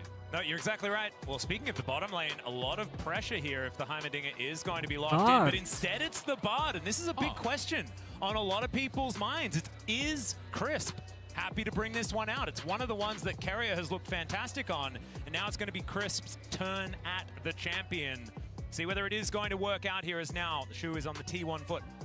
It is an interesting pick, but generally I like Bard as the later pick in the draft. When you have multiple immobile carries, I think it's really strong. But now T1 can just go champions that have dashes, that have the ability to actually avoid this ultimate. And already you have a call. You can dodge it with your R, you can dodge it with your E, you can have the speed up from your W to move out of it. So there's a lot of ways already there. Plus Xayah can ult for ult. That's not the best trade, but this is not like an Ashe Orianna type team that Bard I think is going to have an incredible amount of success into. So even if Crisp has a good game, I don't think that really guarantees you anything with the pick from this angle. And I was actually looking towards the Sylas, even with no Maokai yet being picked up. We've seen that be a really popular counter pick into the Azir. It is going to be the Akali instead. Obviously does suffer a little bit more in lane, but once you get to the side lane, incredible amount of damage that can come out, and we've seen T1 use any form of side lane pressure really well within the series thus far. Also do note, with the Varus already being there, and I wouldn't be surprised if Weibo try to do the same thing that T1 have done into a lot of these Xayah Rakan lanes, which is go very bot focused, right? Because we already have the Varus and the Bard. We don't know what the jungler is going to be, and they want to deny the Wukong as a way to reliably getting to that back line. And if the Poppy is banned away, which is the champion that's most fun to play, it is going to be the Lee Sin. And once again, owner is going to be on his signature pick. Now, with counter pick going towards either technically, you know, Zeus or Faker, but probably Zeus. A difficult choice now for the Shy. Does he run it back? Belveth. Third time in a row, Belveth going to be locked in here. The Shy thinking about the electric rat, and it is going to be the cannon locked in. Now, what is the answer from Zeus? It could just be something like a Gnar if he wants to play it a little bit more safe. I do think you want to be pretty careful about what you're playing into a Kennen plus a Belveth. A lot of times we've seen it heavy on the invades, heavy on that top side pressure. Something like a Nari, would keep you relatively safe, but the Aatrox, this is a confident pick. I feel like if he's going Aatrox into the Kennen Belveth, that is some scary stuff, but Zeus has been playing out of his mind this entire series, and we'll have to see if it's going to work for them. But I respect Weibo taking a big pivot here, right? They go towards Comfort with the Azir. They go towards something very different on the top side with the Kennen Belveth.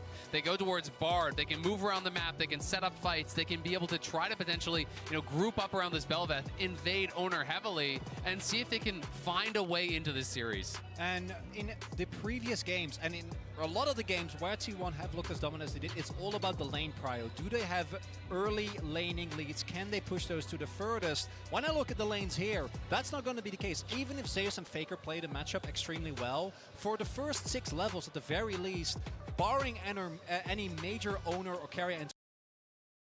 It keeps happening. Is it?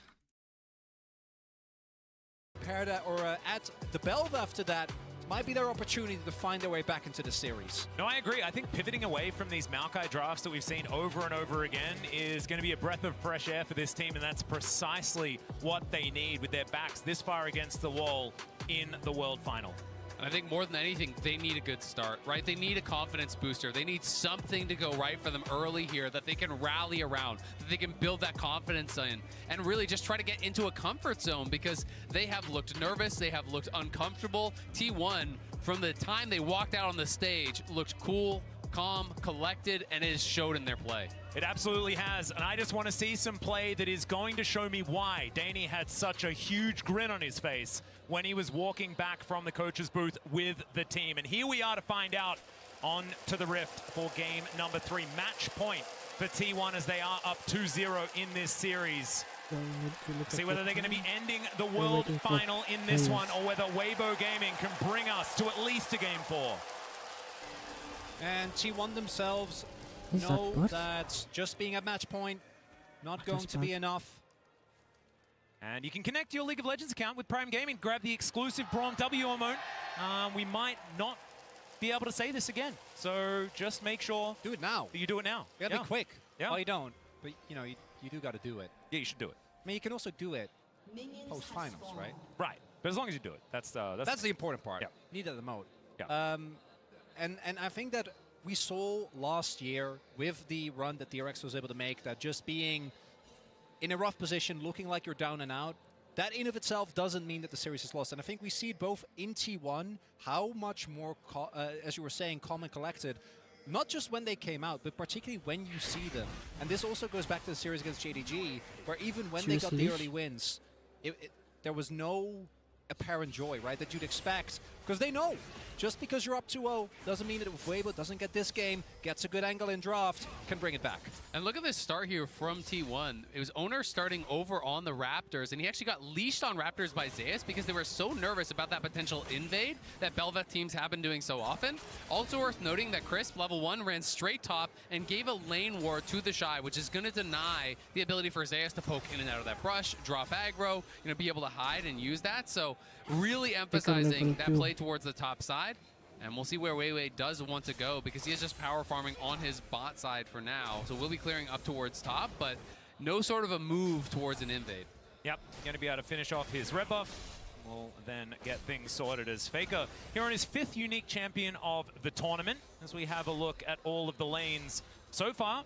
Weibo actually with great position as far as tempo and control is concerned. Yeah, and this is what we were talking about. This should be heavily in favor of Weibo. We do see Faker is able to put in a little bit of pressure. I think that's partially because they're not 100% certain where Owner is. I don't think he was tracked early on, but both for the Shy and for Crisp and Light, they're able to find the early leads. Now the question is, can they maybe set up, say, a double scuttle or get an early back? The Shy also did go for call, so is looking to try and play as aggressively as possible while naturally being able to get ahead just by the virtue of cashing out. Yep, Light getting some Belveth wards in there as well, just to give Weiwei the opportunity to get towards the enemy jungle. Right now, he is just finishing off his top side.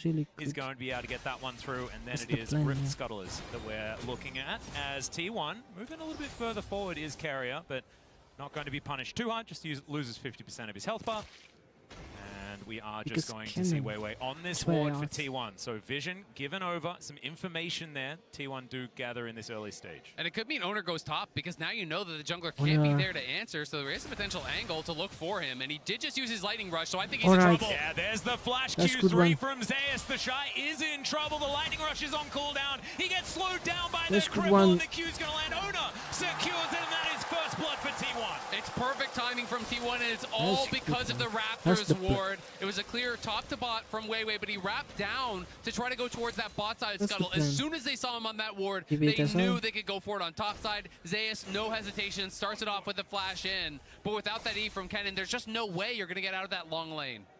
And we will see if On Weiwei our is able to mid maybe now. make a play towards bot Oh, side as he Owner missed. making his way over to If mid. you- Yeah, it's going to safeguard forward there. It's Faker dashes in, Oh. and Xiaohu will survive. Faker just barely managing Oh, to that walk doesn't away. help. As now they come That's- in. oh, the that's grand good entrance carrier. phenomenal from Carrier. We'll see whether he can survive. Ah. The piercing arrow will do Ignite it. and then Weibo the getting arrow. even out the scoreline. Light knocks him down. That was a big kill for them on the bot side. They need something to rally around, and perhaps it is Light in this potentially final game. Tell you what, that was a pretty cool looking grand entrance though. And I gotta say, Weibo, again, to me, he is the guy that makes it happen. I think he's been the player that has really impressed me the most here on Weibo. He keeps It's trying to make happening. these plays, and it's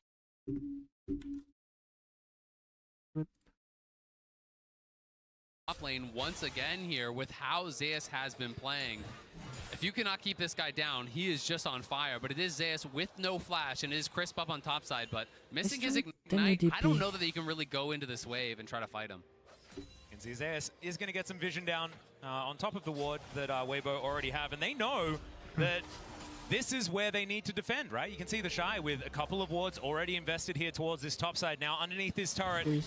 Zeus finding these little cues. And then Magical Journey, Weiwei's- definitely a possibility, and Weiwei wants to take it with Crisp Alright. here. Let's see whether they can get an angle. 3 They're versus coming. 1. He does Jules. try and get out. There's the World Ender. There's no flash. He's trying to avoid all of this CC, and it's not going to work. There's the kill for Weiwei. really good communication there for Weibo. They know that Zeus wants to try and get the wave in, so the Shy is setting himself up as juicy bait, and Weibo Zeus need- takes it. But the question is, how much do you lose bot side? Because we play. talked about Light as the hope in this game. Light now is going to be fully zoned off the With wave. They lose this, the Dragon as well because there was so much time spent topside. They're going to Not lose at least 1 plate bot, maybe 2, and likely most of, if not all of this wave, because he's totally One zoned plate. off until Crisp arrives. So, One Dragon. yes, they do get a kill on top side, but T1 are taking a lot down here on bot as well. And it's not going to be a Cloud Soul this time around, gentlemen. It is going to be Cloud Drake coming up second, so we will get a different Soul. We'll see what that is going to be a little bit later on. Zeus comes back up towards this top side, about 20 CS down. So the top lane that Weibo have been focusing on is kind of working out, but like you're talking about, so much is going to hinge around Light. Does still have a CS advantage. That bottom side certainly is somewhere that T1 can play through. And this is also where the early kill in Light, I think, makes a really big difference. Because the fact that he was able to get that kill means that even with him having to give up some of his laning lead and Gumayushi picking up a plate, That's the still player. going to be in a great position. Guman Carrier, though, Gonna play. taking control as we do have Weiwei here again. Yeah, Control Second. Ward has come in, of course. Wait Chris for the can make players these tunnels. first to finish first. And so they are a little bit closer than you might otherwise expect, but no, not going to pull the trigger on anything, understanding that T1 have full information of what's going on. Exactly. They knew they've been spotted. They're not sure where Owner is on the map right now, so it would be a risky play if Owner is shadowing them. He is level 6, so Weiwei just going to keep his farm up as much as he possibly can and re-clear that bot side jungle. But Faker, time and time again, has just been pushing out, moving into the enemy jungle, getting a ward down, and now pulls the wave to push towards him. So that entire wave is going to be denied from Xiaohu as it comes in towards Faker, and that's going to even out a lot of the CS in that mid lane. We can also see that Owner is in that area as well, so setting up for a potential gank. You can see Crisp going to come up, try and make sure that this mid lane is going to be sorted out. And with this wave pretty prepped, this is going to be a very satisfying queue. Oh, Faker doesn't even let us see it. He just wants to deny even Oh, more they're CS if he going mid. can, and now Zeus cheating down. They're trying to get vision There's on where vision. Weiwei is, and they know he's not going to be in the topside jungle. Owner is there, Zeus is there, Carry is there as well, so they can now move up and potentially start up this Rift Herald because they Playing do have top lane Prio. now. And And Zeus now back towards his top side with Owner in tow. Don't think Wanting this to is get a gonna little be bit a of kill. revenge. And even though First Blood came in, the Shy still has a CS The Shy advantage. can Lightning ult. Rush to get him out of there as Owner just mini-stun. Alright, That that's is the going ult. to be the execution, but the ultimate As is going I to be said, there from he the can Shy. escape After with the their flash, he ult. will survive, and now it's Weiwei's turn. And Can Weiwei's he coming. actually get this one as Owner? About 50%. The Oh, safeguard to this try is and get bad out for the T1. wall, but the knock-up, it's still there, and Crisp comes in for the It's scary, yeah. kill. They get some knock-ups. Zeus will survive, but not Scotland? the least in. Meanwhile, on the bottom side of the map, the Blade Caller not quite there for Gumayusi. Picture in picture, as you can see, and Faker looking for a little bit more. He connects the I don't think backflip, it's gonna be a or kill. the shuriken of the backflip. And I should isn't say going to be able to gonna find be too able much to more. shoot So, right with Weibo their should be ult. able to get themselves this Rift Herald. Really important moment here, because with Belva, if you want to get those early heralds, it's the Shy Maybe this is actually Weibo's turning it around game. this time, staying alive for long enough for reinforcements to come in. Owner and Zeus don't actually get to 100 to 0, and that is the Herald going over to Weiwei. Whoa. Yeah, Light just Light? staying his ground. And when you do have the lethal tempo Varus, have to be a little bit scared if you are Gumayusi. So he's going to be going back, but still, just a trade of ghosts in the end. Very close stuff. I mean, both of them had committed their ults in that previous exchange where Guma was chasing him down in that bot lane.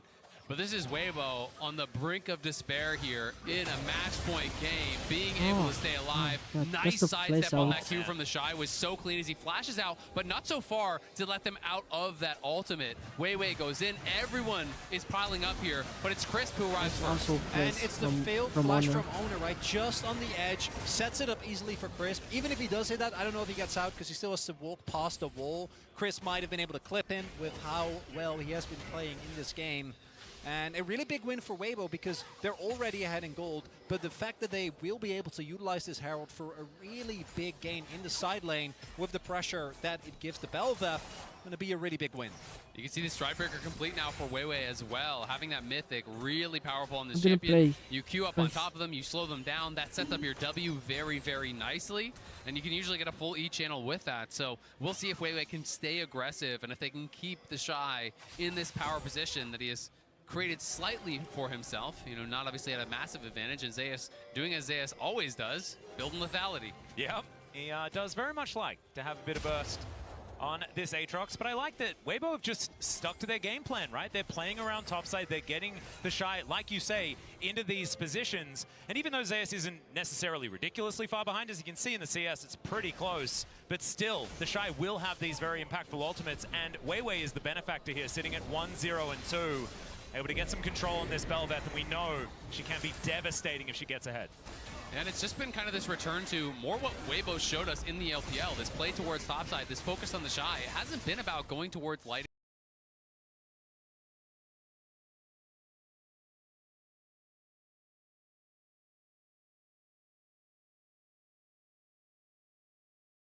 Crisp, and potentially that is because Guma and Keria are so hard to attack in a lot of these situations.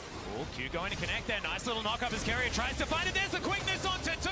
The kick gets the knock-up onto Xiaohu. The Empress Divide only gets Owner, but that will get him out. But Weiwei's not going to be so lucky. The Shy got in here, and now he might be in trouble. He breaks the chains, but is he still going to be able to get out? Gumayusi decides he wants to fight Light towards the bottom side. That was the right call. Zeus grabs the double kill, and Weibo lose out on the fight. And while the laning setup is there this time around for Weibo, their early game looking a lot better. The skirmishes, they're still not able to make work, although teleport coming in. Yeah, teleport from this top side of the river. Xiaohu coming in, looking for the opportunity, doesn't have the ultimate.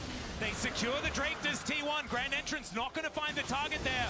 On to Crisp as the Tempered Fate comes in. Faker trying to play Bouncer to keep his team alive. And the ultimate... Ah, what do I miss? Sorry. Coming into this fight, it felt like, but T1 just preempt the play. They press the go button, they find that engage, and they push Weibo out of there. And it's Keria and Owner grouping up and starting this off. And initially you see Weibo wanting to try and look for something here, but Keria with his charm buys so much time, and then the moment that Faker hits that E on Weiwei, his fate is sealed, flashes over the wall just to die to Zeus, actually giving him the reset. And then this is the point where already as Weibo, you have this incredibly strong like level 6 calm with the Shy, with your ultimate, and they just don't get to use it. Yeah, and that's just T1 really understanding their position in this game. they find the opportunity, they force the engage. That's one of the really powerful things you can do against comps like Kennen comps, where you just get on this guy, you put him under pressure, you force him to use his ultimate in a situation that he doesn't want, just almost defensively, as they were able to there. And it just means that Weibo now losing that second dragon. This one's going to be an Ocean Soul available, which would be pretty devastating, I think, for their chances. It would mean that the Shy is not going to be able to play through sides at all.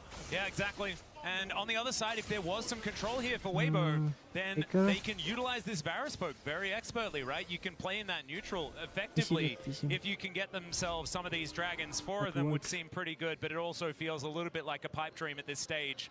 You have a look at the gold though, 300 still in advantage of Weibo. No first turret to go down just yet as the plates fall. Not too many of them going over, but we're having a look at the amount of Drakes that have been stacked, and the fact that T1 once again have a bit of control on this map, I think, is the problem.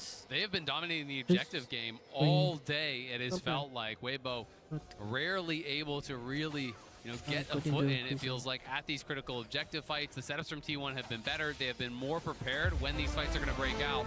And you can see in the MasterCard lane economy snapshot, once again, Zeus now is ahead. And that is going to be so tough for the Shy, because you really are dependent upon these early game leads that you build up as a Kennen to be able to play through sides later on.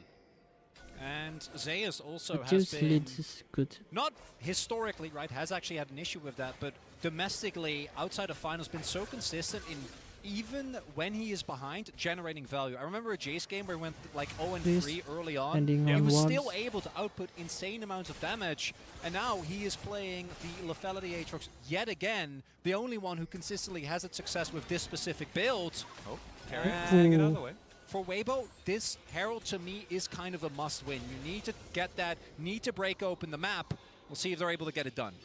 And Weibo are going to have to count on their carries. Xiaohu, Light in a good spot here. Xiaohu has been able to make it happen at many international tournaments. 3 MSI titles for this guy, but Worlds thus far has not been as much about him as it has the others. And maybe this is the time now that he can step up on this Azir, on this comfort pick. Maybe can make that big play that can claw this series back for Weibo, because T1 are coming and they're looking for a fight. Yeah, they're seeing what they can do here as Faker moving into fog of war. Potential teleport angle here as Light. I don't think you're going to be able to get through that way, but still, Weibo with the Shy on the flank angle. He has flash available, and now the teleport comes in behind him. Faker wanting to find his angle in. They don't get the knock-up. A little bit of mistiming there from Weiwei, as the Rift Herald is going to reset. Just stay there. She heads back into the pit, and Weibo going to have to start over. But still, Light could never actually move from mid lane over, because these wards are actually covering his move through the river. He can't actually get over there. He would get engaged on by Keria. He knew it. He read the play, but Weibo can't commit to the Herald without their AD carry being able to join. At the very least, that Weibo do force Faker his TP, doesn't get to just push to his heart's content towards that bot side of the map. See if they want to continue trying to contest there, because it looks like T1 not really that interested in the Herald themselves, but very interested in ensuring that Weibo don't pick it up and looking for a fight angle if they do try to commit to it. You can understand it. Of course, Belveth does quite like securing those Heralds. Crown now complete. Xiaohu moving towards his Nash's Tooth. Not necessarily the most damage, but will have a lot of consistent impact in a lot of these fights as well.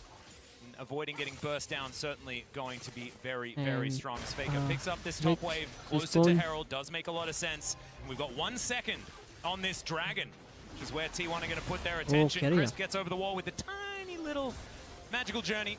It's going to work out, though. Yeah, they are going to be able to have the inside track on this Dragon. Faker was up on the top side, has no TP, so he has to run down. Xiaohu is pushed in bot.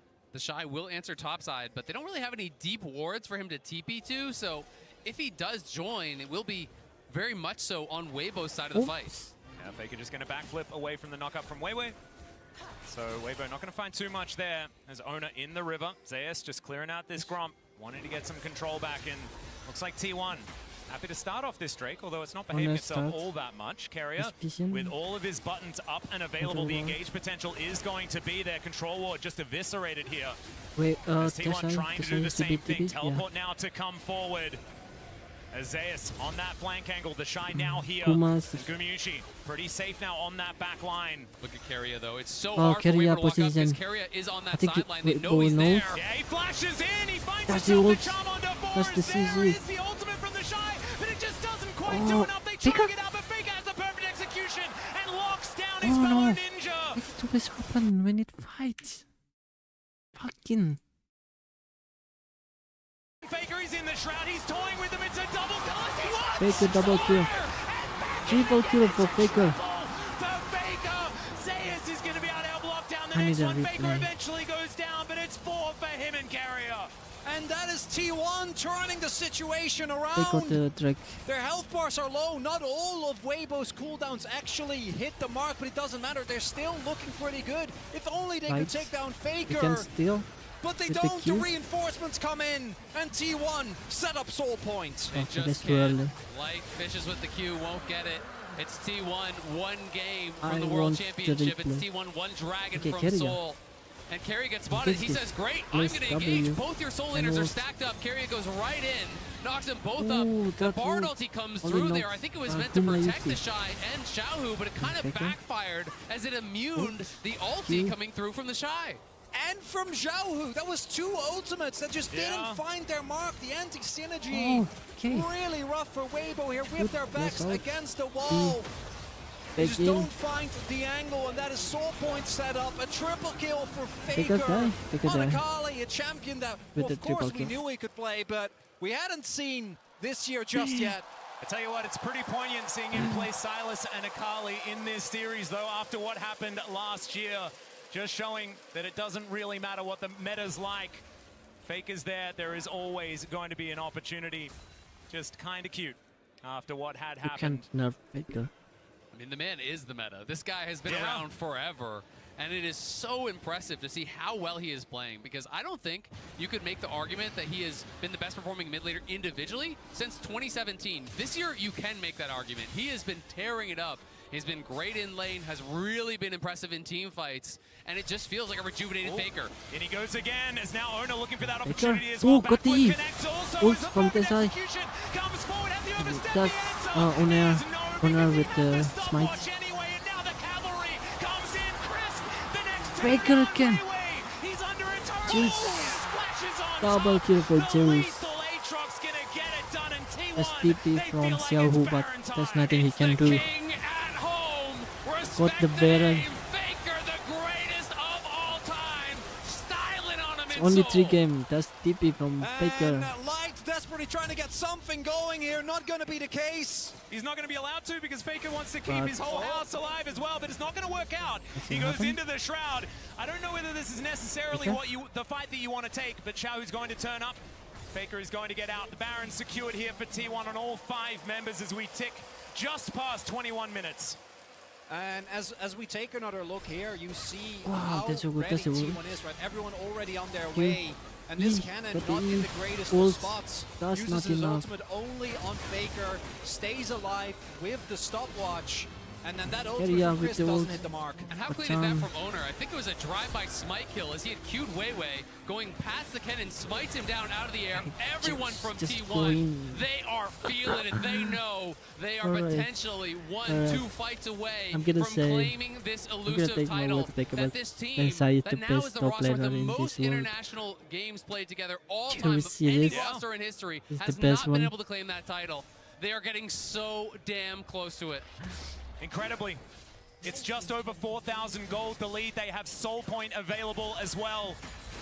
And Carrier showing absolute mastery on this Rakan as well. This is something that he has been extraordinarily feared on. And this was, in fact, when we were touting Gumayusi and Carrier as the greatest bottom lane Oh, in the world, it was when they were playing champions like this. It's when they were flexing the meta so incredibly much. But Carrier's engages, always absolutely fantastic. We'll see whether he can utilize those alongside this extraordinary play that we've already seen from Zeus and Owner in the previous games, and especially Faker here in this one.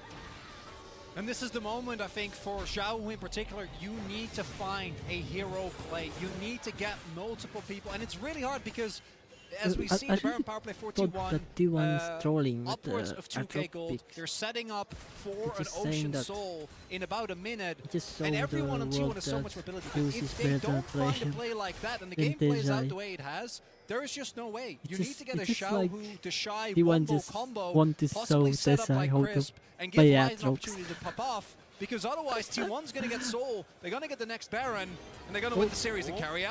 Gonna get knocked up here as Owner comes on over. He's here to protect his support. The quickness ties them all up, and Xiaohu going to be the next target. He finds two with the Emperor's Divide, but Crisp just evaporates. Wei going to suffer the same fate as Zeus is on the warpath line. Able to sidestep, finds the Chains of Corruption, but there's not enough damage. Xiaohu decent flash to try and get himself out, but he's not out of the woods yet. As Faker tidies up that kill, and they are just so far ahead.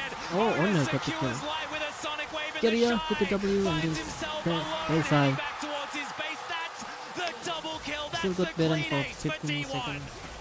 And T1, Weibo tried. They know You they can have to get the contest this in-hit dragon. turret They have to contest and the in-hit. the soul.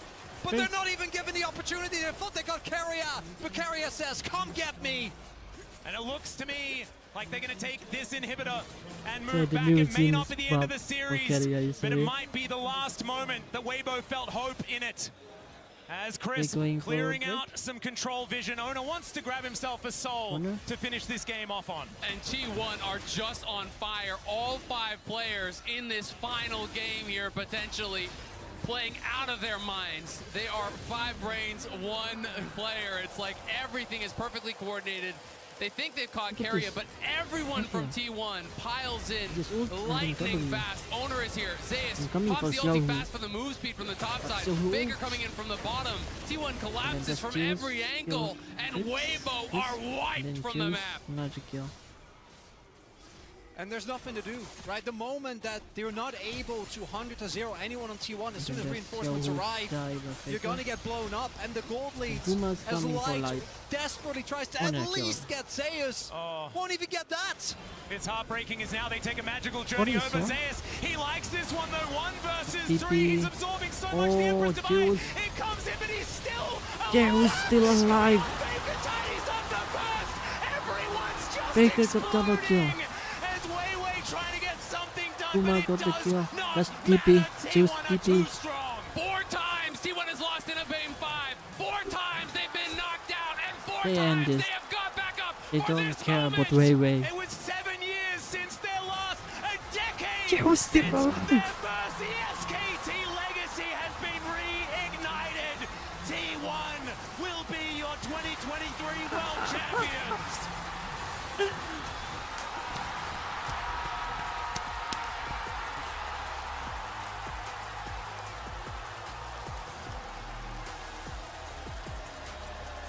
This is how you play It Asrock. took them James 2 Jones.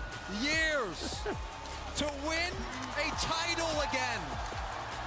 Spring I really 2021, want this roster came 5 up, games to be they honest. stumped the Because I LCK, really not playing they good. stumped the playoffs, and then at MSI we started to see the cracks. And then last year at Worlds it felt like they'd been able to recuperate from all that, but it wasn't the case. It took them 1 more year to take the lessons that they'd learned in 2022. And so many had doubts after what had happened in the summer split. But you can see that joy on this team. And you can see the devastation on the side of Weibo as they look on. T1, they must feel like this is a long time coming. They had to work so incredibly hard to get here to this stage. And how much sweeter that victory has to be after time and time and time again. This T1 roster tasted the bitter defeat. They were the ones on the receiving end of these losses. It started to feel like they might never be able to do it. You can see as we head towards the trophy ceremony presented by Mercedes-Benz. Oh, the Summoners Cup, beautiful, Faker. crafted by Tiffany and Co. T1 finally hoisting it with the new name. SKT was their name when they had the first 3, and now this team that so many adore will finally hoist the Summoners Cup.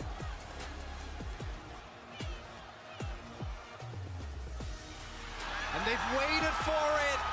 Last year, the story wasn't about them. But this year it is.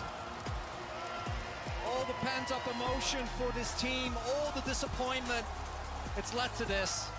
And what an incredible run. with 4 LPL teams remaining, T1 were the last team from any other region, let alone the LCK. They took down BLG 2-0. They swept LNG. They crumbled JDG's Golden Road.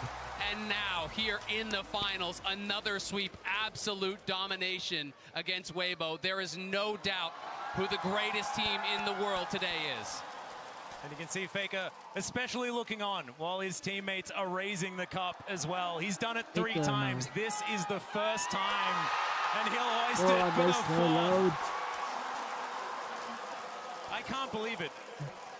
The GOAT has bookended his first decade with 3 zeros over the LPL. But let's recap this incredible Worlds run by your world champion, Hometown T1. heroes T1 are defending the honor of the LCK. They had a very shaky summer, 9-9. But it is still T1. It is still the number 2 seed from the LCK. But here's Summit just by himself, finds himself a kid. The Magnus Storm on 3. It's gigantic, and Summit's going all out to just roll over the top of TL. T1 are going to take the first game of Swiss.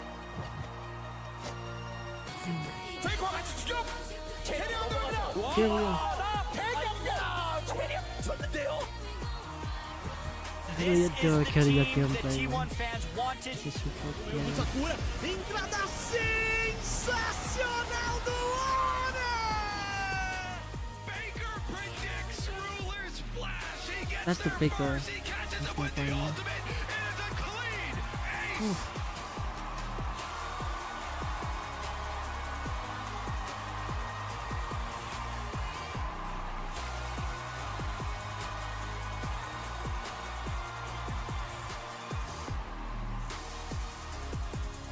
'오랫동안 수많은 팀의 상승과 하락을 지켜봤습니다.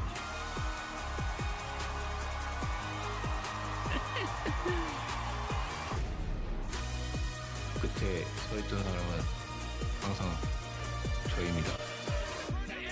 But Zeus has found 2 with the ultimate light. Goes down so low, but isn't going to survive. Weiwei trying to get himself out of there, and the Shy is given up on. Remember, they don't have a turret here. The Charm is going to split them. Carrier tries to get it to Wisp. He goes forward and then just explodes, and then Ona thinks that that's his moment. It's a double again.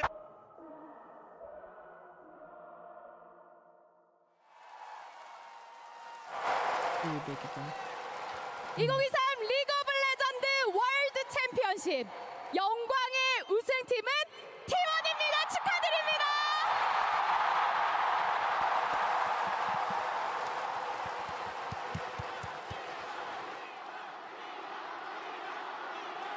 I wonder what's gonna happen if T1 lose. I mean, look at this. This is so loud. Everyone cheering for T1. 자, T1 팀의 우승을 기념할 메르세데스 벤츠 트로피 세레머니는요. 리그 오브 레전드 e스포츠 글로벌 총괄을 맡고 계시는 나즈 알레하타 총괄님, 라이엇 게임즈 딜런 자대자 CEO님, 라이엇 게임즈 존 니덤님, e스포츠 사장님과 함께하도록 하겠습니다. 큰 박수로 환영해 주시기 바랍니다. Thank you so much, Heiji. T1, congratulations, our 2023 League of Legends World Champions. Your journey has been exceptional. Your legacy is forever cemented, and you have given the world peak League of Legends. We are so honored to present you with the Summoners Cup and the 2023 championship rings.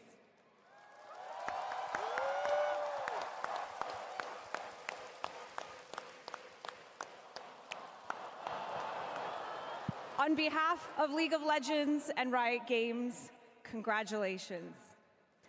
I also would like to take a moment to thank the cities of Seoul and Busan for sharing their home with us this last month. Korea is the birthplace of esports, and you have delivered an unforgettable world. 감사합니다. Oh, this takes Please join us in congratulating your champions, T1.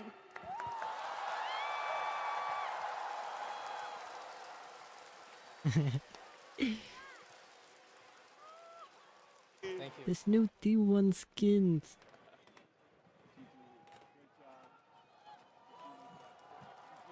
I think Keria gonna take the Renata skin. No. 네, 영광의 순간입니다. 자, 여러분, 월즈 2023 챔피언 T1을 다시 한번 큰 박수로 맞아주시기 바랍니다.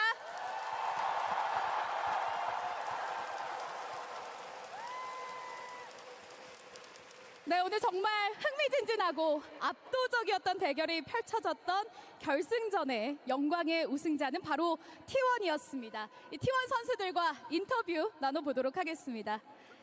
자, Translation. 그렇다면 the winner 먼저 제우스 interview. 선수와 인터뷰 나눠보도록 하겠습니다. Top laner Zeus.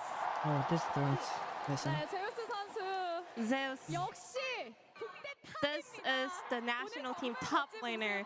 You were performing out of your mind today. How do Zeus you really feel right playing now? so good in this series. 작년부터 올해까지 되게 많은 일들이 We Didn't had stop a lot them, of ups and downs. We had this so side. many hardships starting from last year, but I think this moment at Worlds repays everything. I thought I would be crying, but I'm not actually in tears. 예상할 수 있어서 그렇지 않았을까 조심스레 짐작을 해봅니다. 오늘 더샤이를 Today, 상대로 함께 your lane opponent was the Shy. How was it? 되게 긴장도 I was 많이 하고 quite nervous. You know, I was pretty much worried as well. 또 이렇게 But 많은 경기 이렇게 많은 팬분들 앞에서 안 떨고 the moment I 잘한 것 started 같아서 playing in front of so many fans here, I was not able to feel nervous. I was actually very confident, so I was able to pull off a decent performance. Thank you so much. 이어서 이제 월즈 우승까지 Zeus, you won the gold medal at the Asian Games, and now you're a world champion. What is your plan or goal as a League of Legends professional player? 앞으로의 연도를 봤을 때 I mean, I can say I achieved a lot of achievements this year, but at the same time, all the other players will step it up starting next year. So I want to say I want to enjoy the moment of being the best top laner until the end of this year, and I will keep grinding. 내일은 또 다시 도전자의 마음으로 돌아간다고 하는 겸손한 제우스 선수였습니다. 승리 진심으로 Once again, congratulations. 네, 이어서 Now 오너 let's hear 선수와 from 인터뷰 T1's 나눠보겠습니다. jungle owner. Oh no. 네, 오너 선수 그토록 원하던 첫 Finally, 우승을 거머쥐게 됐습니다. 소감 You managed to win your first Worlds title. How do you feel? Over the course of 3 years, you know, it was not easy. You know, I was going through a lot of ups and downs, but in the end, I was able to lift up the trophy. It feels amazing. I really, really wanted to win Worlds with the 5 players on T1's roster, and in the end, we made it. I don't know how things will turn out next year, but it just means a lot that we managed to win the Worlds trophy in the end, all together as a team. 이뤄낸 A great 성과입니다. accomplishment by Zeus, Owner, Faker, Gumayusi, and Kyria in the end. Owner, starting from quarterfinals, you guys were the last hope of the LCK. Did you feel extra burdened? Not really. You know, it was happening in Korea, and also all the other teams are really strong and talented anyway. So I was not worried about our opponents. I just tried my best to enjoy every moment, and because of that, we were able to get such a great outcome today. 즐기는 마음으로 이렇게 월즈를 치러주셨기 때문에 좋은 결과 있었던 것 같습니다. 오너 선수 이번 월즈에서 정말 멋진 Owner. 말을 많이 보여주셨는데요. 지금의 How would 기분을 you like to describe how you feel right now? Your interviews left so many great quotes. 일단은 뭐 인터뷰에서 많이 말했듯이 그냥 I mentioned this multiple times in previous interviews. 일단 제일 예쁜 꽃이 여기서 You know, today we were able to finally bloom the prettiest, the most beautiful flower. 가장 아름다운 T1 꽃이 여기 활짝 피었습니다. 승리 진심으로 After multiple setbacks and hardships, T1 finally bloomed at the best moment possible. Now let's hear from the mid laner of T1, the Faker, the unkillable Demon King. Unkillable Demon 또 King. 써내려갔습니다. Faker, you wrote another history, 4 times champion. How do you feel? 기분 좋고요. 네, 저는 Feels great. 무엇보다도 이렇게 많은 분들이 Plus, 있는 앞에서 경기를 할 수 I'm 있었다는 just 것 자체가 happy 너무 that I got to 감사하고 play in 사실 front of such a 승리는 저는 big 그렇게 audience. 중요하지 않아요. 그냥 who we are playing up against doesn't matter. I'm always really grateful that I can perform on stage.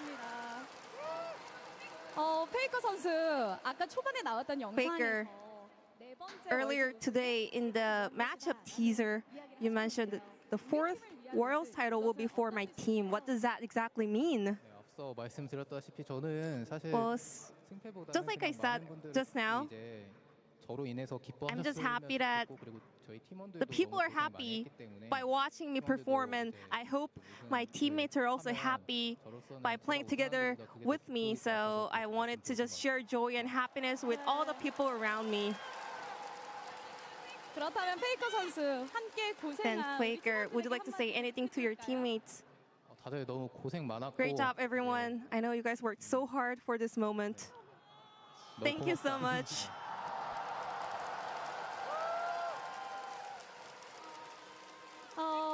페이커 선수 사실 이번 월드 Faker, 정말 엄청난 또 퍼포먼스를 보여주면서 다시 한번 리빙 you 레전드 have proven yourself as a living legend by popping off in every game possible.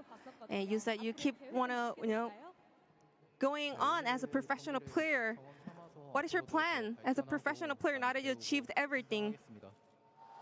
Still, I learned so much from this matchup as well. So I just want to become a better and greater player. Lastly, anything you want to say to the fans?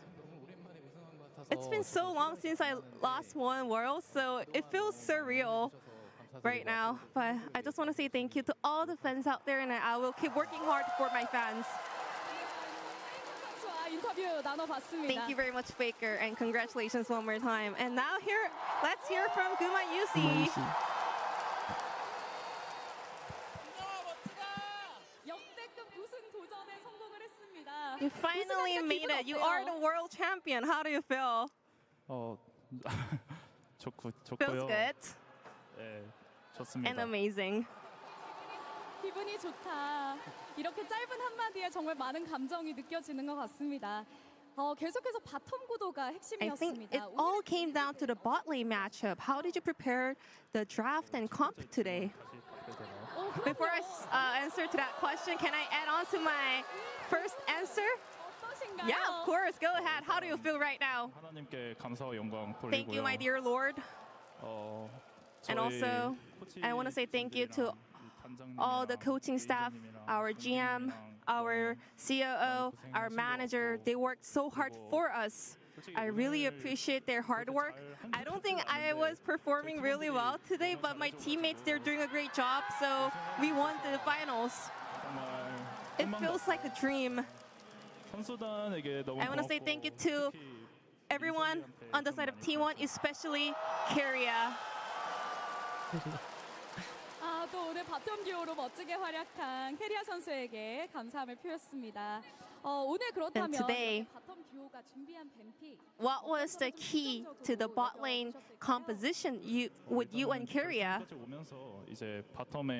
I think we kind of showed everything we can do throughout our competition at Worlds. So we knew what we're going to do and also what potentially the opponents are going to do. So we were going through a lot of potential matchups, and we were like, let's take this and let's kind of like deal with this picks if they take it. And you also mentioned that by seeing all the LCK and T1 fans doing good stuff to make T1 win Worlds, you were also happy and could tell how desperate your fans are. Anything you want to say to them? So it was not easy. I know we ended up being a runner-up for like 5-6 times. Sometimes we even ended up on 3rd place. I know our fans were really thirsty and desperate for this moment, but I want to say thank you so much for your continuous support. Now, let's hear from Keria, the support player on the side of T1. Congratulations on winning World Championship. Keria, you finally met New Jeans, and you finally won Worlds. How do you feel? 일단 유진 씨도 봐서 좋고. I'm happy that I got to see New Jeans. I'm happy that I won Worlds. Right now, it feels unreal. I feel like I'm over the clouds. I feel like I'm dreaming.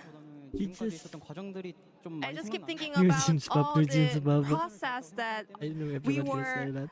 working hard for this moment. You know, I'm really happy, but also I'm just feeling nostalgic about the 3 years that we spent together for this moment. T1입니다. 캐리어 선수 오늘 정말 Carrier. 월드를 치르면서 가장 만족스럽다라고 느끼셨던 부분이 있으실까요? What do you think went well today, or maybe what was the favorite moment of Worlds this year? 잘 I 준비했다고 think 생각해서 our preparations were really on point in quarters and semifinals, and because of that, we made it to the finals. Today, gameplay-wise, I'm not really happy, but my teammates were popping off. I can hear the crowds are saying no. I really appreciate that. 선수분들과 이제 감독 코치님들이 All the players, all the coaching staff were working hard in order to achieve this moment. So I am really happy and grateful. 내년을 바라봐야 할 텐데요. 앞으로의 계획. Carrier, what is your plan heading into next year? Now that you're a world champion. All my teammates were, speaking some fancy words, so I'm gonna follow them. I'm just gonna, enjoy this moment for about a couple of days, and then I'm gonna get back to the grind. I always have to keep working hard, so I wish I can keep on showcasing the best performance and best result possible to my fans. 진심으로 축하드립니다. 이어서 톰 임재영 감독 대행님과도 인터뷰 나눠보겠습니다. Now let's hear from Tom, the interim head coach for T1. 감독 대행으로서 월드 첫 우승입니다. 소감이 남다르실 것 같은데 How do you feel winning Worlds as an interim head coach, the first year leading T1? 우여곡절이 많았는데 This year was not easy, but in the end, it's a happy ending. Just after So the ceremony. right now, it feels just surreal and amazing. 사실 감독님이 고생 정말 많으셨잖아요. I can tell, you and your coaching staff were working so hard because the drafting was the key point with you and Weibo. What did you focus on the most? 또 상대가 양대인 We were, Weibo also had Danny. So we wanted to make sure that we can kind of be more 준비했던 것 같습니다. thoroughly prepared for the matchup and compositions and draftings. 진심으로 축하드립니다. 이어서 코치님과도 인터뷰 나눠보도록 하겠습니다. Moving on to Roach, 네, coach on the side of T1. Congratulations, Roach. 네. 월드 우승을 함께한 소감 여쭤봐야겠죠? How do you feel at the moment? 선수를 할 때나 이 팀에 When I was performing as a professional player or when I just joined T1 as a coach, I really wanted to, be standing here once in a lifetime, and I finally made it.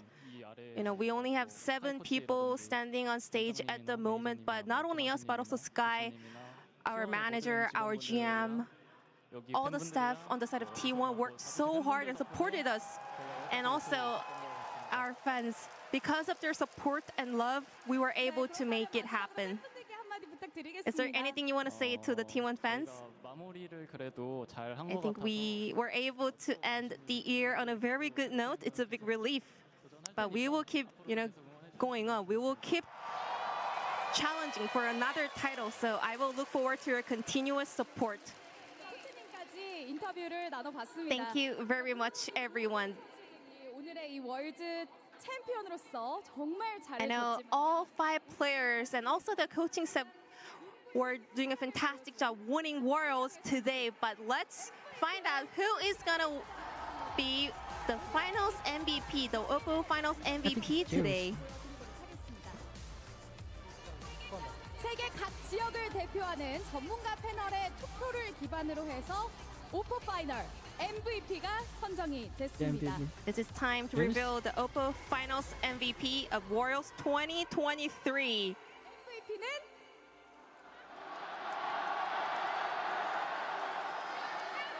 Yes, It's going to be Zeus on Yes, the top that's lane. us. Congratulations. he's really doing good. He shut down Tesai in 3 minutes.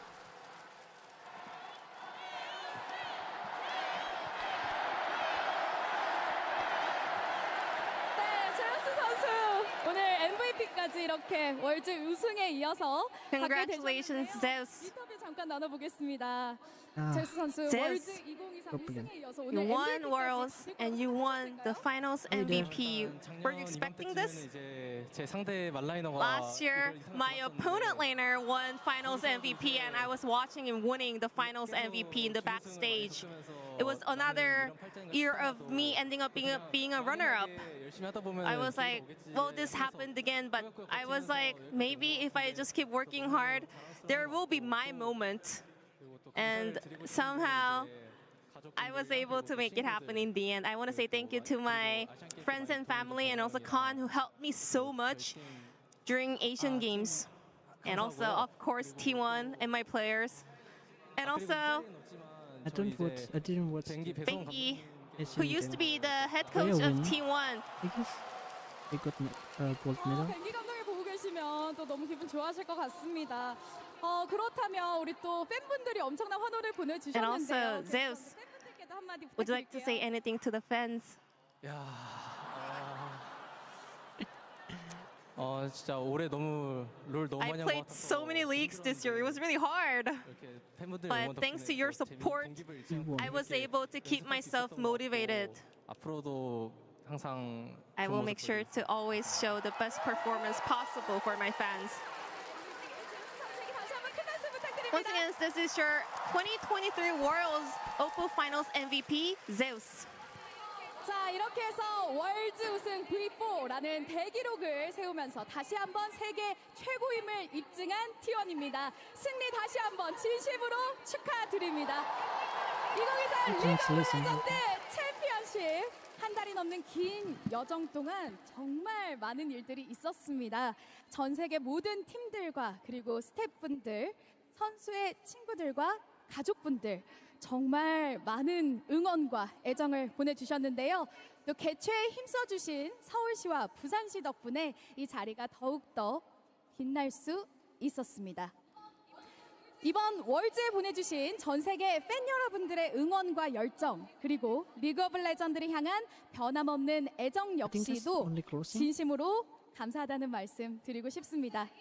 자, 이제 2023 리그 오브 레전드 월드 챔피언 T1 팀의 트로피 세레머니와 함께 여기서 인사드리겠습니다.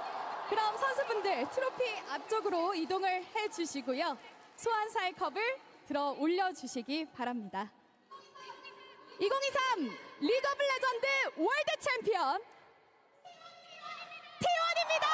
큰 박수 부탁드립니다.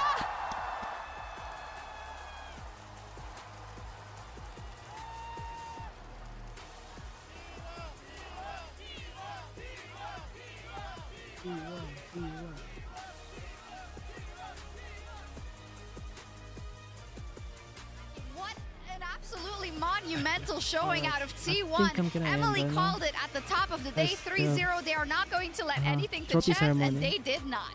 Out of all the predictions I made, I think this is the only one that was actually After they get back correct to in question terms of and game score. And but no, like I can't stress enough just how awesome it's been to watch this team. I really fell in love with them in 2022 spring when they were just absolutely dominating in LCK, and watching them for so long kind of go to these international finals, fall just short, especially after, again, this split. I cannot stress enough how much criticism players like Owner and Zeus were getting from the community, and how, honestly, like, poorly they looked for a lot of their condition throughout summer. Money shot. When Faker was out with an injury. It's so amazing and cathartic to see this moment for this team. That's what makes it so much sweeter, that they did drop and have to pick themselves back up again. We called it the grind, the glory for this year, and I think they've deserved it. We saw Faker there, of course, with the trophy, and just, 10 years ago, he did it for the first time. The trophy isn't getting any lighter, but the crown isn't getting any lighter either. Yeah, I mean, absolutely insane to see from Faker, and the fact that as well they get to do it in such a dominant fashion. They matched two of the most dominant runs we've ever seen in the World Playoffs. Samsung Galaxy in 2017 and SKT from 2015, matching their own run right the way back many, many years ago. It's such an impressive feat to see what T1 have become at the World Championship.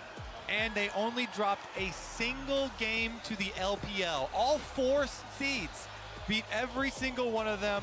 Only 1 game dropped. Absolute perfection. It's fantastic. I And to think I'm do gonna it right end right here in Korea, we didn't really mention it thank that you so much, much but for clicking you know, the South stream. Korea is one of the reasons And why esports congratulations to is what it T1 is. As we for see, winning Puma, Worlds who has a whole 2023. family of people that are And great at I think I'm gaming not and a gonna live stream StarCraft legend for also. after this.